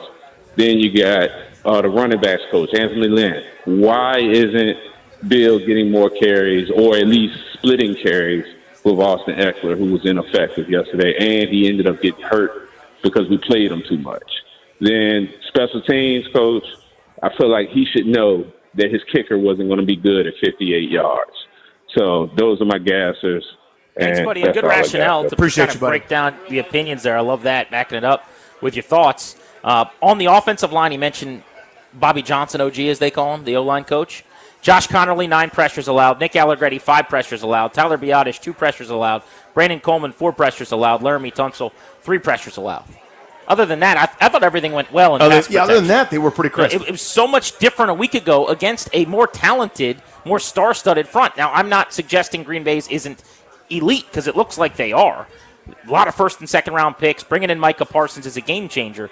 But, man, was that rough in that regard yesterday. He also mentioned linebacking. Maybe my favorite player on the team is Frankie Louvu. I love Frankie.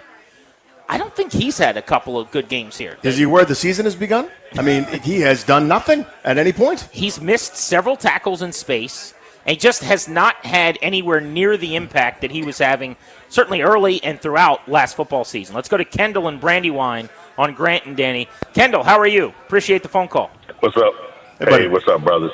Man, I got so much to say on the game, but game ball to Ertz and Debo, only 2 players who did not play scared. Everyone else played scared, and the coaches all coached scared. And that 2-minute drill was an abomination. They were scared. They stopped believing that they could win the game, which they couldn't win the game, which really gives to my overall point. I think what we saw yesterday was we are not equipped to compete with the Green Bays, the Philadelphias, because we are old and slow. And I think this whole bring Jaden in, he's a stud. We have this window to compete before he gets his deal in 3 years. So let's trade all these draft picks. Let's bring in Lattimore, Tunsil, and all these people. When Green Bay is showing us, no, that's not what you do. You build. You get young. You get fast. We're old and slow. And so I think we'll still win 10 games, but we're not serious right now. And we won't be until we can get some young studs, some fast young guys in this team. But right now, man, that was very disheartening, and it's not the end of the world. I still think we're going to be a decent team, but we're just not on Green Bay. We're not serious.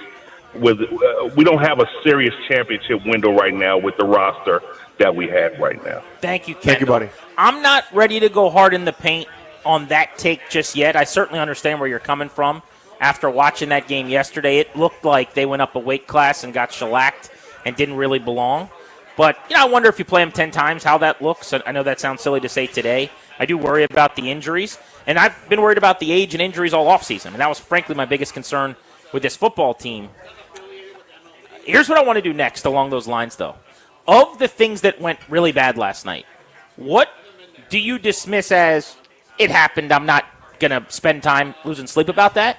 And what do you actually think sustainably is a big problem? Like, where are you worried about what happened last night becoming a norm? I want to get into that. We're in Leesburg, so if you're in the area out west here in Virginia, come on by. Spanky's Shenanigans. Eating shrimp, enjoying ourselves as best we can after the result last night.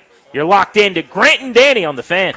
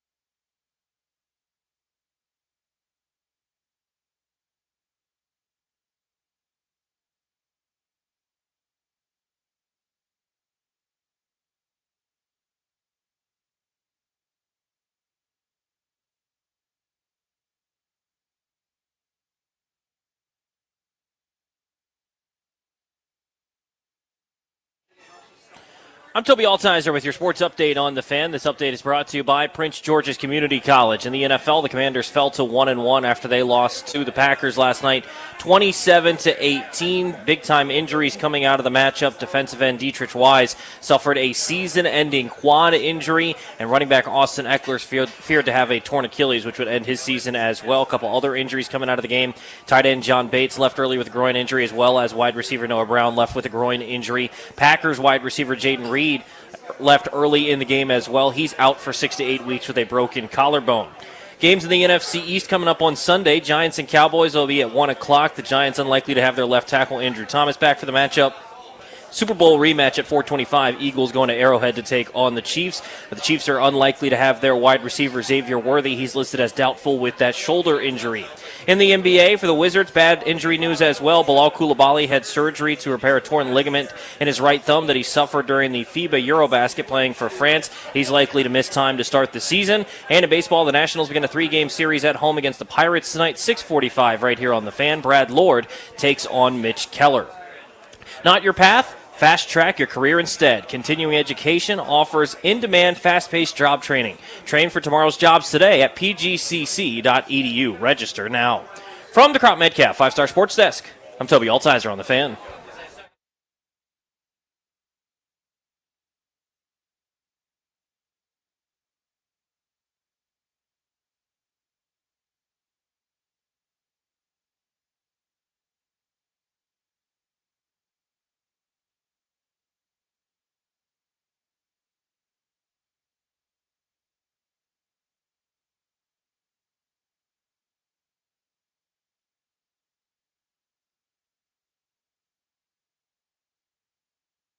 I feel like if I make those kicks, not only the points, but the momentum that gives our team, I just think it's a different game, so I have to be better than that. I got to make those kicks. Did you have a distance that you felt good from going into this thing? Yeah, I felt good from all the distances we kicked in the game. Felt really good on all those. Just got to be better. Got to put them through the uprights.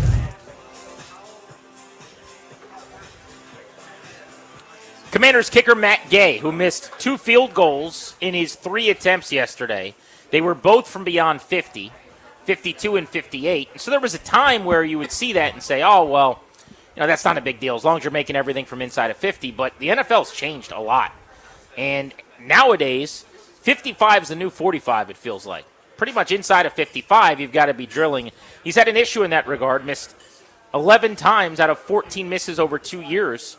Were beyond 50 yards. And that was a theme this preseason. It was a concern coming in. And now through a week and a half, it has reared its head. The show's brought to you today and every day by the law firm Condori & Murad. And today we're out in Leesburg at Spanky Shenanigans. As the exclusive sponsor of our show, the law firm of Condori & Murad can help you draft your last will and testament, set up a living trust, or put together a medical power of attorney. Schedule a free consultation with their attorneys today by visiting kmlawyers.com. And be sure to let them know that we sent you. That's kmlawyers.com. So let's go through a bunch of the issues from the game, and let's file them into one of 2 categories, which is bad game, something you're not going to allow yourself to spend a lot of time worrying about. You're not going to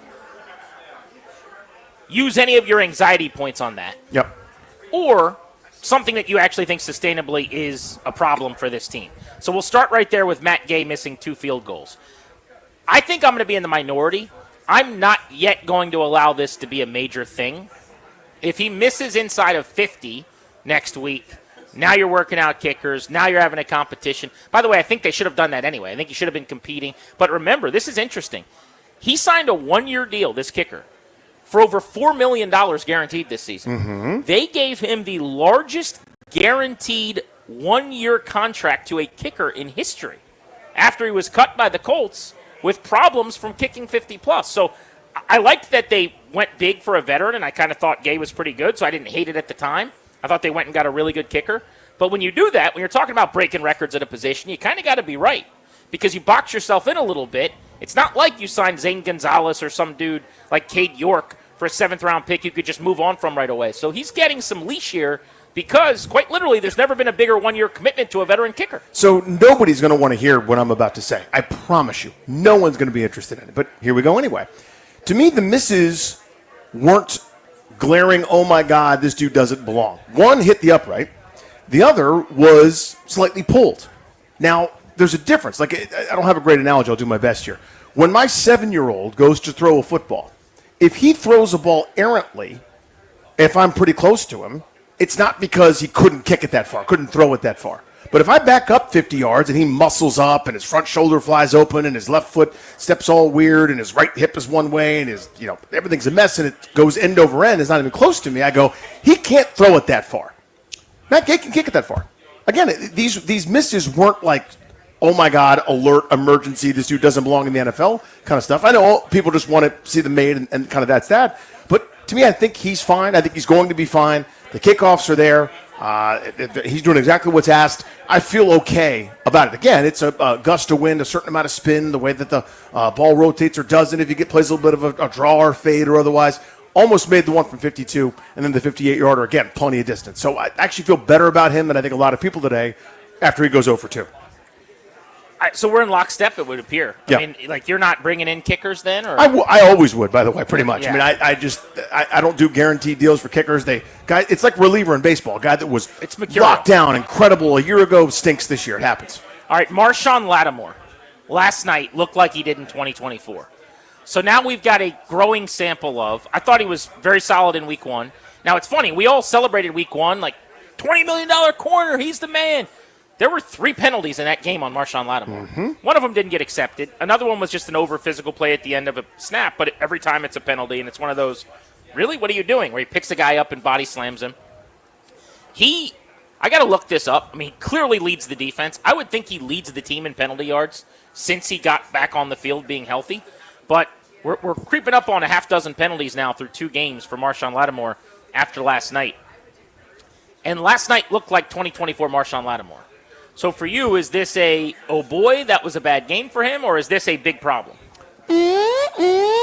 That's a red alert sound. Picked on, exposed. Dontavian Wicks took your lunch. Respectfully. Dontavian Wicks is the jaggiest jag that ever jagged who wears a weird helmet. If that guy's kicking your ass, everybody should be licking their chops. Point of order. Does he wear the weird helmet? I know Romeo Dobbs does. Listen, does he as well? Did he play receiver for Green Bay? Then he wears the weird helmet. Okay. Too much of that. I mean, look, I'm going to get yelled at and maybe in trouble or something. Everyone should do whatever they want to do to protect themselves. Yeah. Can we acknowledge those look so goofy? It's very much. It's a goofy look. It's a Spaceballs look, right? It's Rick Moranis It's a goofy and look. Spaceballs. Now, Lord helmet. if you have kids and a family and you're prioritizing that, all you're doing is doing the right thing, so God bless you. But can we have 2 conversations, which is, good for you to do the right thing. Also, you look like a goofball. You look weird. But he looked weird because I saw him a lot because he was catching passes on Marshawn Lattimore. This is not 2021. It wasn't last year. It's not 2021 this year. This is a red alert, emergency, oh my God situation. Okay, so I'm going to be annoying here, if you don't mind, Mr. I'll allow BTA. it. I'll allow it. I'm going to straddle the fence some. I don't think this is a nothing burger. This was not just like a bad game.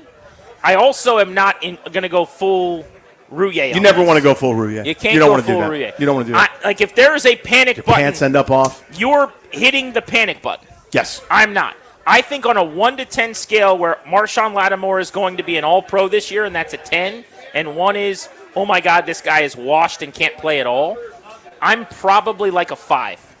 So I'm going to say this is absolutely a thing, that there are going to be games where this happens and he gets picked on and teams take advantage of him. But I don't think it's going to be a disaster. Like in your mind, you're saying this guy can't play and he's Benjamin St. Juste. Yes. They should have moved on from him this offseason. That I don't hate that take. And I had that take at the time. I think there were a lot of $20 million corners that were available who have been better more recently than He's him. making Travaris Ward money. He's making Byron Murphy money. He's making Carlton Davis money. Paulson Adebo money. DJ Reed money. Nate Hobbs, $6 million against the cap, more than that dude. I would rather have every one of those guys. Josh Connerly had a really rough go of it last night. 8 pressures allowed by himself. This is now consecutive games where he's been on the wrong end of at least 1 sack. And you want to be technical about like who gets the sack and where they came from. 4 times guys over top of him have had sacks. It's not all on him through these 2 games. But you went up against maybe the best edge rusher in the league. My apologies, Myles Garrett. Certainly looked like the best edge rusher in the league last night in Micah Parsons. And it didn't go very well. On Connerly, I'll just jump out and say, at the beginning of training camp, he looked kind of like this, if I'm being honest. Like, and not against, I'm talking about against Washington's edge defenders, like against Dorrance Armstrong and stuff. By the end of training camp, he was the most improved player, and I went back out there and I'm going, this looks like it could work. He might actually start and be fine. I think he's going to improve quickly, just like he did in camp. He actually had a pretty good preseason. I think they're going to need to help him, and if John Bates is unavailable and he's not on the field, that's going to really, really hurt against Max Crosby. But right now, this moment, he's not there yet. He's just not ready. So I think in 2 weeks, 3 weeks, you're still ironing some things out. I think if you fast forward to like week 15 and you come back, you're going to feel real good about Connerly going into the offseason as like a second-year right tackle who can be a mainstay bookend piece opposite Tunsil. Short term for me, it's a thing. Now, again, the three guys that he's playing at the gate, Max Crosby this coming week, Micah Parsons and / Lucas Van Ness lining up over him at times, and Brian Burns in week 1 mixed in with a couple other guys, Abdul Carter and some others. That's tough for anybody. Those guys are going to put up sacks and pressures and TFLs against every lineman they go up against this year, save maybe a couple Hall of Fame caliber All-Pros at the height of their powers. They're excellent. Long term, I am not worried about Josh Connerly. I believe in the player. There's too much raw, unmolded clay there for me to give up this early on a late first-round pick. The athleticism, I don't think he's got a great set of strength yet, especially in his lower body, just reading what some of the scouts said about him. He's also hadn't played right tackle before he got here to Washington. I really believe he'll be fine. This is just a baptism by, not just fire, but like one of those white-hot infernos from Backdraft. Jaden Daniels, 2 games in this season, has not played at the level he played at last year. As a ball carrier last week against the Giants, he was exceptional, 10 for 68. Looked like he was same old Jaden. But as a passer last week, I think to a man we all kind of said not quite as accurate, wasn't on his peak level from the end of last season. This was much worse last night. I mean, they really hemmed him in and bottled him up and didn't let him get out of the pocket. Nobody has ever corralled a healthy Jaden Daniels to this extent. There was one game when he got hurt against the Panthers, one game where he got sat down at halftime because they were about to go to the playoffs in the final week against the Cowboys. When he's played 4 quarters, he's never had fewer rushing yards than he had last night. And they just didn't allow him to get out of the pocket. There's been an adjustment made, clearly, by the Packers. They were able to do it with their personnel to this offense where he was not able to move. I also saw it seemed like the tendency last year was he would leave the pocket to the right, leave the pocket. If he went left, he's running. If he went right, he's creating. And they basically did everything they could to funnel him back toward his left. So I think that's one of the adjustments you're going to see. I'm not overly worried about Jaden Daniels, but he was on the injury report with a wrist. He was limping around really bad at the end of the game after getting helicoptered and landing on his head and shoulder. Then late in the game, he got his leg twisted and his feet stuck in the ground, and he was hobbling. This is starting poorly as far as a sophomore year goes. Whatever that conversation was for months about like sophomore slump, could he take a step back? It's way, way, way too early. But if last year was a 9 out of 10, so far this has been, I would say, a 6 out of 10, and that's just based on him running well against the Giants. Yeah, I'd even put it a little bit lower. I mean, yesterday's game was like a 3 out of 10. Yeah, I think that's fair. The Giants game maybe was a 6, so maybe it's like a 5 for 2 games. It's not been pretty. I'm extremely concerned, and it's less about Jaden Daniels to me.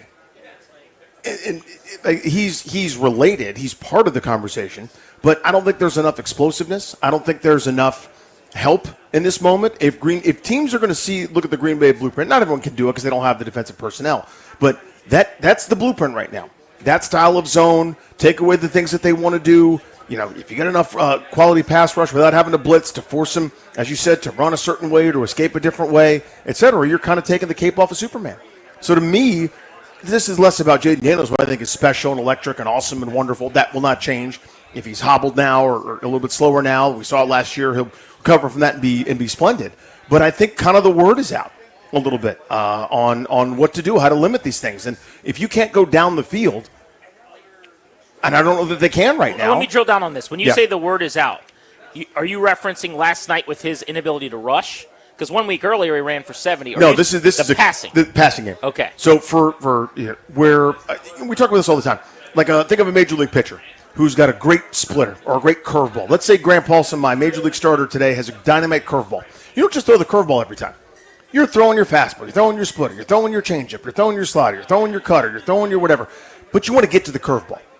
What Kingsbury and company want to get to, and what they majored in last year, is that short-ish, intermediate-ish passing. Those spots, those Zach Ertz spots, those Terry McLaurin 12, 13, 14-yard square in, some of those comebacks, the slants and the things like that, where Deebo Samuel majored in week number 1. That's what they want to get to. Green Bay said, nope, you can't do that. We are taking that away and we'll rally if you check down underneath. There was no over the top last night. I don't know who's going over the top. Jalen Lane, I think he's a great punt returner. I don't think he's ready for prime time as a receiver. In terms of a route runner, I was worried about that in the preseason. I'm still worried about it now. McLaurin's not quite McLaurin yet. Whenever he feels like doing it, I guess, or gets up to speed physically, that would be great.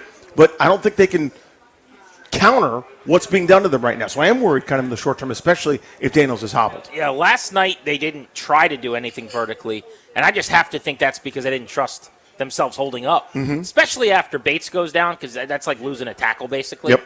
And so now so valuable as a you're blocker. getting rid of some of that 12 personnel, which is the play action shot stuff that they're doing anyway, probably. By the way, speaking of 12 personnel, which means 2 tight ends are on the field, Ben Sinnott caught a ball last night. Here we go. Ben Second Sinnott, round pick, caught a pass. Second round pick, catching a ball last night. Good deal. And by God, that's Luke McCaffrey's music. Here we go. Right? 19-yard completion Yeah. for sweet Luke McCaffrey. So it wasn't all bad last night. It just takes getting absolutely blown out. But Ben And a couple Sinnott injuries. and Luke McCaffrey both caught passes last evening for the locals. Last one then, as far as quality of issue, like how much concern would you have moving forward? Because the other stuff is easy. Like Austin Eckler being out for the year, game changer, devastating. Dietrich Wise out for the year, game changer, devastating. I would go back to one other thing we've talked about, which was the defensive front and stopping the run. They did a better job last night stopping the run than they did last year. Josh Jacobs, 23 for 84, 3.7. It's kind of what he does, frankly. Like, that was the whole point of him, is to get 3 or 4 yards. He's B-Rob with a little more wiggle. But when you add in 24 yards to receivers on ends around and another 15 to Golden on his carries as a receiver, when you add in what they gave Jordan Love, overall in the game, Green Bay did run for 135 yards, and they averaged close to 5 yards per carry. I think they're better against the run, but this Dietrich Wise injury is going to really set them back, and I am now worried about that again. I don't think they can continue to play at the level they have for 2 weeks without him. I think he was that integral. Much lower concern for me on that front. My concern is 6 for 124 for Tucker Kraft. My concern is Wicks open whenever he wants. My concern is Malik Heath down the field, You're having a different etc. conversation. I'm just asking you, stopping the run, That's which what I'm was their saying. number one priority. Well, you don't care about stopping the run. No, I mean, I'd like the run stopped. Yeah. But I'm not as concerned about that. I mean, again, I thought they did a good job last night. Because to me, when I think of stopping the run, yeah, they got caught on a reverse.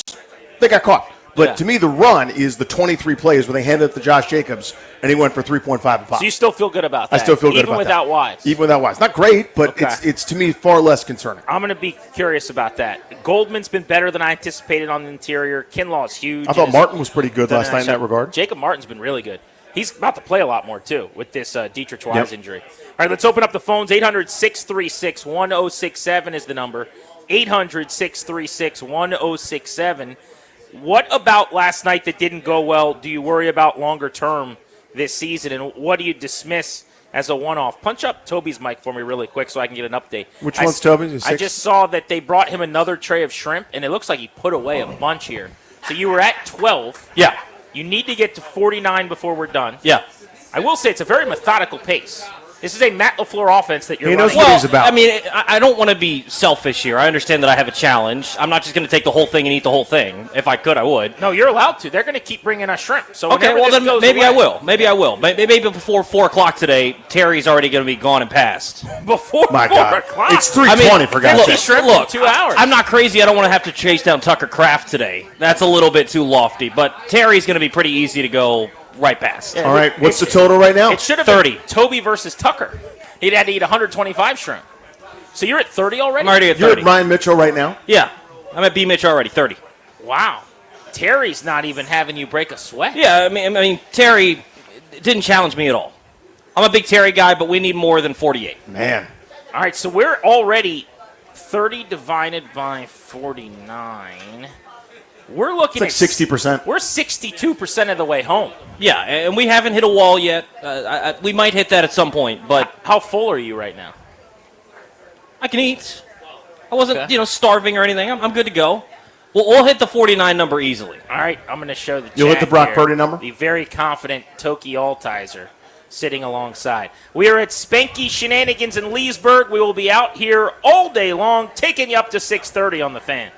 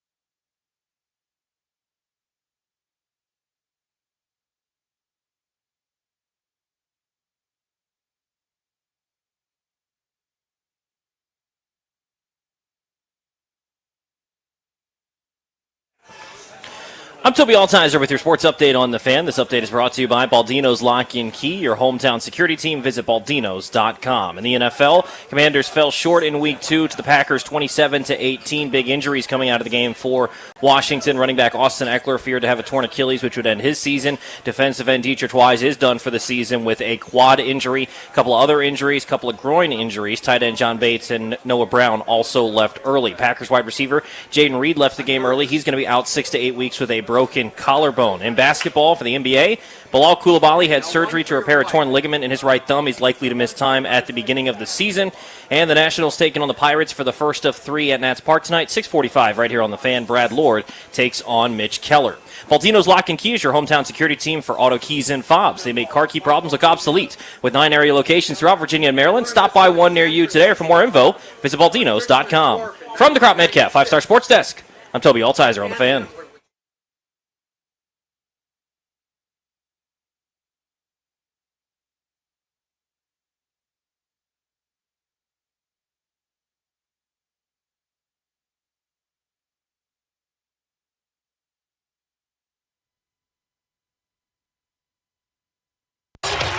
From the 8 to the outside, wide open touchdown, Tucker Kraft.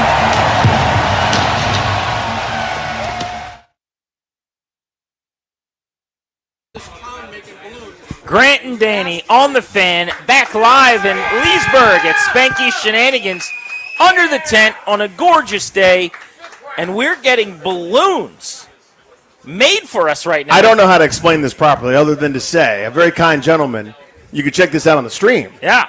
Can make balloon animals. Right. Like if Vince Vaughn and Wedding Crashers didn't have ulterior motives. Like it's what's happening. You know what I'm saying? I've got 3 to take home to the kids. Now he's making us flowers to take home to our wives. I mean, we're in. This Easy is street. pretty good. Yeah. Wow, incredible. Happy anniversary. I took a class. I did it. Also, Look at this. The backstory is amazing, by the way. This is insane. Look at this. Look at this thing. That is nuts, bro. Wow. I mean, former pilot.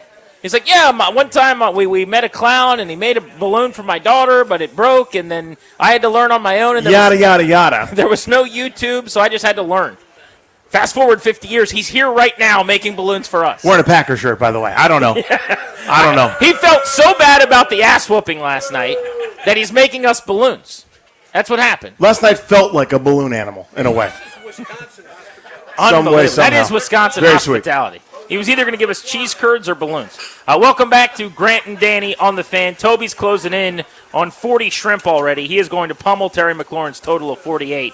So it'll be yet another L to take for the lads after last evening's game. But we want to hit the phones with you, 800-636-1067. You want to hop in. The question is, what about last night do you think could carry over as a concern? Let's go to Carlos in Savannah Park. Carlos, what about last night? Aren't you worried about it, and what are you? I'm worried about the running backs, honestly. Answer me this question. Why is it that we can't have a running back that with 20 carries? Why is it that we have to spread the wealth? I think with this organization, running back by committee is not the answer. We need to have a running back, and that could be Bill. But give Bill the opportunity. Bill needs to have at least 15 to 20 carries, in my opinion, if we need to move on from it. And shout out to Austin Eckler. I told my Achilles a couple of weeks ago, so I'm praying for him. I know exactly what he's got to go through. Oh, it sucks, man. I know he's got to bounce back. Sorry to hear about your injury, first of all. Secondly, I think that the 20 carries is tough to get to when you can't run plays. They were 3 and out. You're basically a quarter into the ball game. You've had 6 snaps, so there's no carries to go around for anyone. What I am curious about, though, specific to Krosky Merritt, he got 4 carries last night. He was doubled up in carries by Austin Eckler. I was telling everyone who would listen after his first game, which when you go back and watch it, it was more impressive than even a stat line, where he was number 2 in the NFL in rushing yards over expected per attempt in week 1. I thought for sure they're going to watch this and go, we have to get this guy the ball. We have to involve him. I get that you didn't run the ball a lot because of game circumstance or Green Bay shutting it down. I'm not even going to scream that you should have run it more like a lot of people are, and they might be right for the record. I don't understand that you could possibly have 12 carries, and after what we saw in week 1, Krosky Merritt won't be on the field until your 3rd or 4th drive and won't touch the ball but 4 times in the entire game. Yeah, that's definitely changing now that Austin Eckler's out for a great deal of time. But my only working theory, and again, this is me talking directly from my tuchus, is he didn't play but for like 10 minutes last year. And a full NFL workload is different. They were trying to ease him in, even as the featured back. They were trying to be really judicious, knowing they had some alternatives, whether it was Chris Rodriguez on Alert 5 and Austin Eckler to carry the football some. I think eventually you're going to see that again, especially now without Eckler. But I think that was going to be the plan anyway, even if Eckler hadn't gotten hurt. My best guess is you don't have a guy that came in with a lot of the wear and tear and rundown of a season. He played one game because of eligibility issues. Sort of that was that. Maybe that was the thought. That's my working theory. I've heard that from no one. I don't know where I got that other than just kind of look at the information. Yeah, maybe. I mean, that's as good a guess as any. 4 is just low. Like 4 is very low. You could slow roll a guy as your lead back. You could really, quote unquote, like work him in slowly. And that could be 10, 12, 14 right. carries. I think they probably would have done 10 last night if they had the football at all. And we're down by 1 million. We just posted the video of the gentleman making us balloon animals. Yep. On 106.7 The Fan social account. So you can go check that out now. Let's keep the calls moving to Roosevelt in D.C. Roosevelt, you're on Grant and Danny. How are you? Good evening, guys. How y'all doing today? Hey, bud. I was just calling to let the fans know to sit back and relax and think about the good things that are coming, because they're going to bounce back. Sorry about our guys that got hurt, but like they always say in the NFL, next man up. You just got to keep on sticking with them, and the coaches got to take this home also with their families. So just sit back and relax, y'all. Good things are coming. That's all I got to say. Thanks, buddy. Appreciate you. I think that the core of that thought works for me. Like, relax, it's 2 weeks. I think if you take a snapshot of the NFL 2 weeks in every single year, we don't know anything. And in fact, the Philadelphia Eagles, who win the Super Bowl last year and end up being this juggernaut, were 1-1 through 2 with a bad week 2 loss. Not like this. They didn't get pummeled. But they lost a game they shouldn't have to Atlanta at home. They'd played twice at home. And they had split those games. But there were people at that time that basically wanted Nick Sirianni fired. Like, that didn't like after the direction the previous year, how they had started the season. They end up getting hot, going on a run, and ripping off a bunch of wins in a row and making the postseason and winning the Super Bowl, right? So I bring this up only to say I think any kind of reaction to early games is overstated. Week 1 against the Giants, we all think that they are a 14-win team. That's what it looked like. Last night, they looked like a 5-win team. The truth is in the middle. That's true. But this idea of like, oh, it's next man up, no worries. I don't really play that game. You know, those platitudes, and you're going to get that, and not disrespectfully, I don't mean it that way, but like a lot of former players will tell you, like, hey, it's the locker room, next man up. Good for them. The guys that start are good, and oftentimes are better than the guys that don't. Well, we just saw the preseason, their backups got manhandled by everybody. Right. But next man up. You don't just plug in a player for Dietrich Wise and now you don't miss him. You don't just say, all right, well, Eckler's out, but now Chris Rodriguez will be activated, and all of a sudden, we'll have Michael Wiley or whoever on the 53-man roster, and it's going to be fine. Don't worry. It's the same as Austin Eckler. No, it's not. Those were critical losses. And as the oldest team in the league, how do we know those aren't going to pile up, that those don't continue? They didn't really have to deal with these types of injuries last year. I went back and looked. Basically, the John Allen injury early, which was I think it was a torn pec. It was a pec, yeah. It was initially reported as if he'd be out for the year, and he came back after several weeks. That was kind of the list of the marquee players who missed any real time. And in a week and a half, you've lost your starting defensive end and your starting running back for the season, and there's a bunch of other guys now we don't know about, like John Bates, who might miss some legit time. Let's go to D in Brandywine on Grant and Danny. How are you, D? Hi, fellas. How are you? Good, buddy. So my biggest concern from last night is, one, we were outcoached on both sides of the ball. But my biggest concern would be the tight end coverage. And the fact that we're going to face Brock Bowers and Kyle Pitts, 2 more athletic tight ends than we faced last night. I just felt like we're lacking a linebacker that could cover a tight end and safeties that could cover a tight end. We just got exposed last night, and I felt like the fact is the copycat league, teams are going to attack us with their tight ends until we can show that we can stop it. Such a smart point. I saw this before. I love London Fletcher. The guy was awesome. Towards the end, that was an advantage for some teams. Zach Ertz himself had some unbelievable games against Washington when that was the dude patrolling the middle. But it's not just the next couple of weeks with Bowers, who catches tons of balls on everybody, and Pitts. You go down the list, Kincaid and Loveland, Ferguson, some guy named Kels, I don't know how you say his name, from Kansas City. Sam Laporta's on the schedule. This is all before the bye week. So a lot of teams have good ones now, and that's a pretty good recipe right now to move the football against Washington. By the way, they made Tucker Kraft look like prime Travis Kelce last night. He looked like the other TK. He's not dating Taylor Swift. I don't think they got engaged, but they might as well have.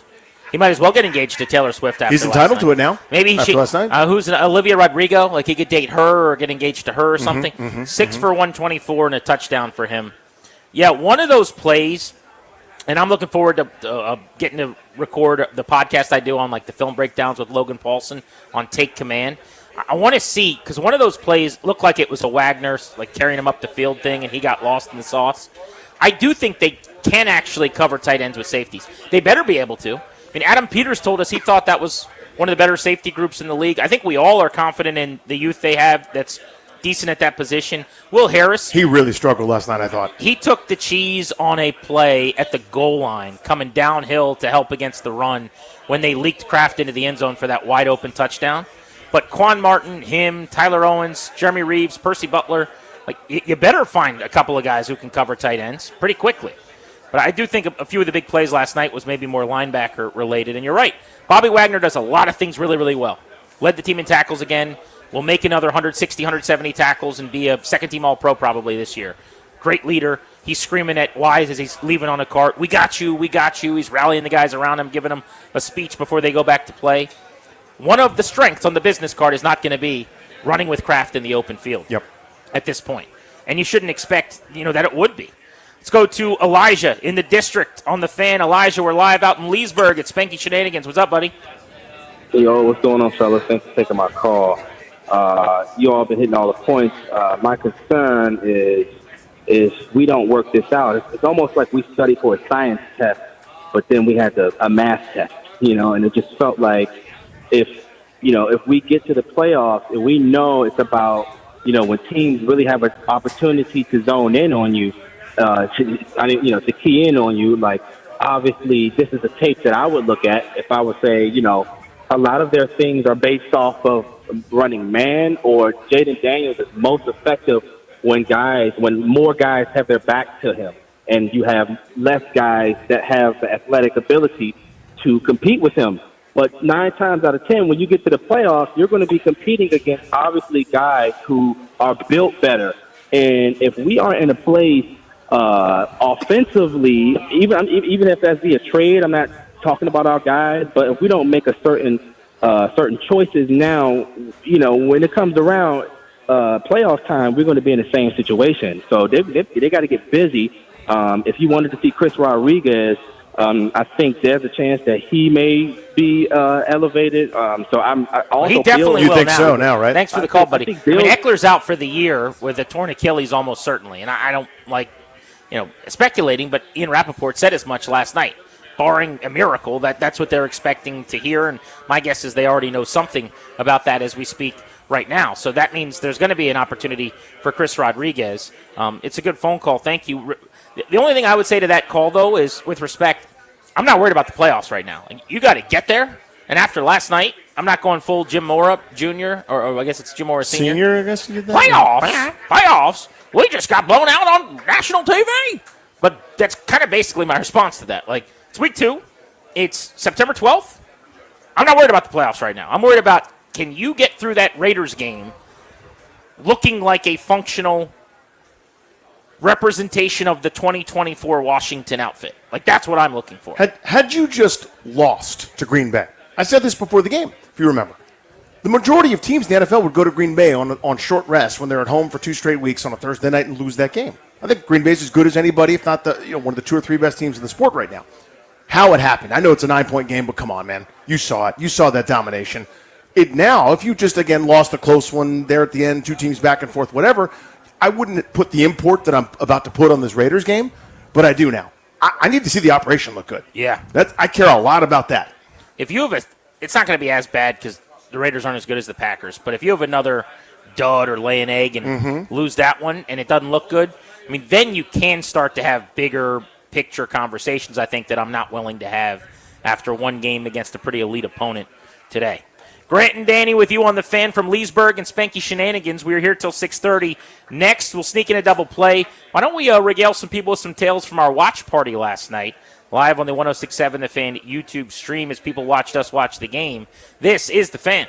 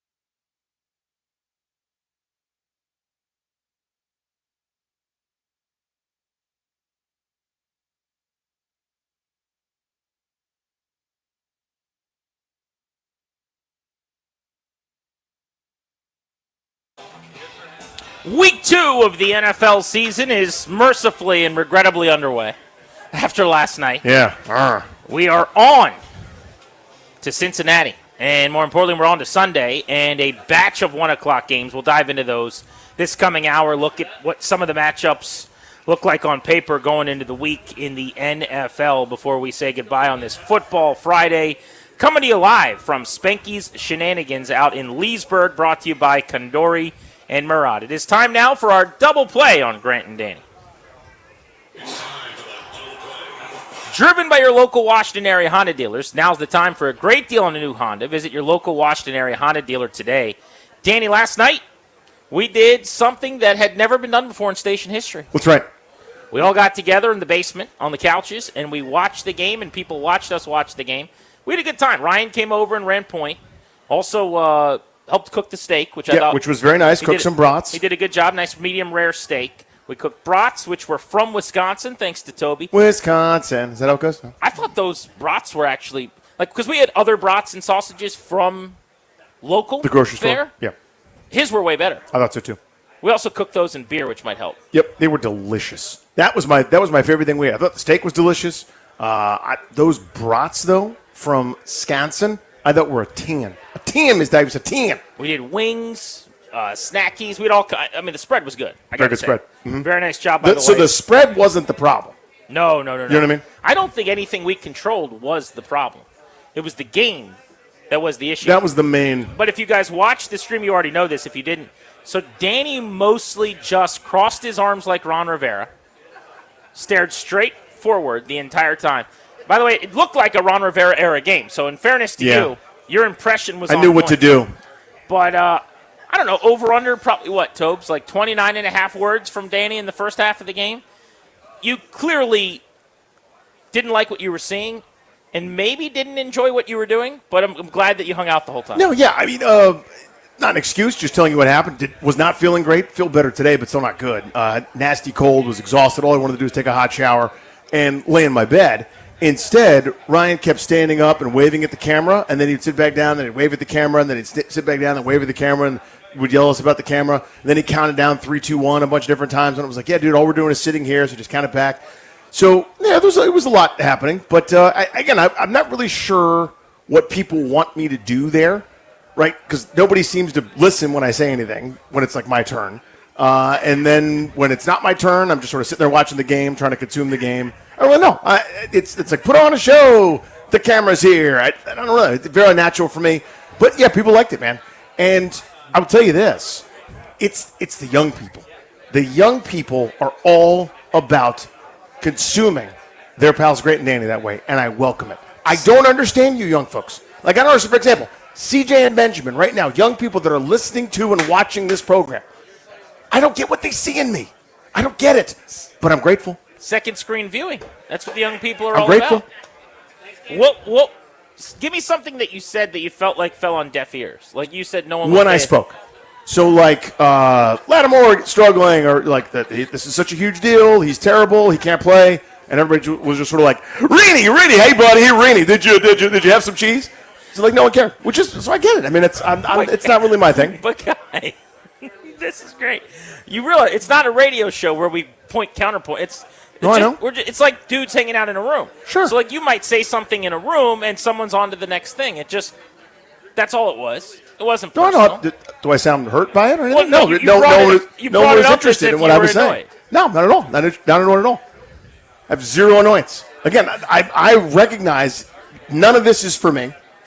I'm the outsider. I'm the weird one. You guys are mainstream. I'm not. But, yeah, no one seemed really interested in anything I had to say or otherwise. And I got made fun of a lot in the chat. And did you get made fun of? Yeah. I think people were thoroughly enjoying you crossing your arms and being Ron Rivera. Pissed off and surly? Yeah. Clary, you got something? Yeah, because I kind of want to apologize, but also I'm still just overall, I don't know if I'm annoyed that Danny was annoyed with me, because he was very annoyed with my hand gestures towards the camera. No, I was not. I was not annoyed with your hand gestures. Yes, you were, and that's fine. I get it. You were. And there's at one point before we got back in the stream in the second half where Danny just kind of like snapped there for a little bit, where I was like counting everyone down, like, hey guys, like, Just letting you know, like, That's this is part of true. my job. Well, hold on. I want to come back to that. But there are people listening that have no idea what we're talking about. So the hand gestures thing. So I have this camera that follows you wherever you go. Like the technology of the camera, if I were to get up and leave the room, it just watches me walk out of the room. So for whatever reason, every now and then the camera was trained to just really love Ryan Clary. So it would just start zooming in on Clary. You could see it. It would like slowly turn. So Clary like gets online and figures out you're supposed to talk to this camera like it's a dog with hand gestures. And that's the technology that's been created where you like put your palm out like you're stopping someone driving toward you. Like RoboCop would talk to a citizen. And you're like, stop. Camera, stop, move right. And he gives it these commands with his hand. But also we're just supposed to sit there like nothing's happening. It was very weird. And so Clary acts like this is just a normal thing. So I just kind of was like, okay, I guess this is what's going on. Danny didn't take it in as much stride, I would say. You were annoyed by Clary. I think it was because you felt sick, if I'm being honest. Yeah, so a lot of it. Several things. Number one, the game was going terrible, so everything is a thing now. Right. Number two, the camera kept following. That is a minor detail. We're watching the worst game in 2 years. The camera kept following because he kept getting up to check the chat. That's actually a sneaky good point. Zero reason to do that. Yeah. The chat is happening with or without you checking it. Either, but the camera would follow him and he'd be like, oh, camera, stop, camera. Sit down and watch the game with everybody and over-talk about the field goals that we missed, and that was the difference in the game. That's what you should have been doing. I mean, you're not wrong. I was checking the chat a lot, but here's the thing, Danny. Like, there was a lot of W's in the chat for you last night. Like, people thought you won the chat. You actually won the W Chain Award for the first annual Grant and Danny stream. I think that is worthy of a round of applause for the people at Space. W's in the chat. Danny was the W Chain winner of the Grant and Danny stream. I appreciate you saying it. It's not true. Everyone knows it. I don't know what that is. How can I win something I don't know what it is? That's number one. Number two, everyone kept saying that. Well, like Green Bay had 240 yards and Washington had 19. Like, W's in the chat. I don't want to hear about any W's anywhere. Any chats. Please perform better on national television and stop embarrassing. You're getting a lot of W's in the chat right now. No, I'm not. L's on the field. I'm not. W's in the chat. Nope. You see the difference there? No. Clary, I would say overall, though, very successful. A gigantic win for you. Because you basically came to us, we kind of laughed, and we're non-committal, and we're a little bit condescending. And then our boss was like, I don't really know about this. This sounds stupid. And you just kept over-talking about it as much as you could. And then we did it, and it went way better than anyone thought. So I think that's a gigantic win for the business that is corporate It Clary. really is. Your numbies were silly. The numbies were pretty silly last night. I already had a talk with the boss today. We were size. We're thinking of some more ideas potentially. I think we might go to Danny's place next time. That's what Danny's we're place. talking. Let's go.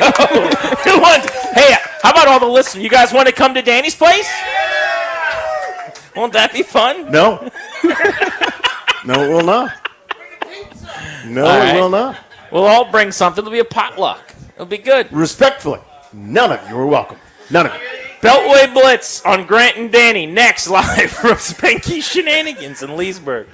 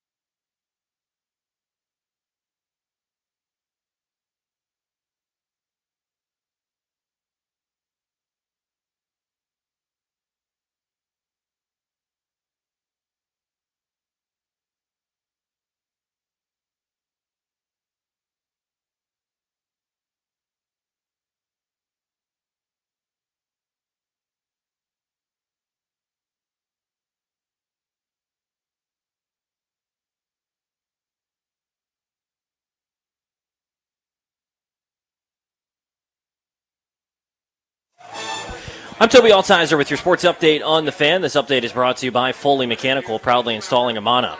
In the NFL, the Commanders fall short. It's a misery Friday here as they lose to the Packers 27-18.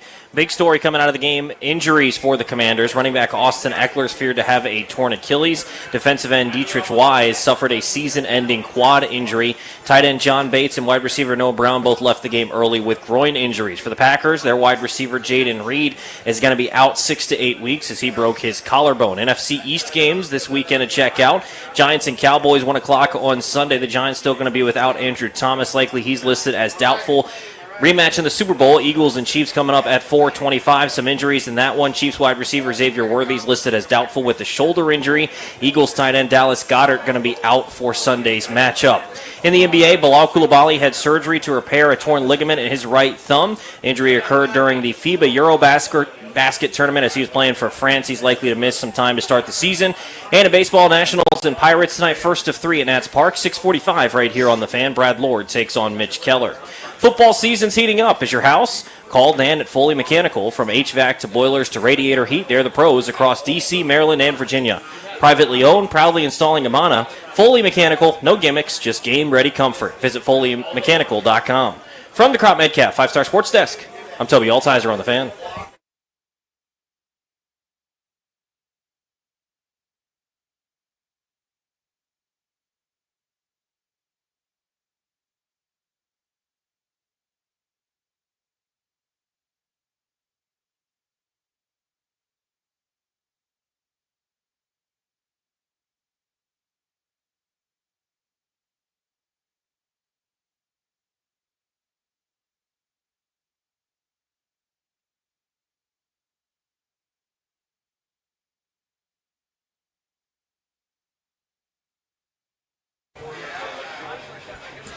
Back live in Leesburg, it's Spanky Shenanigans. It's your boys Grant and Danny on The Fan. I just saw these numbers from PFF, and look, their grading is just, it's one type of data that you're going to get. It's not the end-all, be-all, but the bottom 4 defenders that they graded for Washington yesterday, of all the players on the field, Mikey Sanders 29 grade, Marshawn Lattimore, 29.1. Yep. Quan Martin, 32.8. Will Harris, 37.9. It's quite literally your 4 starting defensive backs. That fits with what we saw, how open guys were, how easily Green Bay moved the ball through the air. I just sent probably the dumbest, most waste of time text message I've ever sent in my life. You ready for this? Yes. We're out in Leesburg, right? You know who lives out this way is Jason Bishop. Uh-huh. I texted him and said, what are you up to? Want to come by and hang out with us at Spanky Shenanigans? That is adorable. Now, that was about 19 minutes ago. Go ahead, read the response. Thus far, no response. No, read what he says. Thus far, he hasn't gotten back. But it's possible we'll get Bishbucks to roll out here. What do you think? Possible I could, get that male modeling contract I've been after for so many years. The NFL, the Commanders coming your way on the Blitz. Let's start things off with college football. It is time to go blitzing, and on the college gridiron, we talked to our pal Denton Day over at SiriusXM, does some work for the college football station, of course, BetMGM Network as well. Denton, what is the highlight this weekend? Give us a few of the games that stand out. So certainly the big one is going to be Georgia and Tennessee. You get that one right at 3:30. You get a bunch of ranked teams, and you get to find out is Tennessee, who's put up a lot of offense through the first 2 weeks against virtual nobodies. Can they do it against a team like Georgia that's coached by Kirby Smart? So that's going to be the big one. You get Texas A&M and Notre Dame and USF and Miami in the main event slot, 7:30. So there'll be a bunch of good games, good action going on this weekend. Florida. Right? Is it as bad as I think it is with them? And they got a big one this weekend as well. Number 3, LSU. They got to go to their place. Well, it depends how bad you think it is, because I got to be honest, Danny, it's probably worse. That loss to USF, unless USF ends up being this team that runs the table, goes unbeaten, beats Miami, wins the national championship, which they won't. But in the event where that does happen, the 0.0001%, then maybe that loss doesn't look as bad. But this was the year that Florida was supposed to not lose those games. Billy Napier survived the swinging hammer, if you will, last year. They thought he was going to be gone by week 5 last year. He survived, got a good season, has his quarterback. Well, you have your quarterback, you're supposed to win these games. So there's no excuses anymore. It's much, much worse. If he gets to October, I think that'd be very, very impressive. Speaking of coaches in some trouble, Coach Pry and the Virginia Tech Hokies in a gotta-have-it weekend now against Old Dominion. There is no excuse not to beat ODU after starting 0-2. Thoughts on Pry and on Virginia Tech and then on this matchup? They seem to be trapped in this circle of struggle. It's been 10, 15 years, it feels like, where every time you feel like they're going to finally take a step forward, they find out to take 2 steps back. And I thought with Drones, they played well at the end of last year, that they'd be able to transition that into this year. And then what we saw against Vanderbilt last weekend was atrocious. You're right. They need this one. They need to beat ODU. They're so much more talented on paper than ODU. At least with Vanderbilt, well, that's an SEC team. With ODU, they're not a Power 4 team. So you have to go in there. And I would really encourage Virginia Tech to win with some style points because the questions are arising. What is the future of this program? And if you lose to ODU, those are only going to get louder and louder. So they need this one this weekend. You mentioned South Florida. They got Miami, number 5 in the country. Really impressive opening win. They beat Bethune this past week by $277 trillion. Numbers approximate. They got the South Florida team that you mentioned here on tomorrow. I think at 4:30. That's a big one. How legit is this Miami team? They're much better because of Carson Beck. And I say that because Carson Beck doesn't have to do everything. They have a run game. And Carson Beck didn't have a run game last year at Georgia when he was forced with doing a lot more at Georgia last year. It didn't work very well. So they've taken a little bit off of his plate. You allow a dual threat offense because of that run game behind him, so he just can sit back and pick the opposition apart. And if you give him a lot of time, he can make a lot of the throws that are going to be necessary. So I do think Miami's legit. I think they're a little bit better than they were last year. The problem is going to be the head coach. Mario Cristobal, can you trust him in big games? And this is a big game this weekend, but in the ACC, if you achieve the things that you want to achieve, you're going to be playing much bigger opponents, Florida State's, Clemson's, all these guys. Can you hang with those teams? So the coaching situation at Miami is still the biggest question mark. It's not Carson Beck. It's just Cristobal in these big games always tends to go number 2 on himself. Denton Day on our Beltway Blitz. Thanks for talking college football with us. Appreciate it, fellas. All right, let's talk about the pro game. Hopping up to the league, BetMGM Network's PJ Glasser on Grant and Danny's Blitz. How good are the Packers? They're really good, guys. Obviously, the Micah Parsons trade we knew was going to help the defense, but the pass rush that they had last night against Washington, the way that they were able to get going against Goff and the Lions, I've been really impressed with their defense, and I think their offense, it's going to come along. They got to get the receiving room healthy. You saw Reed get hurt last night. They're waiting for Watson to come back at some point. I still think the Eagles are the team to beat in the NFC, but the Packers are definitely number 2. Who's got the most on the line this weekend? It's still very early, obviously, PJ, but somebody that maybe can't start 0-2 or someone that needs to play better than they did in week 1. Give me a team that you're really focused on where it's like, hey, you almost got to have it here in week 2. I think it is the Lions, guys, because they're playing the Bears at home this week, so it's Ben Johnson going back to Detroit. You can't lose that game, and then week 3 the Lions are on the road in Baltimore for Monday Night Football. So it's like you lose that game, go to 0-2, then you're on the road against the Ravens for week 3, and you're staring 0-3 right in the face. So considering how they didn't, really score a touchdown until the end of that game last week, and now they got a divisional game against one of their former coaches this week, and you got one of the best teams in football coming up next week. I think it's a game that the Lions got to have at home, guys, so I think it's them. Are you surprised with how quickly the walls seem to be caving in on the Niners? Doing their normal everybody's injured thing, but it took 1 week this time. Yeah, it is. It is kind of crazy, And again, Purdy's out 2 to 5 weeks, so we'll see how long he's actually out. Kittle's on IR, but look, I think this is just what we have to accept. San Francisco is. They were in the NFC Championship game. It felt like every year the past 4 or 5 years or so, and now their players are starting to get older. They made a lot of moves on defense. Their coaching staff's obviously still very good with Shanahan and now Saleh running the defense, but with all these injuries that they have, guys, it's getting harder and harder to trust them because, like you said, I think a lot of people like them to bounce back, thought they would be better with the injury bug this year, and early on in the season doesn't look like that's the case. PJ, I'm going to paint you into a corner with a few teams. We're going to play a little game I like to call Good or Not Good. It's a game called Good or Not Good. It's where I say a team, you tell me if they're good or not good. The Atlanta Falcons. I think the Falcons are good, but they need Drake London healthy, and especially this week. If he's healthy and out there, I think they cover the spread. I think they can win that game against Minnesota. The Pittsburgh Steelers. I think the Steelers are good as well. Their defense should be better as the season goes on, and I think Rodgers is going to be better than what we saw with the Jets last year. The New England Patriots. I don't think they're good. I was not buying in on the Pats. Drake Mays won 1 game as a starting quarterback in the NFL. I love Vrabel. I just don't think the talent is as good as other people do. The Seattle Seahawks, good or not good? They're a tough one. I think they're good on defense, but offensively with Darnold, I don't love them, and I think that kind of overtakes it, so I'll go not good with Seattle. PJ, thank you, buddy. Enjoy week 2. Appreciate it, guys. See you, man. Let's bring in a gentleman who was on the couch in the basement with us right there on last the couch. night's Grant and Danny Watch Us Watch the Game special.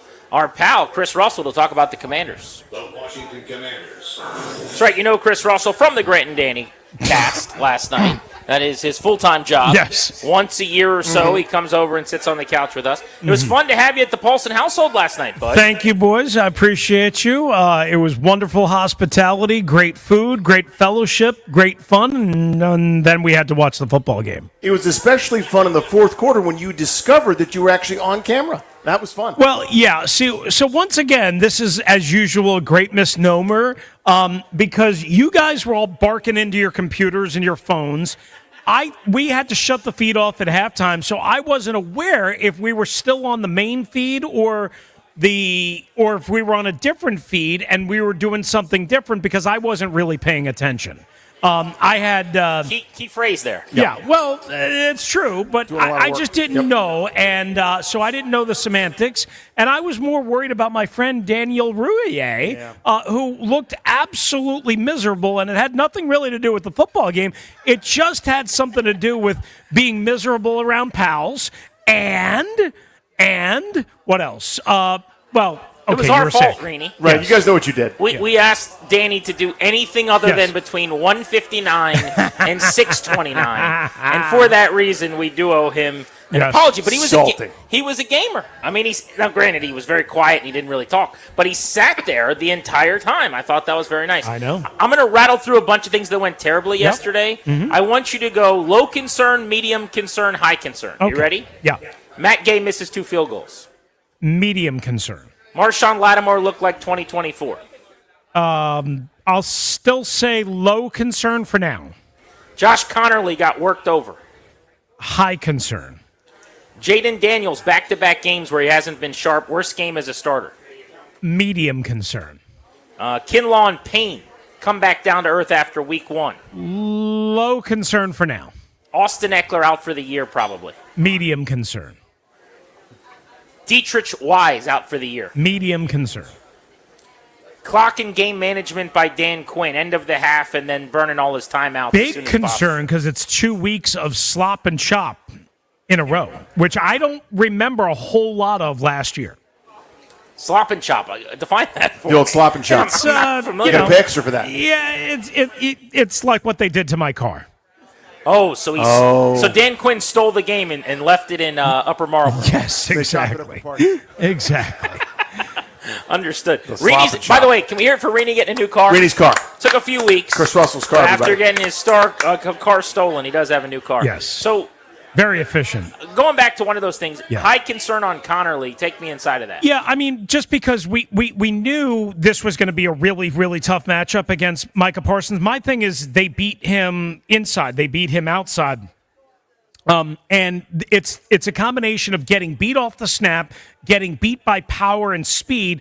Also, the fact that, 2 weeks in a row, obviously, going against 2 very good pass rushes, it's not going to get any easier with Max Crosby coming to Washington next Sunday and the Raiders, right? That's where he lines up. So he's getting baptism by fire, but they need him to be a lot better in every way because right now, without Cosme there, listen, no offense to Nick Allegretti, that's kind of a weak spot already, or a weaker spot. You can't have your entire right side of your offensive line be shredded mozzarella. So Josh Connerly's got to grow up pretty damn fast. And look, there aren't many easy Sundays. And again, Max Crosby is coming to town.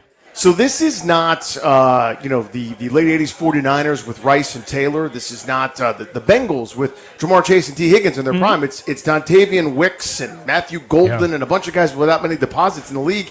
And Jaden Reed was out for most of the game with that shoulder. Yeah. You're not concerned at all that they said, hey, whenever we need some yards, we'll just run a guy in motion and pick on Marshawn Lattimore. Well, that didn't bother you at all? I'm concerned. I was more concerned with how they used him last night. Like I told you guys on the stream, last week they didn't have him trail Malik Neighbors at all. And maybe we found out the reason why last night. But it was like, okay, we're going to have him trail against a bunch of 9-to-5 ham and egg receivers and expose him that way because we can't get pass rush, we can't stop the run, we can't win at the line of scrimmage, so we're going to have him trail. Whereas the week before, they obviously didn't do that. So what is the plan? What is he? Have they misevaluated him? And how are they using him the right way? Right now, I would not have Marshawn Lattimore trail anybody, quite honestly. So to me, I was a little bit thrown off by that. I want to see how they use him next week because I like how they used him better in week 1. Granted, the situation was different than last night, but I didn't love how they used him last night. I think that's too much asking him to do, quite honestly, at this point. Who's the bigger loss if they're both done for the year? You said medium on both. I'm actually high concern on both, but Eckler, who does so much for them on offense, or Wise, who is such a big part of their run stuff. Well, I would say Eckler just because of what he presents in the short passing game and even as a speed back option. And right now they can't and don't want to run the football. They don't seem to have a level of confidence in Chris Rodriguez. They'll say all the right things, but he never plays if everyone's healthy. He's got to wait for somebody to drop like a fly. So how much confidence do they have in Chris Rodriguez? And then last night, they basically ignored Bill and, again, the entire running game. So right now, when you take away Eckler as a screen option, as a check down option, as a arrow route option, as whatever option, and even, again, as a speed back option, when you take that away and now you put in a guy that you seemingly don't have confidence in, unless they go and make a trade for somebody that I'm not necessarily expecting today, I'm left with going, well, how are they going to compensate for that? Whereas Dietrich Wise, I know what kind of leader he is. I know he was brought here to help anchor the run, set the edge, all that stuff. It's a big loss. Leadership, all that. It's a big loss. But I think between Javonte Jean-Baptiste and a couple of other guys, I think they might be able to get away with that one a little bit more than Eckler. Russell, we know you're an accomplished baseball player in your day. Yes. So playing T-ball's beneath you, but nonetheless, I'll put a ball in a T for you. Was their camp too soft? Oh, hell yeah.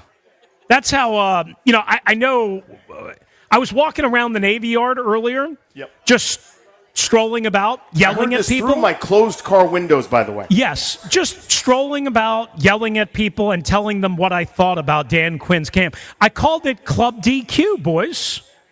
Oh, that's very different than Club J. Yes, exactly. Club DQ was in full effect this year. Now, listen, if you want to tell me it's because you played 20 games last year, I buy some of that. But it was too soft, and the preseason was too soft, and everything was too soft, and I think it's shown in 2 games, even the game they won. Absolutely. And I don't think the offense was crisp at all during training camp. I mean, limited spurts, but I really, and I don't think it was just Terry McLaurin. Chris Russell, one of the hosts of the Grant and Danny Watch Us Watch the Game series that you see on the 106.7 The Fan YouTube page. Reenie, thank you, buddy. Thank you, guys. Have a nice weekend. Back to the Navy Yard. You as well. Enjoy week 2, my friend. We just got another plate of shrimp. I'm just getting tired watching Toby eat shrimp. So he's at what now? He's at 42 shrimp. He needs 49 to surpass Terry McLaurin, and he's kind of put it on autopilot. He's basically coasting at this point, right? He knows he's going to surpass him. He's very confident in the fact that he's not going to be stopped. So now you're just going basically 55 in the right lane. Yeah, there's no worries here. I mean, we've still got about 2 hours left of the show. I'm going to try to polish off about 7 or 8 of these things. We'll get up to a round number of 50. You got a little 50 burger. Yeah, we'll just call it a day. Here's number 43. Go ahead and get it started. Going Jordan at the Garden here as a 40-year-old. That's right. Number 43 is it going down the chute. They're delicious, aren't they? So good. It's so good. Blackened shrimp at Spanky's Shenanigans in Leesburg. It's honestly one of the best dishes I've ever had. Like, it is delightful. Really, really great. So this is going to be easy for Toby, but are you at a point where, let's say he had like 76 yards. Can you say confidently you could do 77, or are you starting to hit a wall? 77 would have been a struggle. Yep. What about 65? 65 would have been a struggle. Like, are you starting to feel it? So you needed, are you uncomfortable you at all? needed a low Terry McLaurin total to win. I mean, you got it. You got it in the 40s. I could have powered through, but, 49 is pretty easy, but I was going to have to actually work if I was going to get over 60.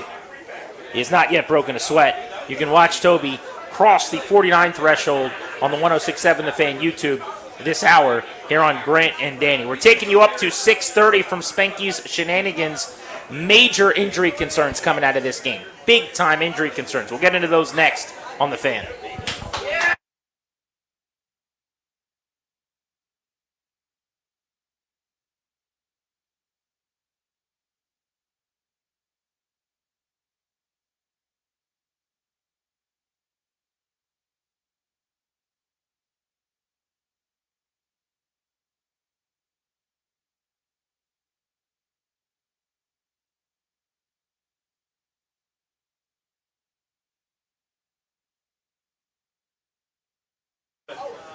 FanDuel is an official sports book of 106.7 The Fan. This college football season, FanDuel's delivering weekly showdowns you don't want to miss.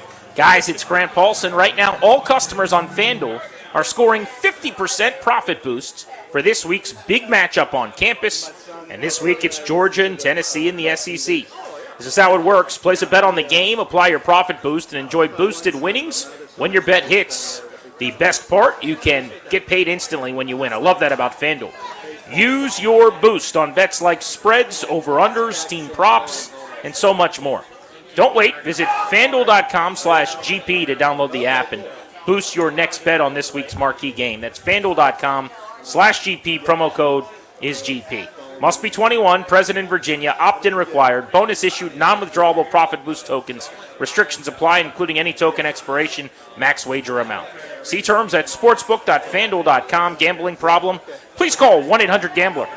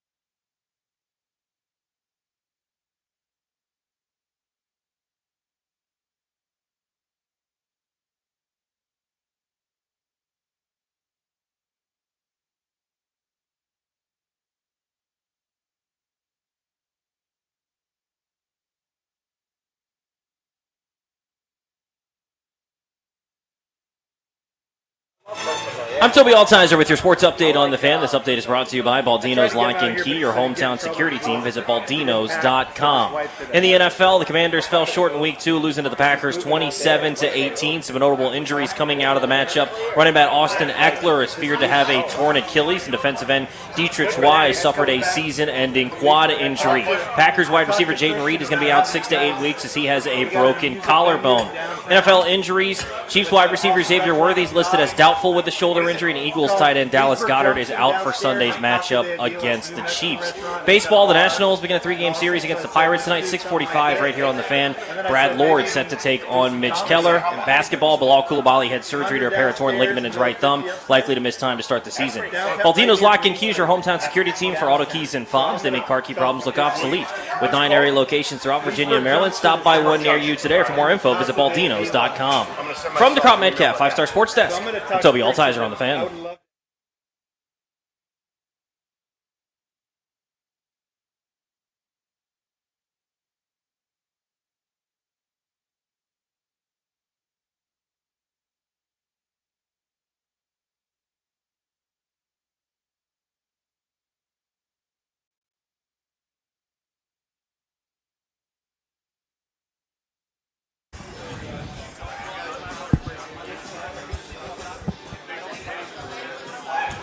With Danny, I'm Grant. This is the Fan. We are in Leesburg, hanging out at Spanky's Shenanigans.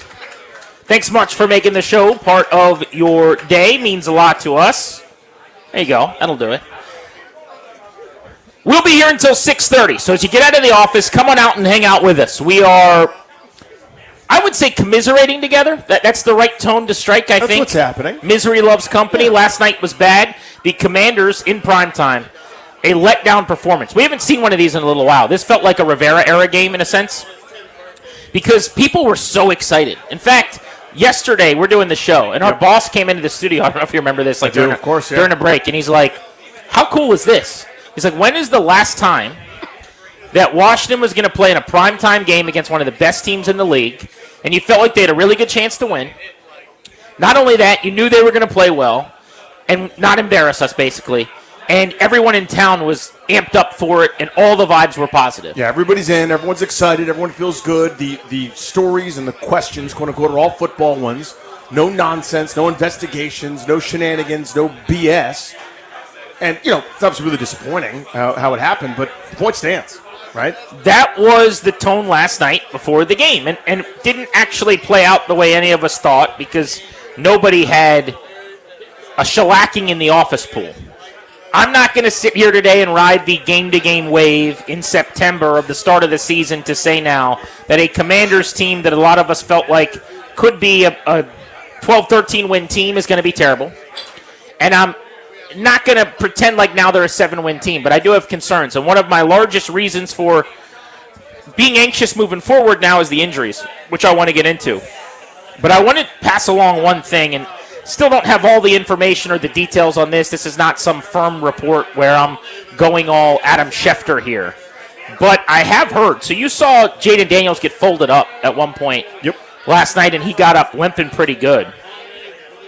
I'd heard that he got looked at this morning. You have a bunch of treatment for guys and MRIs for different players. A half dozen guys were getting evaluated today, and he was one of those players who was getting imaging done on his knee, it sounds like.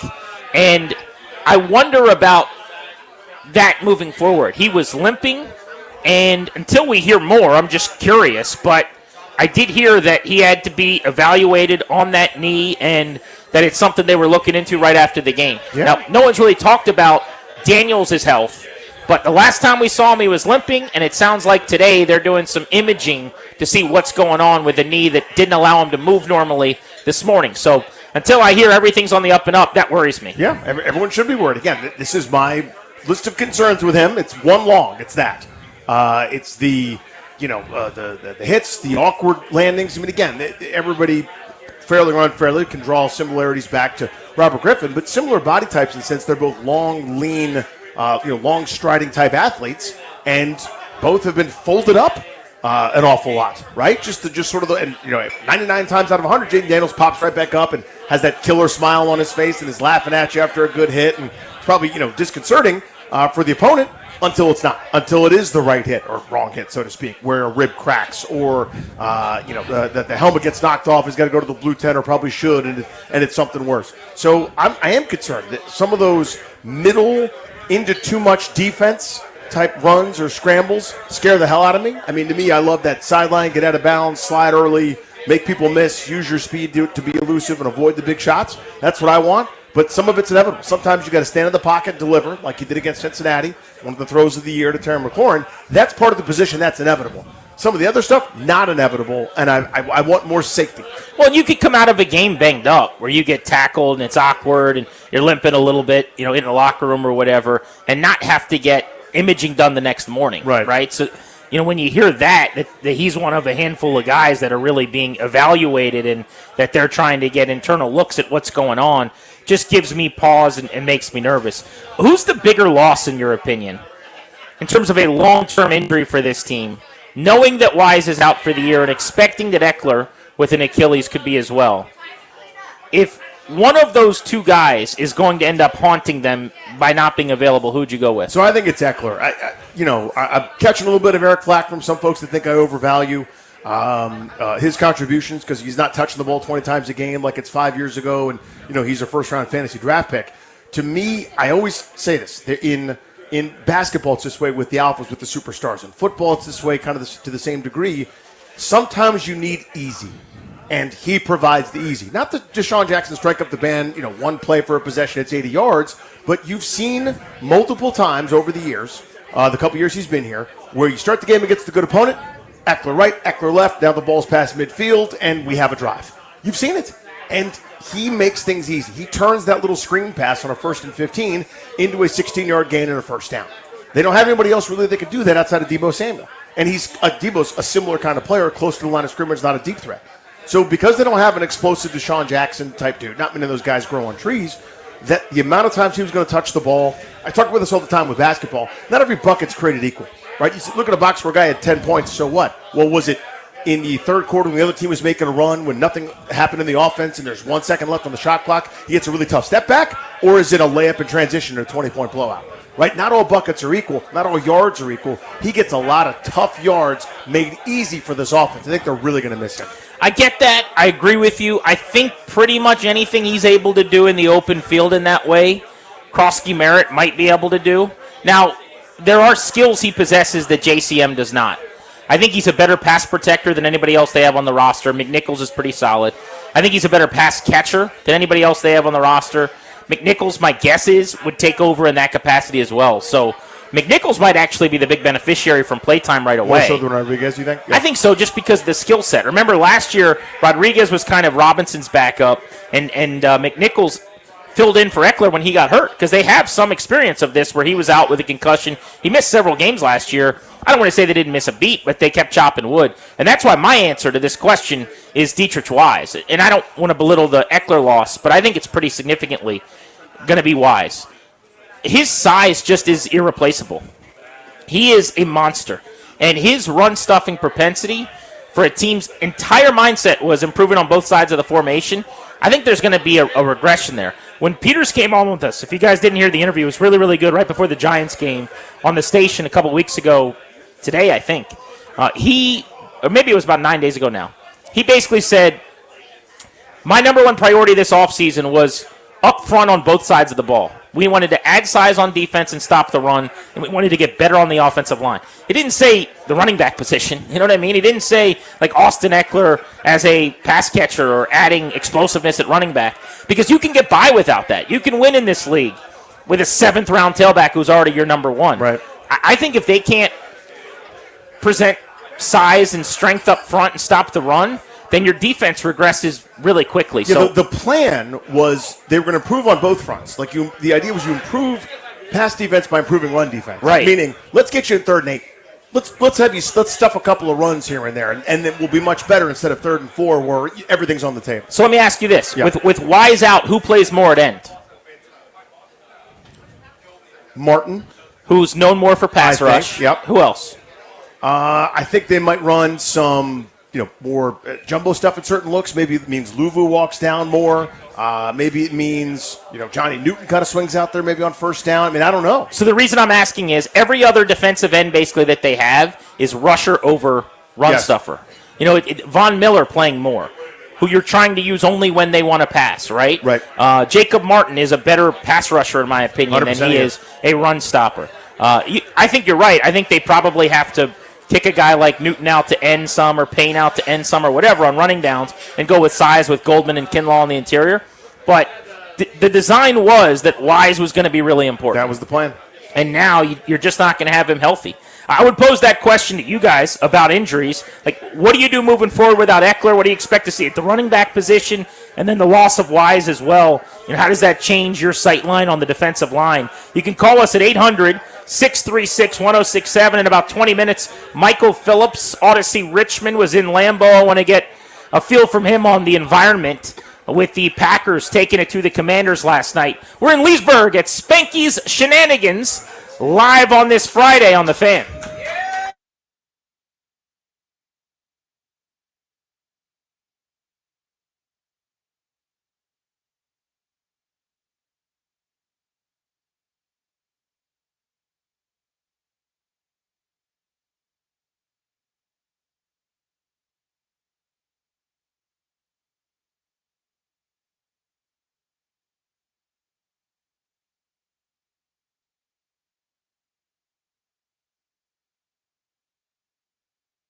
What's up, guys? Danny Rouillet here. You may have heard me talk about Fanatics Sportsbook's one-of-a-kind fair play injury protection. It really is the best in the game, and last night's game proves that point. So it's Green Bay versus Washington. Star receiver goes down in the first quarter with an injury. It was pretty rough, man. You felt bad for the guy with the collarbone, right? But not only did Fanatics Fair Play void all affected straight bets instantly, if that prop was part of a parlay or same-game parlay, your bet plays on. No waiting around with your bets stuck in limbo. I got the numbers here. Yesterday afternoon, Fanatics Sportsbook's Fair Play policy saved 21% of all same-game parlays in the Green Bay-Washington game. That is simply legendary. This injury would have made you lose on most other sportsbooks. So why would you risk your bets if you don't have to? Fanatics first have fair play all season long, every single game. I love Fanatics Sportsbook. It is fantastic. I love the fair play function. There's so much about it. It is easy to use. I'm telling you, winning hits different at Fanatics Sportsbook. Must be 21 plus. Gambling problem? Call 1-800-GAMBLER-MD. Visit mdgamblinghelp.org. Not available in all states. Terms apply. See Fanatics Sportsbook app.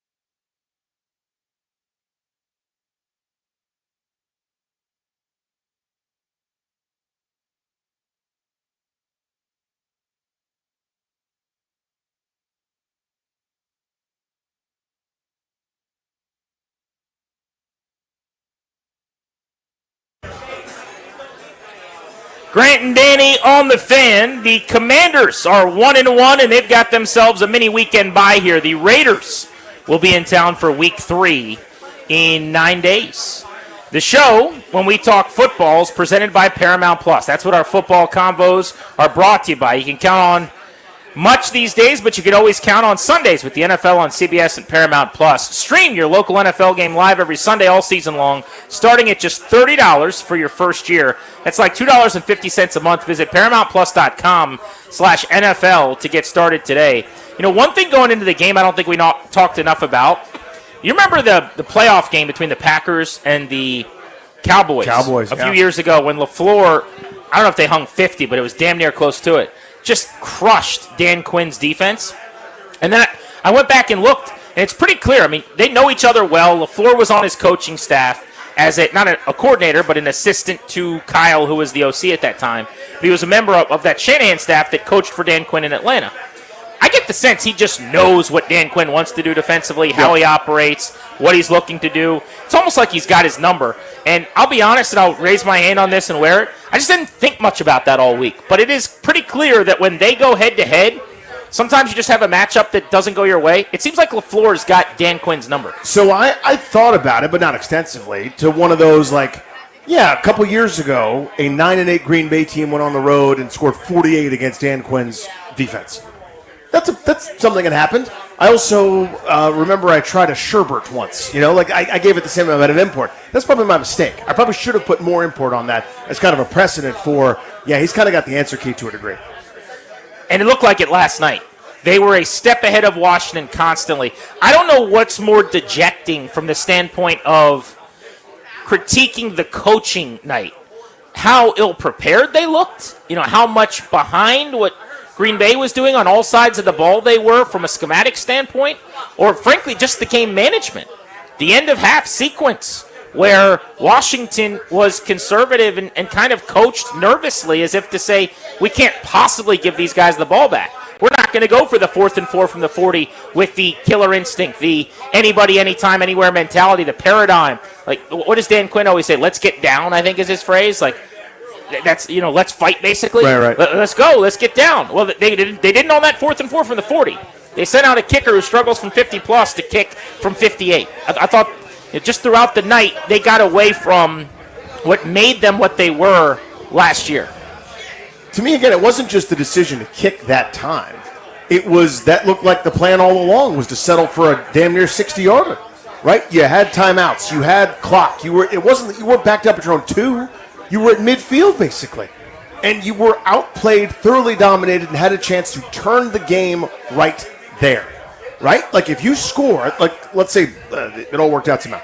If you score a touchdown there, you get the ball to start the second half, in a half that Green Bay should have been shellacking you. They weren't. That's an opportunity lost. You've got the momentum. Holy bleep, we got a football game. Instead, it was, my God, we can't try for them down the field. We can't try to move the ball. We can't try to hurry up. Let's settle here for a 60-yard field goal from a guy that struggles from distance to prevent Green Bay from having a chance. Oh, wait, I'm told they had a chance after the field goal.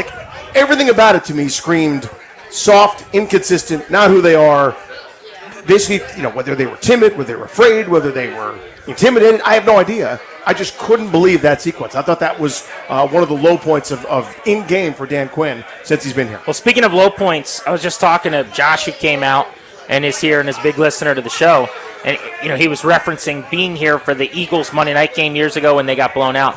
There were so many of these primetime games over the years that you kind of had to just cringe watching and then get made fun of the entire next day. Mm-hmm. The negativity about the team in the national media or via text message from buddies is not going to be on the level of several years ago because they put some deposits in the bank.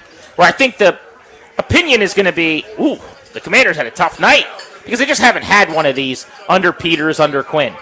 So you're going to get some benefit of the doubt. But this felt familiar. This really did feel like a Rivera era. We were here before them. We know. Shellacking or some kind of previous era game where they just got off the bus, and we didn't know it at the time, but they were running into a buzzsaw. They never really had a chance. We've talked about the likely season-ending injuries. The injuries still to monitor moving forward. Jaden Daniels with, I thought it was an ankle, but from what I'm gathering, it sounds like a knee. Got to keep track of that now as he gets looked at in more detail going forward. Also, John Bates with a groin, Noah Brown with a groin. It didn't take long with Noah Brown, did it? Nope. I mean, Noah Brown last year got hurt multiple times. This offseason got hurt in minicamp. Remember, he was carted off the field. The fear was it was very serious. Then training camp, he missed a ton of time with a knee injury. He was questionable even going into this game, still recovering. And this is now a different injury that he suffered. As we said before, you've got to bake into the Noah Brown experience. He might not be available a bunch. So now you've got McLaurin still getting up to speed after not having an offseason. Debo, who looks like a dog and the real deal. Noah Brown, who may or may not be available.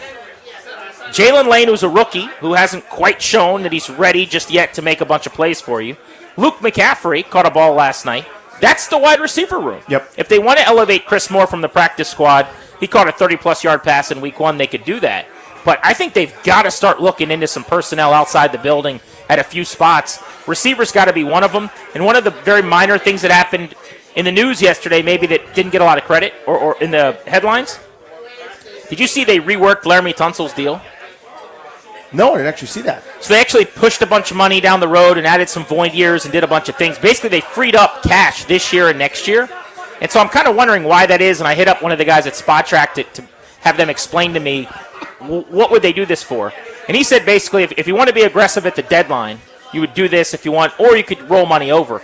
I wonder if they're not, they're a contender. And if Adam Peters isn't thinking, we may need to go at a piece. I don't know if that's a running back now. I'm not sure if that's a defensive end for Wise. But I do think they should still be shopping at wide receiver because they just couldn't get guys open last night. Yeah, I thought so in the offseason as well. I mean, again, I understand you don't want to go to the $22 million Devontae Adams tier. I fully get that. I don't want to pay Cooper Kupp a 3-year, $45 million deal at this stage of his career. I don't want it into the Stephon Diggs market, etc. They didn't have any interest, though, as far as I could tell. Josh Palmer, DeAndre Hopkins, who didn't sign for very much money, Demarcus Robinson, Keenan Allen signed for $3 million to go back to L.A., right? After his, couple performances, you wouldn't be intrigued to have that guy as a possession receiver, second or third option. I understand he's not a 125-catch maven anymore, but probably could help you. A few more deposits in the bank maybe than oft-injured Noah Brown. All right, Toby Altizer is closing in on Terry McLaurin. So for those of you that don't know, out here in Leesburg at Spanky Shenanigans, this day is about two things. Figuring out why the Commanders got kicked in the teeth. Yep. And watching Toby eat more shrimp than Terry McLaurin had receiving yards last night. He took this challenge on not knowing how many yards Terry would go for. This was a blind yes from him. There was a chance it could be 157. That didn't happen, unfortunately. For Terry, it was 48 receiving yards. How many shrimp have you consumed? I'm at 47. So 47 shrimp. 47 shrimp. 47 shrimp. All right, so the people of Spanky's, as he finishes the challenge, I want to hear Toby, Toby, Toby, Toby. All right, here's 48. This is to tie Terry McLaurin, shrimp number 48. That's 48. Putting it down with ease. Continental 48 United States, Continental 48 shrimp for Toby. Are you full, or could you do another 15 if you needed to?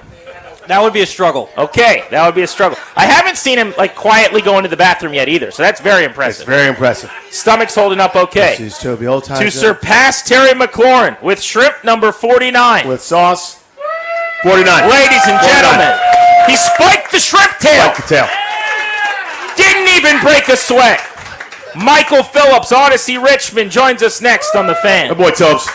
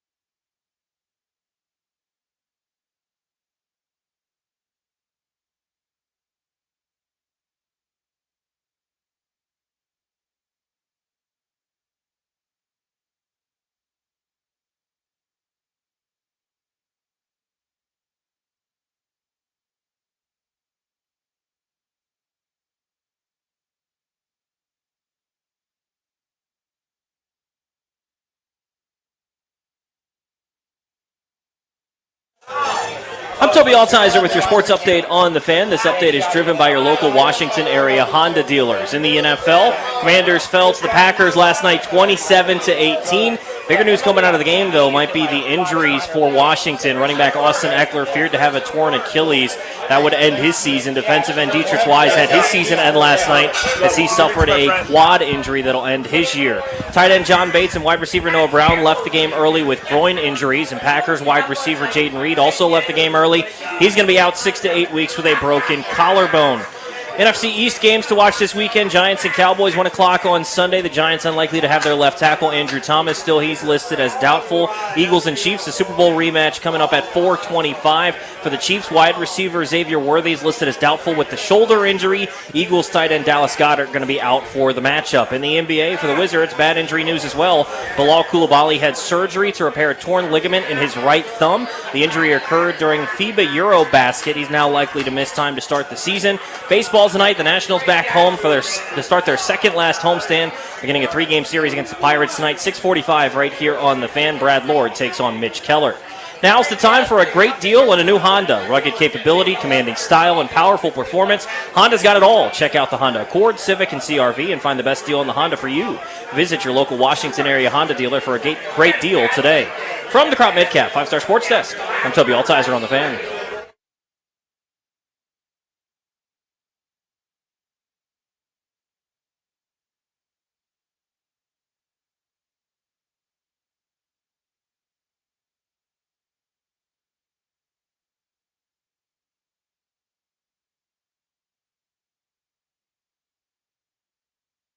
Getting behind, I thought that was a big piece of it. And then I thought coming out of the half, got a nice return to get going. And at that point, thought we were ready to go back into it. And then no score later, we were behind. But I just felt like we didn't find the rhythm, John, that we needed to. Really from Jump Street, didn't feel like our third downs, our conversions in that space were at a spot that we need them to be. Dan Quinn trying to make sense of last night's loss at Lambeau. Final score for the Commanders was a little more respectable as they drop a road game. First time they left Landover this season, 27-18. But that was a 27-10 game at the 3-minute mark of the fourth quarter. And for Washington, your leading rusher had 17 yards, your leading receiver before garbage time, sub 50 yards. It just wasn't productive enough. 3.5 yards per play. They got outgained 404 to 230. Let's go to the Rude guest hotline. Rude, the most reliable heating and air conditioning products in the DMV. And welcome onto the show our guy Michael Phillips, the Richmonder and Odyssey Richmond. He was at Lambeau Field. Last time you and I made the trip to Lambeau, we did the big steak dinner at the restaurant where you sit around the community grill and cook in the middle of the restaurant. Did you visit that establishment that we like so much? I took AWOD to the Cook Your Own Steak restaurant. The best part of the Cook Your Own Steak restaurant is explaining it to everybody the next day. It's like, wait, you went to a restaurant and you paid the money and they let you cook your food and then go serve it to yourself and eat it. Yeah, that's what happened. And then people look at you like you're crazy. We're just sitting over a big fire, about 30 football fans in there, having beer, talking football. It was a lovely time. I had a great bit out of it. It was one of my favorite places I've ever eaten. It was one of my favorite meals ever. Danny, they bring all the nice sides. You pick the cut of meat raw. Then you cook it on the grill like you're in your backyard. I've heard all about this place. Stand there with a beer, and you're talking to a bunch of dudes from Wisconsin who are super nice wearing Packers jerseys. Would you be in or out on that? So the general concept is good. If I could avoid talking to strangers and like having the banal small talk that I don't care about at all, I'd be way more interested. If it could just be me and my buds, I'd be far more interested. Does that make sense? Of course it does. Yeah. Philly. I mean, did you have any conversations with randoms? Oh, yeah. No, the locals are super friendly. This is the Midwest nice. Everybody's like, it's disarmingly nice. Let me tell you how nice the people there are. At Lambeau Field, they have it's a big beer cooler where, you pick out what beer you want and you can buy it. It's a self-checkout system, guys. You pick out the beer, you go over to a separate line, you scan it, and then pay for it. And I just laughed. I thought that would last for 12 seconds in Landover before that fridge was completely empty and no beer had been purchased. Indeed. All right, the actual game itself, Miguel. There's two factions. I'm always find myself arguing in the middle against everybody. Faction one is it's just week 2, and they don't want to hear about anything. The other faction is the sky has actually already fallen, and we're living in a simulation, and they won't win another game or gain another yard. Where are we? What should the truth be? What's your takeaway? No, a lot of this stuff is fixable, and a lot of this stuff is circumstantial, right? Jaden Daniels' 2 worst games. Philly, Thursday night on the road, probably had an injury. Green Bay, Thursday night on the road, we'll get to that, probably had an injury. Those are explainable things. By the way, this is a terrible coaching matchup. LaFleur has owned Dan Quinn 4 matchups now, and he's dominated them all 4 times. That's not something to overlook either. He knows. Marshawn Lattimore is talking to us about it after the game. They ran exactly the right stuff to confuse that man defense, made the corners look silly. I don't think the corners are silly. I don't think they're great, but they're not that bad either. I think things will turn around. I think you get a bounce-back game against the Raiders. I think a lot of this is fixable as circumstantial. I think the reality check is that's a team that could win the Super Bowl. That's a team with depth and a really good roster. This right now is not a team that can win the Super Bowl. It's a playoff team. It's still a very good team that can win 10, 11, maybe even 12 games, but that's a Super Bowl team, and that's what they look like. So Lattimore, to go deeper into the corners, he looked a lot like he did last season when he struggled last night, and he's now been flagged 6 times in 2 games. Where are we at on him? I loved what I saw last week, but this has been more the norm than that.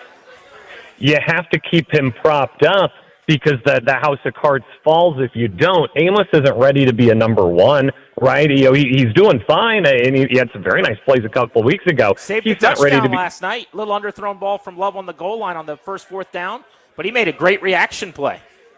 He did, but if you slide him to number 1, Sanders still it comes at 2 and comes outside. I guess Igbenogany's coming in as your 3rd. It gets progressively less great. I think because of the way they constructed the roster this offseason, he's a bit of a necessary evil. I'm not thrilled by this situation at all. I think you've also seen Quan Martin come over and give him help a lot. I think you're going to see more of that. They've got to find a way to duct tape this thing together, at least until they get a little more confidence in everybody else. Michael, no matter where he is right now this second, Tucker Kraft is open. How the hell did that happen? How the hell did that guy go 6 for 124? I hate this because it's a flashback to everything that, like, the worst parts of the Dan Snyder era, where in any primetime game, you'd learn about a tight end you'd never heard of before, and he'd get 150 yards and 2 touchdowns. Like, Tucker Kraft's better than that. We've heard of him before, but just that random tight end, like, all of a sudden exploits all the matchups. So you're like, where did that come from? They did a great job, though. Tip the hat to Matt LaFleur. Loaded up 2 tight ends, ran the running back into those spots, created confusion for the defense and created some mismatches there. I think this team on the whole just was not ready for what Green Bay threw at them. I don't know if Green Bay was, prepping for this during the offseason, during that down week. These guys didn't practice from cut day, which is generally when we start getting ready for the season. 13 days for the regular season, and then the Thursday night game. They had on-field practices twice during that time, and then another practice on Wednesday. It was kind of a half practice this week. I think the Green Bay was just more prepared. Is it fair to question the lack of preseason activity? The 0 pass attempts for Jaden Daniels in August. I understand Terry had his own thing going on, was holding out, what have you. He actually, by the way, has more receiving yards through 2 games this season than he did last season, even though he's still at around 75 receiving yards and scuffling a bit. The percentage of completions to him is down. The QBR throwing to him is down. But is it fair to say, maybe they should have done a little more in August? I mean, we're only a few days removed from everybody celebrating them dominating the Giants, but on offense, even in week 1, it wasn't smooth. It wasn't pretty. I agree with that, and I think broadly speaking, they need a little swagger right now. This team last year had a lot of confidence coming into games. I'll cite a couple things for you. Going into halftime, it was bad clock management, but also it was clock management that came from a lack of faith in the team. That was not aggressive play calling by Dan Quinn and Cliff Kingsbury. That was, let's bleed the clock, not let the Packers have the ball again, play calling. The 4th and 4 late in the game, big play. Terry McLaurin's not the one targeted on that play. Terry McLaurin had trouble getting lined up on one of the plays, had to be moved by Noah Brown into the right spot. I think there's a lot of that going on. And look, I'll go into conspiracy corner here with you. I think this was a little more banged up of a team than we realized coming out of the preseason and coming out of training camp. I don't think Dan Quinn did it out of I'm a player's coach. This is Club J. Yeah, everybody's going to love me kind of situation. I wonder if this was maybe more medically necessary than we realize. I think there's a lot of guys playing through a lot of things right now that these guys are in a much worse injury position than they were even a year ago. Give me a state of the union of the receiver spot if Noah Brown's got to miss a little bit of time here. Jalen Lane, I like as a punt returner. I don't know if he's ready to receive some footballs on a lot of complicated routes just yet. We saw Luke McCaffrey for the first time this millennium. Just kind of give me your views here, Philly. Yeah, you got to get Terry going. I just don't see any other way, right? You're correct. Luke McCaffrey gets a catch late in the game, and it was a wonderful reminder to all of us, really, that Luke McCaffrey plays for the Washington Commanders. We just haven't called a lot of these names very often. I think Noah Brown's good. I put him in that injury camp. He's working through some things right now. You can't use him on all the snaps. Bobby Wagner played 74 snaps of football yesterday, boys. Bobby Wagner can't be doing. I love Bobby Wagner. I am so pumped he's on this team. He brings great leadership. He brings great intensity. There is no world where he should be playing 74 snaps in a game. But to your point about the receivers, I just don't see an option that includes not getting Terry McLaurin going. Well, the answer to not having Bobby Wagner play 74 snaps is he can't be on the field for 74 snaps, right? I mean, because he's going to play every single down. That is a lot of work. To Michael Phillips' point, the Richmonder and Odyssey Richmond joining us here on Grant and Danny the Friday after a Thursday night setback in Green Bay that felt ugly and proved costly with injuries. Let's talk running backs for a second. We're awaiting word still officially, but all signs point to Eckler having been lost to the season with just a devastating Achilles injury. So Chris Rodriguez gets activated and plays for the first time against the Raiders, clearly. How does the workload change, though? Eckler has still been their most used guy in terms of snaps. He's been their starter and the guy that gets the first few drives. Do you think McNichols becomes Eckler and everyone else kind of gets in where they fit in, or do you start using Krosky Merritt as a 2-minute, 4-minute out of the backfield pass catcher, pocket protecting type? Yeah, I think it's probably in all of the above. Bill's snaps are going up for sure. You know, he's going to be used in some of those 1st and 10 situations where they used Eckler and leaned on him. Hey, get us 5 yards, get us ahead of the chains here, get us into a favorable spot. I think those carries go to Krosky Merritt in the future, but I don't know that there's a world where you can just replace Austin Eckler's production. I think he's a phenomenal talent. I think he's great catching passes. And, yeah, we were I got a chance to check in with him real quickly in the locker room, and it certainly sounds like everybody expects it to be out for the season, which is tough given everything he went through last year.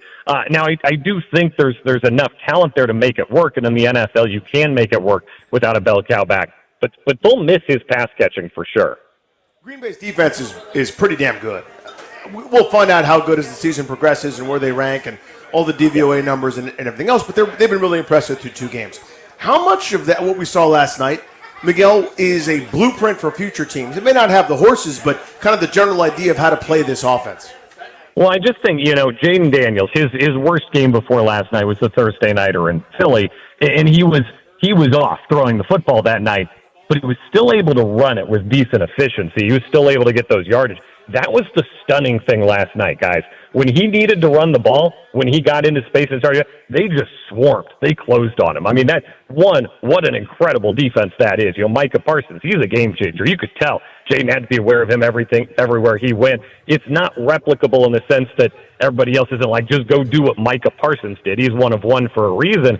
But it certainly makes you wonder about Jaden and how he was feeling and his effectiveness overall last night, and we saw him in the locker room after the game. He was wrapped up pretty good on that leg, and he was walking gingerly. Now, a lot of football players walk like that after games. It's a physical sport, but it's something to keep an eye on because they really can't afford to lose that rushing element of his game. Speaking of protecting Jaden Daniels, we're 2 games in. Josh Connolly, the first-round pick's got a bright future. Wasn't great against the Giants. It was worse last night against Micah. Yep. Max Crosby is next. Should they consider Andrew Wiley in some capacity at tackle? I think you have to at this point, and that's nothing against Connerly. I still love the draft pick. I still love bringing him in. I remind you guys, Morgan Moses, when he was drafted, was declared a complete bust by the end of his first year. Shows up the second season, the game slows down for him. Has a long and productive NFL career. I think he may even still be playing somewhere right now. These things happen for rookie offensive linemen in the NFL. It's a different world. This is a different beast than college football, and Josh Connerly, he realized that on a big stage last night. Now, I don't mind that Dan Quinn left him in. I don't mind that they're saying, hey, figure this out in real time. I think that'll ultimately be good for him. I think he probably does start against Vegas, but I think I'd like to see, particularly against Vegas, because that's obviously a gotta get right game. If you sense that's going on, you got to make the move. You got to get Wiley in there and go with the sure thing, even though I don't know that Allegretti was spectacular either. So you're really waiting out Cosme at this point as well. Why don't they force more turnovers? Well, zero. It's hard to force less turnovers than zero. And it wasn't. These guys didn't play with bad field position though. These guys started on the 40, on the 45, on the 50, on plus territory. They had a lot of possessions where a couple first downs would have got them a field goal, and they couldn't get those first downs. So I think the field position was on the whole good. But I agree with your larger point. If you don't force turnovers in this league, if you can't get those takeaways, you're not going to win a lot of football games. It's the number one correlator in terms of the stats and the metrics. If you win the turnover battle, you're in a really good place to win the game. They haven't done that. They've really been fortunate. The offense has protected the ball well, and even in Jaden Daniels' rustiness, he has not exposed himself to those kinds of interceptions, which is a real tribute to him. But 0-0 is not a good place to leave the turnover margin. You got to make them happen. Yeah, 0 takeaways through 2 games for the Commanders' defense. You're listening to Michael Phillips on Grant and Danny. We'll let you out on this one, Michael. This is what I'm going to tee up for our callers next and we want to talk about. It's only been 2 games, right? It's very, very early. But Daniels has not played at his rookie year level. And fair or not, that was the question all offseason. Like, would there be some type of a regression from him playing like an MVP? He played an elite defense last night, but this was probably his worst career game. It certainly was statistically. They kept him from running at all. What have you seen so far, and are you worried even a little bit about that sophomore step back after 2 games? I am not worried about Jaden Daniels' long-term ability to play great football in the NFL, and even later this season, his ability to play great football in the NFL. I am worried about his health right now. He's not right, and he doesn't look right. And as we saw last season in that little 3-game swing after the rib injury, when he's not right, the whole team isn't right because he is the engine that drives this car, and necessarily so. He's a one-of-a-kind player, and you got to use that. They don't have that available to him. Now, part of that is the Terry thing. They've had 2 on-field practices together, by all accounts, since Terry signed, right? So that's going to get fixed. Jaden still throws a mean fastball. He's still got the moves. He had a nice fake out early in the night last night. Didn't turn into anything, but you still saw the moves. I think he's fine long-term, but I worry about him short-term with that health. I'm not sure he's right now. Michael, thank you. As always, buddy, have a great weekend. Thank you, boys. Glad that you enjoyed Lambeau, as I would have expected that you did. Grant and Danny on the Fan. Let's talk Jaden Daniels next. That was his lowest rushing total in a full game where he didn't leave with an injury at any point in his career. How did Green Bay do it, and is that something replicable for other lesser defenses? Live from Spanky Shenanigans in Leesburg on a Misery Friday on the Fan.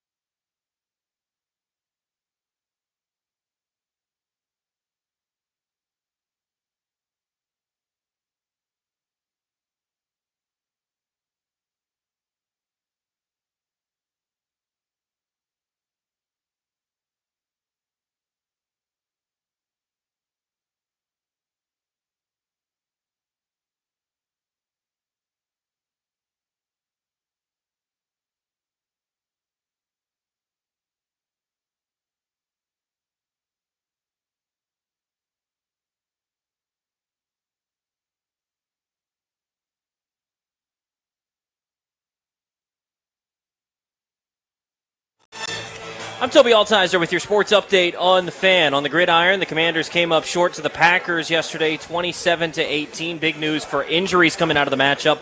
Running back Austin Eckler feared to have a torn Achilles, and defensive end Dietrich Wise done for the season with a quad injury. Another injury coming out of the game, Packers wide receiver Jaden Reed is out 6 to 8 weeks with a broken collarbone.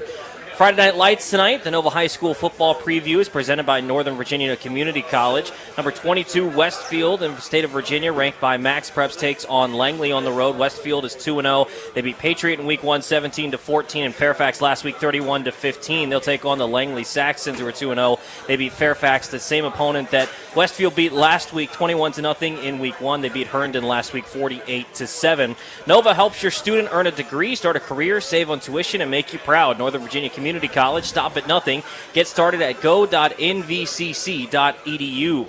Baseball tonight. First of 3 for the Nationals and the Pirates at Nationals Park tonight, 6:45 right here on the Fan. Brad Lord takes the hill for the Nats. Mitch Keller goes to the hill for the Buccos. From the Crop Metcalf 5-Star Sports Desk, I'm Toby Altizer on the Fan.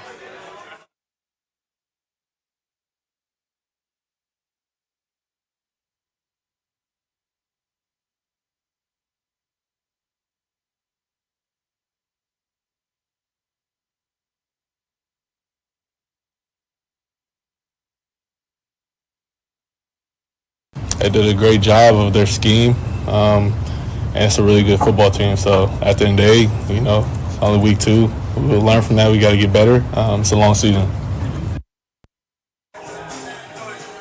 A succinct Jaden Daniels after last night's game. By the end of the contest, he was hobbled, limping off the field. We mentioned just a few minutes ago on the show that I was told he had an MRI today. It's one of the guys getting evaluated. It's his knee that they're looking at. I don't have any real details. I'm sure they got a lot of work still to do to find out how healthy he is and what the outlook is on that. Hopefully, he'll be able to play through whatever's going on. But that was a setback in the kind of Jaden Daniels MVP 2025 hunt that a lot of us were setting up when the year began. We're 2 games into this thing now, Danny, and he's completed 59% of his passes, which is way down from last year. 433 yards. He does have 3 touchdowns, and this is the beauty of Jaden Daniels. Jaden Daniels has not thrown an interception yet. He has not been putting balls in harm's way, really. You're not seeing him give the football to the opponent. So, even his struggles, even the disappointing outings like yesterday he wasn't able to elevate like he did last year. You go back and look at the stat sheet, and you go 200 yards, 2 touchdowns. It's not great, but it's also not the end of the world. If you saw the game, it wasn't outstanding, but we'll forget some of the specifics come December, January. Most of the yards came in the fourth quarter 100%. when the game was lost. He was on his way to his lowest rushing total ever and his lowest passing total ever in a full game, and he ended up surpassing the passing total at least with some of the garbage time stuff that they got late. But he got sacked 4 times, a couple weeks now through 2 games where he's been sacked 7 times, where he's holding the ball a little longer, and I just think he's been less accurate. So here's the question on the phones we could set up for you guys at 800-636-1067. Why do you think it's looked like this in the passing game so far? What are you blaming this on? Do you think it is a lack of time on the grass together collectively, with Noah Brown not practicing much in the summer, hurt, Terry McLaurin not practicing really at all in the summer, holdout. No preseason time as a starting offense. They had 4 snaps. Daniels on his only drop back ran for a touchdown, so he didn't even throw 1 pass. Is that it? Is there adjustments that are being made now where teams are doing something differently after watching the tape all offseason, which was one of the kind of fears, and now Washington's and Cliff Kingsbury and Daniels have to make their own adjustments? What are you seeing? 800-636-1067, because I think this is irrefutable. It has not looked the same. No. I just mean throwing the football. You do have a really good rushing performance against the Giants, but otherwise, Daniels has been very pedestrian. I think he was 19th last week in EPA per play on dropbacks. We're talking about fringe 15, 20. Last year, every single week, it was top 5, top 7 in that range. Number of things. So if your thesis is Jaden Daniels didn't get better or got worse, I'll reject that. I'm not saying yours is. But if that's your idea, no. Here's what I think has happened, and this is why, again, I thought they would not start the season well. It's because, whether it was by choice or by force or by whatever, they weren't together. They weren't practicing. You heard Michael Phillips say it. He and Terry McLaurin practiced twice together. That's not enough time. I don't care who you are, right? Montana and Rice needed some more time to work together. Wes Welker and Tom Brady needed more time. Him and Gronk needed more time. You can't just do that and expect to hit the ground running, and they have not hit the ground running. That's number one. Number two, I think a lot of people get paid a lot of money to study and figure out what you're doing, not just Jaden Daniels, but Cliff Kingsbury, this offense, these tendencies. They don't have a lot of explosive. And that's people sort of say that, what do you mean? Deebo Samuel could take 5 yards and turn it into 50 yards. Yes, he can. When I think of explosive, I think if this guy starts running a fly pattern, the entire stadium goes, oh, the entire defense goes, oh, God, I don't want to end up on SportsCenter. They don't have that. They don't have that right now. Maybe they will one day in Jalen Lane. Maybe when McLaurin gets up to speed, he'll be that. But they don't have it right now this minute. Teams are not afraid of them. Teams are not afraid of getting beat over the top. Teams kind of know where they want their bread buttered, kind of that intermediate short range. You saw Ertz feast. You saw Samuel feast in week number 1. That's who they are. That's where they are right now this minute. I think they're defendable in that way because they don't have some of that explosive playmaking. So you combine no time together practicing, this, sort of breeze through over preseason, McLaurin's lengthy hold out, hold in, whatever. Oft injured Noah Brown being oft injured, not being on the grass as well. Rookie Jalen Lane that's not ready for prime time just yet as a receiver. You add it all up, you get a passing attack that's not going to look anywhere near as good as I expected to look in a month or two. 800-636-1067. Here's where Cliff Kingsbury is going to earn his money, right? He is one of the higher-paid coordinators, presumably in the league as a former head coach. He's highly sought after. He's going to be a head coach again. He did an unbelievable job with Daniels last year. But now you're seeing teams keep him in the pocket. Yep. Now you're seeing, last night the Packers said, you're not rolling to your right. Because when you roll to your right, you plant, you throw, you fire, you complete. You're going left when you take, you pull the ball down and you run. So now it's time for Cliff Kingsbury to adjust to the adjustment. And we're going to see if they can do it. Let's go to Reese in St. Mary's who wants to hop in 2 games in on Jaden Daniels' start to 2025. What's up, Reese? What's up, buddy? How y'all doing? Hey, man. Great, thank you. Yeah, I just think it's more of no panic because you're going against basically probably the best defense in the league that we've seen this week, and we ain't going to see that no more for a long time. So it's hard to get everything going on when you got a pass rush that your timing is off. And it was just too much. It's like a college team playing a high school team. Once everything calmed down, Jaden Daniels going to be just like he was. It's just that he had too much. If he looked this way, somebody at him. Look that way, somebody at him. It just got to calm down. And I guarantee you, after the Raiders, everything be smooth sailing. We ain't got to face Green Bay again until the playoffs. So we'll get our stuff ready by then. So a couple other things I want to bring up. He just said something important. You're not playing the Green Bay defense again. And I don't mean that team exactly, obviously not being in the North. I don't know how many defenses are going to be better than them this year. Think about that. Like, where are they going to rank at the end of the year? Based on what you've seen so far, they shoved it on the Lions, made them look JV, and they just shoved it on Washington, made them look like a freshman team, right? Is this the best defense in the league? Right now it is. As of this moment, yeah, but they've got Denver, who's excellent. Yeah. They got Kansas City, who has been excellent. Pretty good track record there. They were bad in week 1. They were. But that's fair. It's a small sample. But I'm just saying there is a very real chance this is the best defense you're going to play.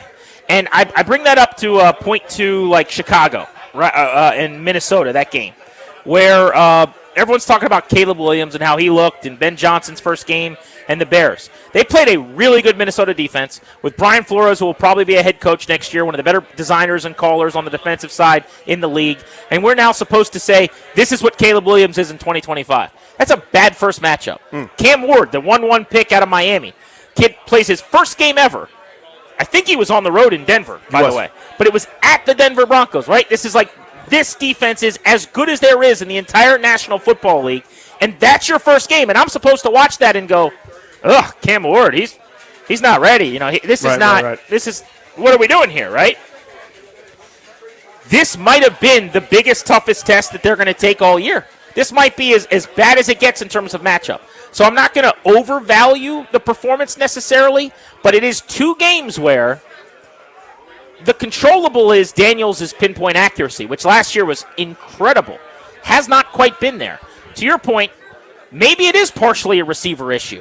Like, I feel like there were guys running free a ton last year that you're able to throw with some ball placement. I mean, you saw last night, nobody was open. No, they were Nobody. not. But have you seen him miss?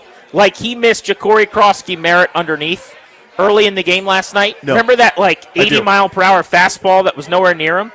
There was another play like that in the first week. I call them the Heinekes, right? Where I'm like, these layups have to be hit in this league. The reason I couldn't do the Taylor Heineke thing that everybody loves so much is layups were not layups. Layups were three-pointers. Like, I need the easy conversion completion to be that. And with Jaden Daniels at a 99.9% clip last year, it was. And I think it will be again this year. But you just haven't seen that sharpness early on. That had nothing to do with Green Bay. That's 2 games of that now. Lance is in Reston. Lance, what do you think's going on with this passing game right now? Hey guys, thanks for taking my call. Absolutely, 1,000% my favorite show on the radio. You guys are awesome. Appreciate you, brother. What I'm seeing from Jaden these first 2 games is he's leaving these throws short. These short passes underneath, even some of those quick outs. There's been a couple of passes that almost look like he's grounding the ball, and he's just leaving them short. And when we think about he doesn't have any interceptions, I'm wondering if he's not playing it a little too safe with some of these throws. He's like worried about putting it out there where the defender can potentially get to it. I appreciate your call, man. Yeah, the old no interceptions right, is as bad as a lot of interceptions. Right. It's the the Neil Greenberg turned me on to this. It's the tripod of quarterbacking, right? Like you can have a great yards per attempt, but you're going to have some interceptions. You can have a low turnover rate, but you have low yards per attempt. I mean, it's always the push and pull, and every once in a while, Aaron Rodgers comes along and throws for 50 touchdowns and 2 picks. But he threw a turnover-worthy ball in the first game, if you remember, kind of an out to Deebo Samuel, left too far inside, kind of flat-footed. That could have been a pick. But in general, I think there is maybe something to that where he's not forcing things that aren't there. And I would generally take that at this point. Down the line, when Terry McLaurin is fully Terry McLaurin, after how many weeks it's going to be, 3 weeks, 4 weeks, a month, I don't know.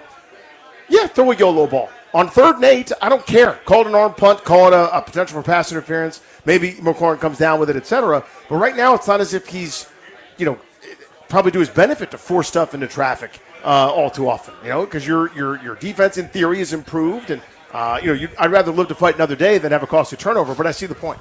Zeke is in Southeast on Grant and Danny. Zeke, it's 2 games in. It's very early. Passing game looks nothing like it did last year. What do you make of that? Hey, love the show, guys. First of all, I got to give it to, if you don't practice, the time is off with the receivers. He has not been able to practice with these receivers. And look, if you're a half second late on the pass, it can be behind or not at the right spot. Secondly, though, when you talk about the sophomore slump, it's not necessarily the quarterback. It's now you got these defensive coordinators who are getting paid Correct. to figure out a way to stop you. They got a year. They make a couple $1 million for a reason. Right. They got a year worth of film on him now. They know his tendencies. They know Kingsbury's tendencies.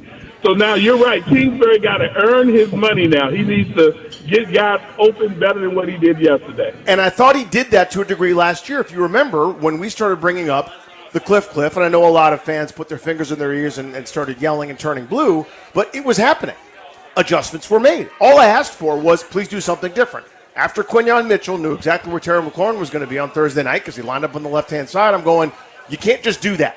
Do something different. And he did. Moved him around, got him in motion, stacked a whole bunch of different things, and you saw the offense kind of reignite, coincided with Daniels getting healthier, by the way. But absolutely, that's what I asked for. So here's another example of that where you don't just do the tough guy thing and beat your head against the wall saying, this is how we do it. See what they're doing to you. And I have confidence that Cliff will, by the way. See what they're doing to you and what you can do about it. I want to go back, though, and accentuate the other part of this, which is like the sacks being taken deeper behind the line of scrimmage where he's still in the pocket, not like scrambling and running to lose 1 or lose 2 or get back to the line, or just the idea that he wasn't allowed to get out of the pocket and run at all last year, right? I think that, to me, is the bigger deal because I think the timing with the receivers will come. The accuracy, we saw it last year. It's there. He's got it. It's a trait that partially made him the number 2 pick. But that's where you go, okay, they've got something. They've figured something out when they're keeping him in the pocket. And maybe the Green Bay's personnel is just better than, say, the Raiders, and so the Raiders won't be able to do it. 800-636-1067. It's only a couple games, but Jaden Daniels has not played at the 2024 level, and now he's banged up. getting imaging done on his knee as we speak this afternoon. That happened today, and they're trying to take inventory on what's going on. How do you feel about this passing game moving forward? We're Grant and Danny.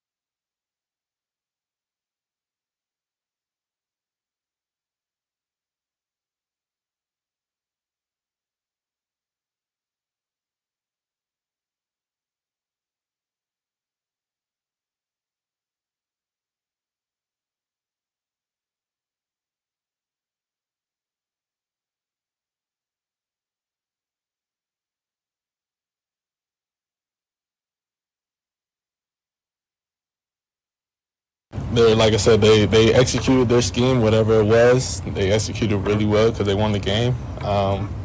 And we just didn't make plays. Starts with me, starts with everybody up front, starts with the whole offensive skill group. So it's not pointing the finger at anybody. Collectively, we're all to blame, and we'll get back to work.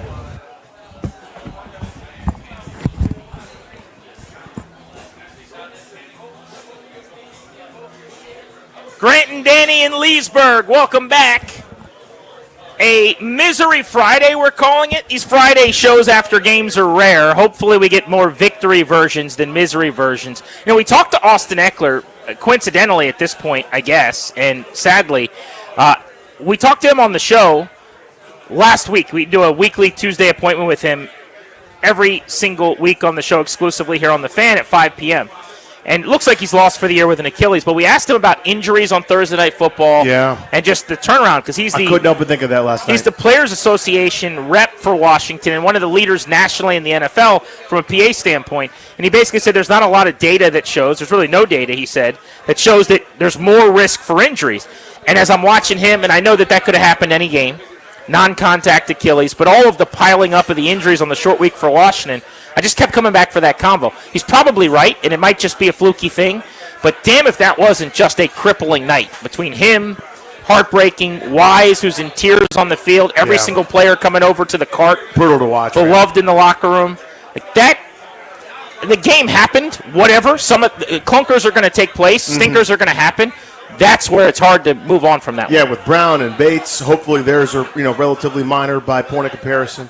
But those two guys seemingly lost for the year, just gut punched into it's you don't dwell on it as much if you'd won, honestly, which is probably pretty stupid because it's short-sighted. But just with all the negative of the game, and it's like, and in addition to that, here's an extra kick to the giblets. Losing these two marquee guys, huge for this team for the year in all likelihood. 800-636-1067 is the number. We're asking you guys about the 2-week struggles now of the passing game, and if you have any nerves or why really this is happening. What do you blame it on at this point? Mark's in Largo on Grant and Danny. Mark, we're out in Leesburg. What's up, buddy? Hey, what's up, guys? How y'all doing? Look, I'm not going to lie. I think the passing game is a little bit underwhelming because you don't see Terry out there and Noah along with Jaden. I think that's the bigger issue here. But I also think if they get the running game going, you're going to have to use Merritt now, man. I mean, because you don't have Eckler. You're going to have to start him. You're going to have to play Rodriguez. You're going to and sign somebody else. The other thing they may have to do, if Bates is out for a long period of time, you may have to go bring back Cole Turner and get him to be your blocking. I mean, he's big enough. And I know he's not with another team right now. So, I mean, there's some work to do before they go to practice on Monday. Appreciate you, dude. Yeah, I mean, for the JCM point, of course. I mean, his role increases. I think you'll see Rodriguez be active now. But, whether that replaces Eckler or you use McNichols to do that, I don't know. But your point about balance, I think, is a good one.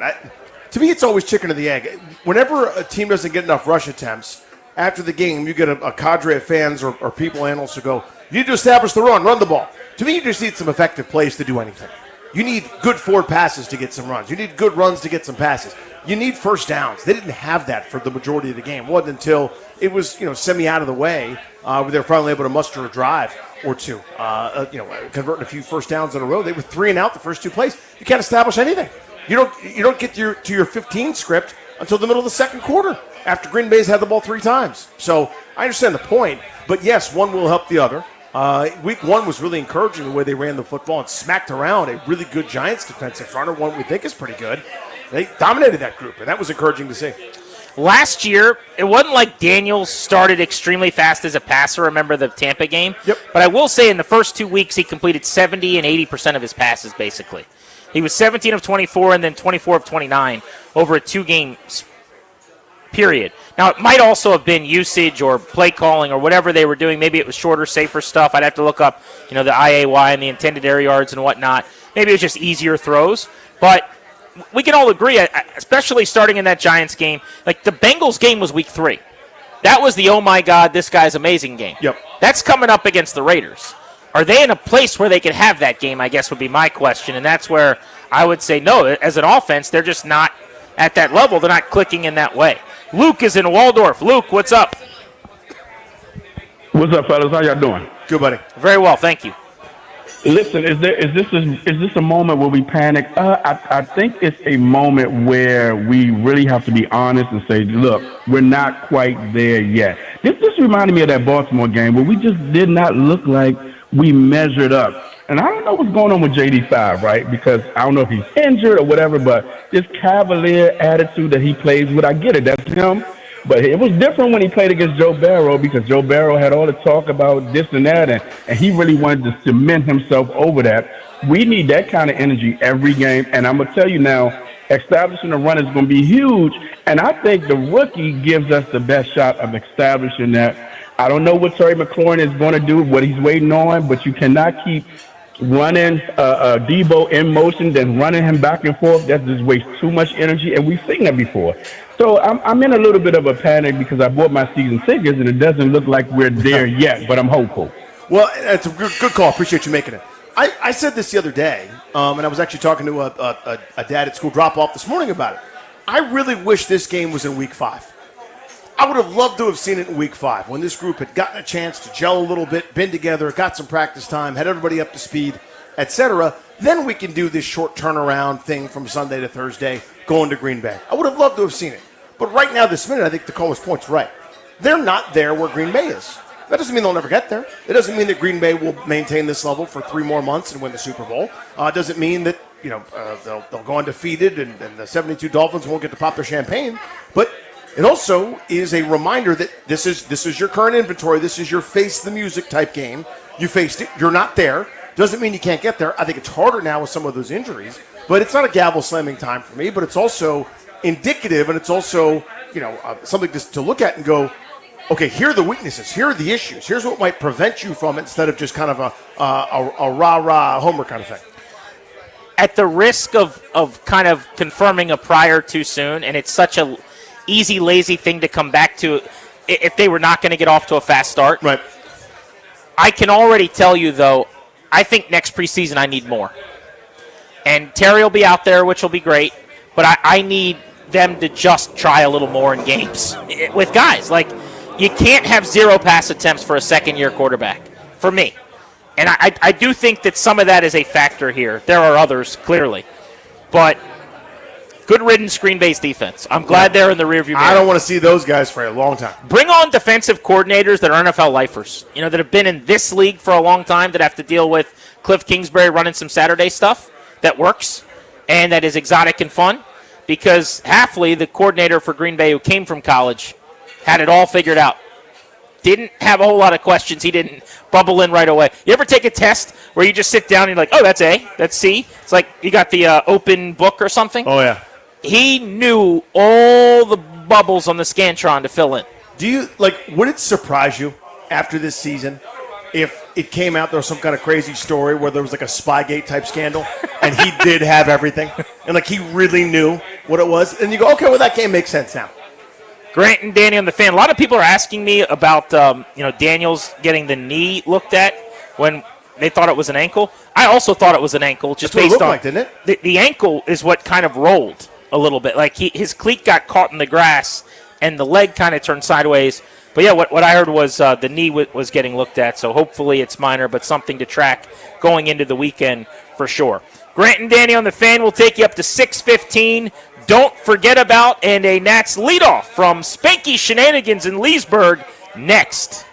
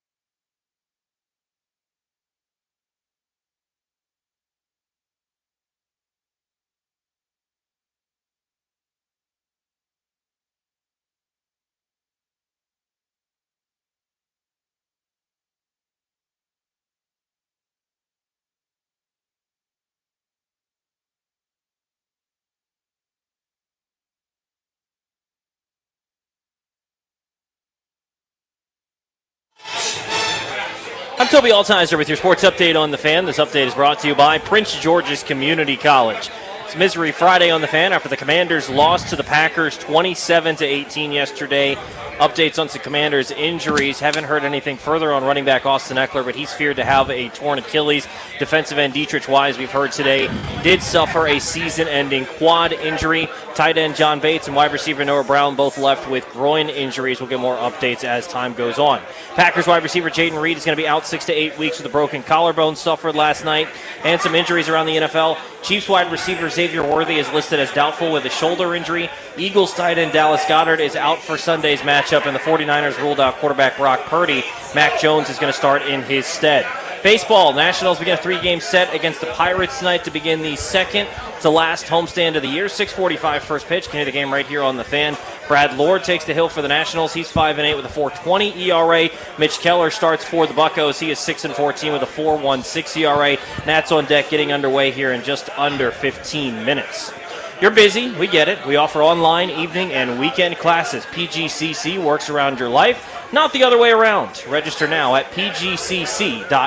From the Crop Metcalf 5-Star Sports Desk, I'm Toby Altizer on The Fan.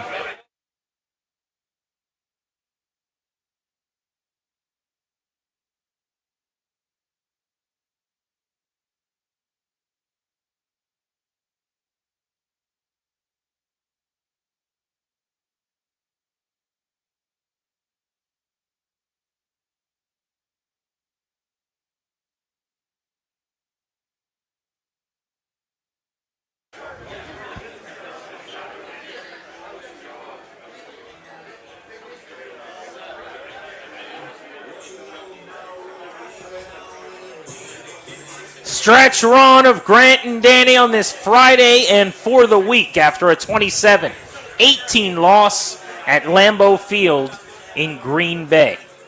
All of our football discussion on The Fan today brought to you by Paramount Plus. You can't count on much, but you can always count on Sundays with the NFL on CBS and Paramount Plus. Stream local games live every Sunday all season long. $30 for your first year. That's $2.50 a month. Visit ParamountPlus.com/NFL to get started. I'm asking you a question. What are you doing to protect your family's assets? As the exclusive sponsor of our show, the law firm of Condori and Morad can help you draft your last will and testament, set up a living trust, or put together a medical power of attorney.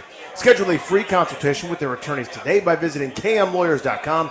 And be sure to let them know that we sent you. That's KMLawyers.com. So we got a poll of the day every single day on the show that we bring you. It is brought to you by Metropolitan Moving and Storage. Our poll of the day today, who gets the most blame for last night's loss on the road in Green Bay? The offense, the defense, the special teams, or the coaching staff? Yes is a good answer. Someone just shouted out here at Spanky's. Yes. I'm going to go coaching staff, by the way, and that is the leader in the clubhouse right now at 57% of the vote. 31% offense, 10% defense, 2% special teams. I think the defense is getting off the hook a little easy there, but coaching staff to me, not as prepared as Green Bay. Everything was so hard for Washington. Everything was so easy for the Packers. Just felt like Green Bay had their number. I said offense, but I could have selected any of those three. I thought special teams actually was okay. I know people are going to focus on the 2 missed kicks, but good returns, good coverage. That's 90% of what special teams does. So I actually didn't think they were too terrible in this one. This was offense, defense, coaching staff to me type thing. So I would have said offense 1, coaching staff 2, and then sort of defense 3. In that order, but again, nobody escapes. Nobody gets to go, well, I did great, not my fault. Nobody played well enough last night. And as your Grant and Danny poll of the day, presented by Metropolitan Moving and Storage. Let Metropolitan Moving and Storage do your heavy lifting and take it to the house. More at DCMetropolitanMoving.com. The very rare Friday field trip on location. Don't forget about. These are things that happen in the game not getting talked about enough today on Grant and Danny.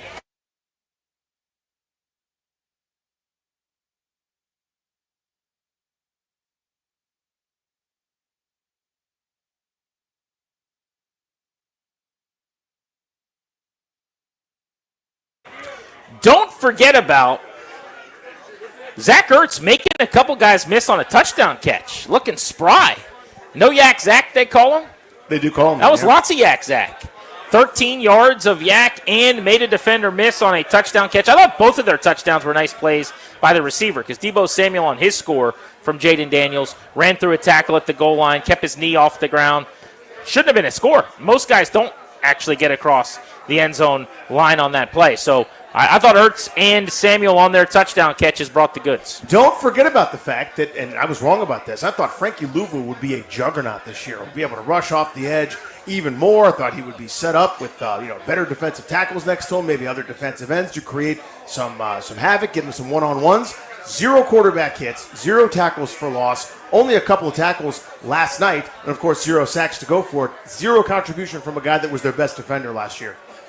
Don't forget about the fact that Washington kind of played its way out of the game right out of the chute. When you're down 14-0 and the other teams run 85% of the snaps to that point, it's kind of over before it starts. Yep. That was the issue in this game midway through the second quarter at the 7:34 mark. And it could have been worse. Could have easily been 21-0 or 20-0 at that point. It wasn't. Don't forget about the fact that the Commanders actually, as the game went on, kept chopping wood and made a few plays late. Some of that was after the game was no longer in the balance and Green Bay let off the gas perhaps.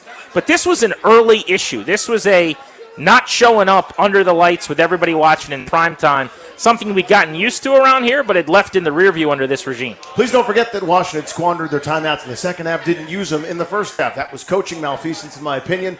That was not a particularly well-managed, well-coached game. We focused on the end of the first half, rightfully so, but again, clock management, timeout management, those are controllable things that you either are excellent or you're costing your team. They cost their team last night. Don't forget about the fact that despite being number 2 in the NFL and his rushing yards over expected in week 1, Ja'Cory Krosky-Merritt had all of 4 rushing attempts in this game. He got doubled up by Austin Eckler 2-1, 8-4 in terms of rushing attempts. He had 4 runs after a prolific performance in a limited capacity as a ball carrier against the Giants. I understand they didn't get to run it a lot and they were behind, but 4 carries was not really more involved in the game plan, seemingly. Don't forget about that. Don't forget that Will Harris played a terrible game last night. I was bullish on him after the preseason and after week 1, certainly. I can't remember which receiver it was, if it was a receiver or the greatest living tight end, Tucker Kraft, who shrugged him off like I do in the playroom when my 7-year-old tries to do like a jump on me and grapple me kind of movement. It's like, no, I'm 46. I'm a man. Come after me. I'm a man. I'm 40, right? That's what Tucker Kraft did to Will Harris last night, and it was demeaning. Don't forget that the brotherhood was on display in a big, big way. When Dietrich Wise got hurt, Wagner's out there shouting at him, we got you, don't worry, we got you. Every player on the team comes up to the cart as he's going off in tears to dap him up. They do have a special locker room, and they have built, I think, somewhat because of the veteran presence in that locker room and the number of guys who have been in the league a while. Just a really impressive culture. That they love saying brotherhood, so I'll use that phrase here. But I thought that was pretty evident last night after the Wise injury. Don't forget that George Armstrong had another sack, 2 sacks in 2 games. I think he drew a holding penalty last night as well. Did in the first game, I think, 2 in addition to that. He has been their most effective pass-rushing defensive lineman presence. George Armstrong Jr., nice little game last night. Don't forget about next stop, the Raiders with extra rest. It's a level down in competition in theory. We don't really know who anybody is yet, but Vegas actually is 1-0. They had a pretty convincing win over the Patriots, who were bad last year. They're expected to be solid, better. Man. That's who they're going to be. They're going to be solid. I can't wait to watch Vegas against the Chargers on Monday Night Football. But this is pretty crazy to me. So Washington plays on Thursday, has all this extra rest for a home game. Then the Raiders play Monday Night Football in California, or close enough, in Vegas, I guess, at home.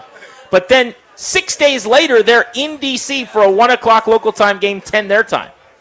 Wild schedule that benefits the Commanders in a massive way. In the same way that going on the road on Thursday stinks, they will not have a bigger benefit in terms of rest stuff in the matchup all year long than this one. You've got to take advantage of that, and I really do like them to have a bounce-back type game against the Raiders. But if they don't take advantage of it, it's going to be really discouraging. You should have seen our boy Chris Russell's face last night when he discovered that there was a rest disadvantage for one of Washington's opponents. It's not his. I mean, Russell, there's a lot of funny Russells that I like. My favorite Russell is unfair NFL schedule Russell. You would have thought that he had the Powerball number. Like, you would have thought that this was the single, like he had just found a way to document the movement of a proton within the atom. like the scientific discovery of the millennium. He was so thrilled about it. I wish I could recreate that face. Metal Chris, I don't know if you're standing there on purpose because of the sun, but God bless you if you are. The sun was just pummeling me for a the sun while. was hitting a little bit, and yeah. now he's standing here like a lunar eclipse kind of situation. Yeah. That's how you know you got a real one. Yeah. I mean, he thinks about everything. He's working. He's engineering. He's a big dude. He shows up. They call him Evening. He's literally standing here to keep the sun out of my eyes. Yeah. That is a team player. That's a man. That's all about the brotherhood right there. Brotherhood, Bell. I appreciate Ding. that. This was tough, though. Great turnout today at Spanky's. People have been coming through all day long, commiserating with us. Similar, I would say, messaging from a lot of people. Discouraged, disappointed, frustrated, but too early to panic this year. But, man, was that a letdown last night. Everybody was so amped up, so excited. All the vibes were high. That was an absolute kick to the teeth. It's a lot of, like, kind of that cringe, like that Michael Scott gif face where it's like, that was tough one last night. Like, yeah, that wasn't good.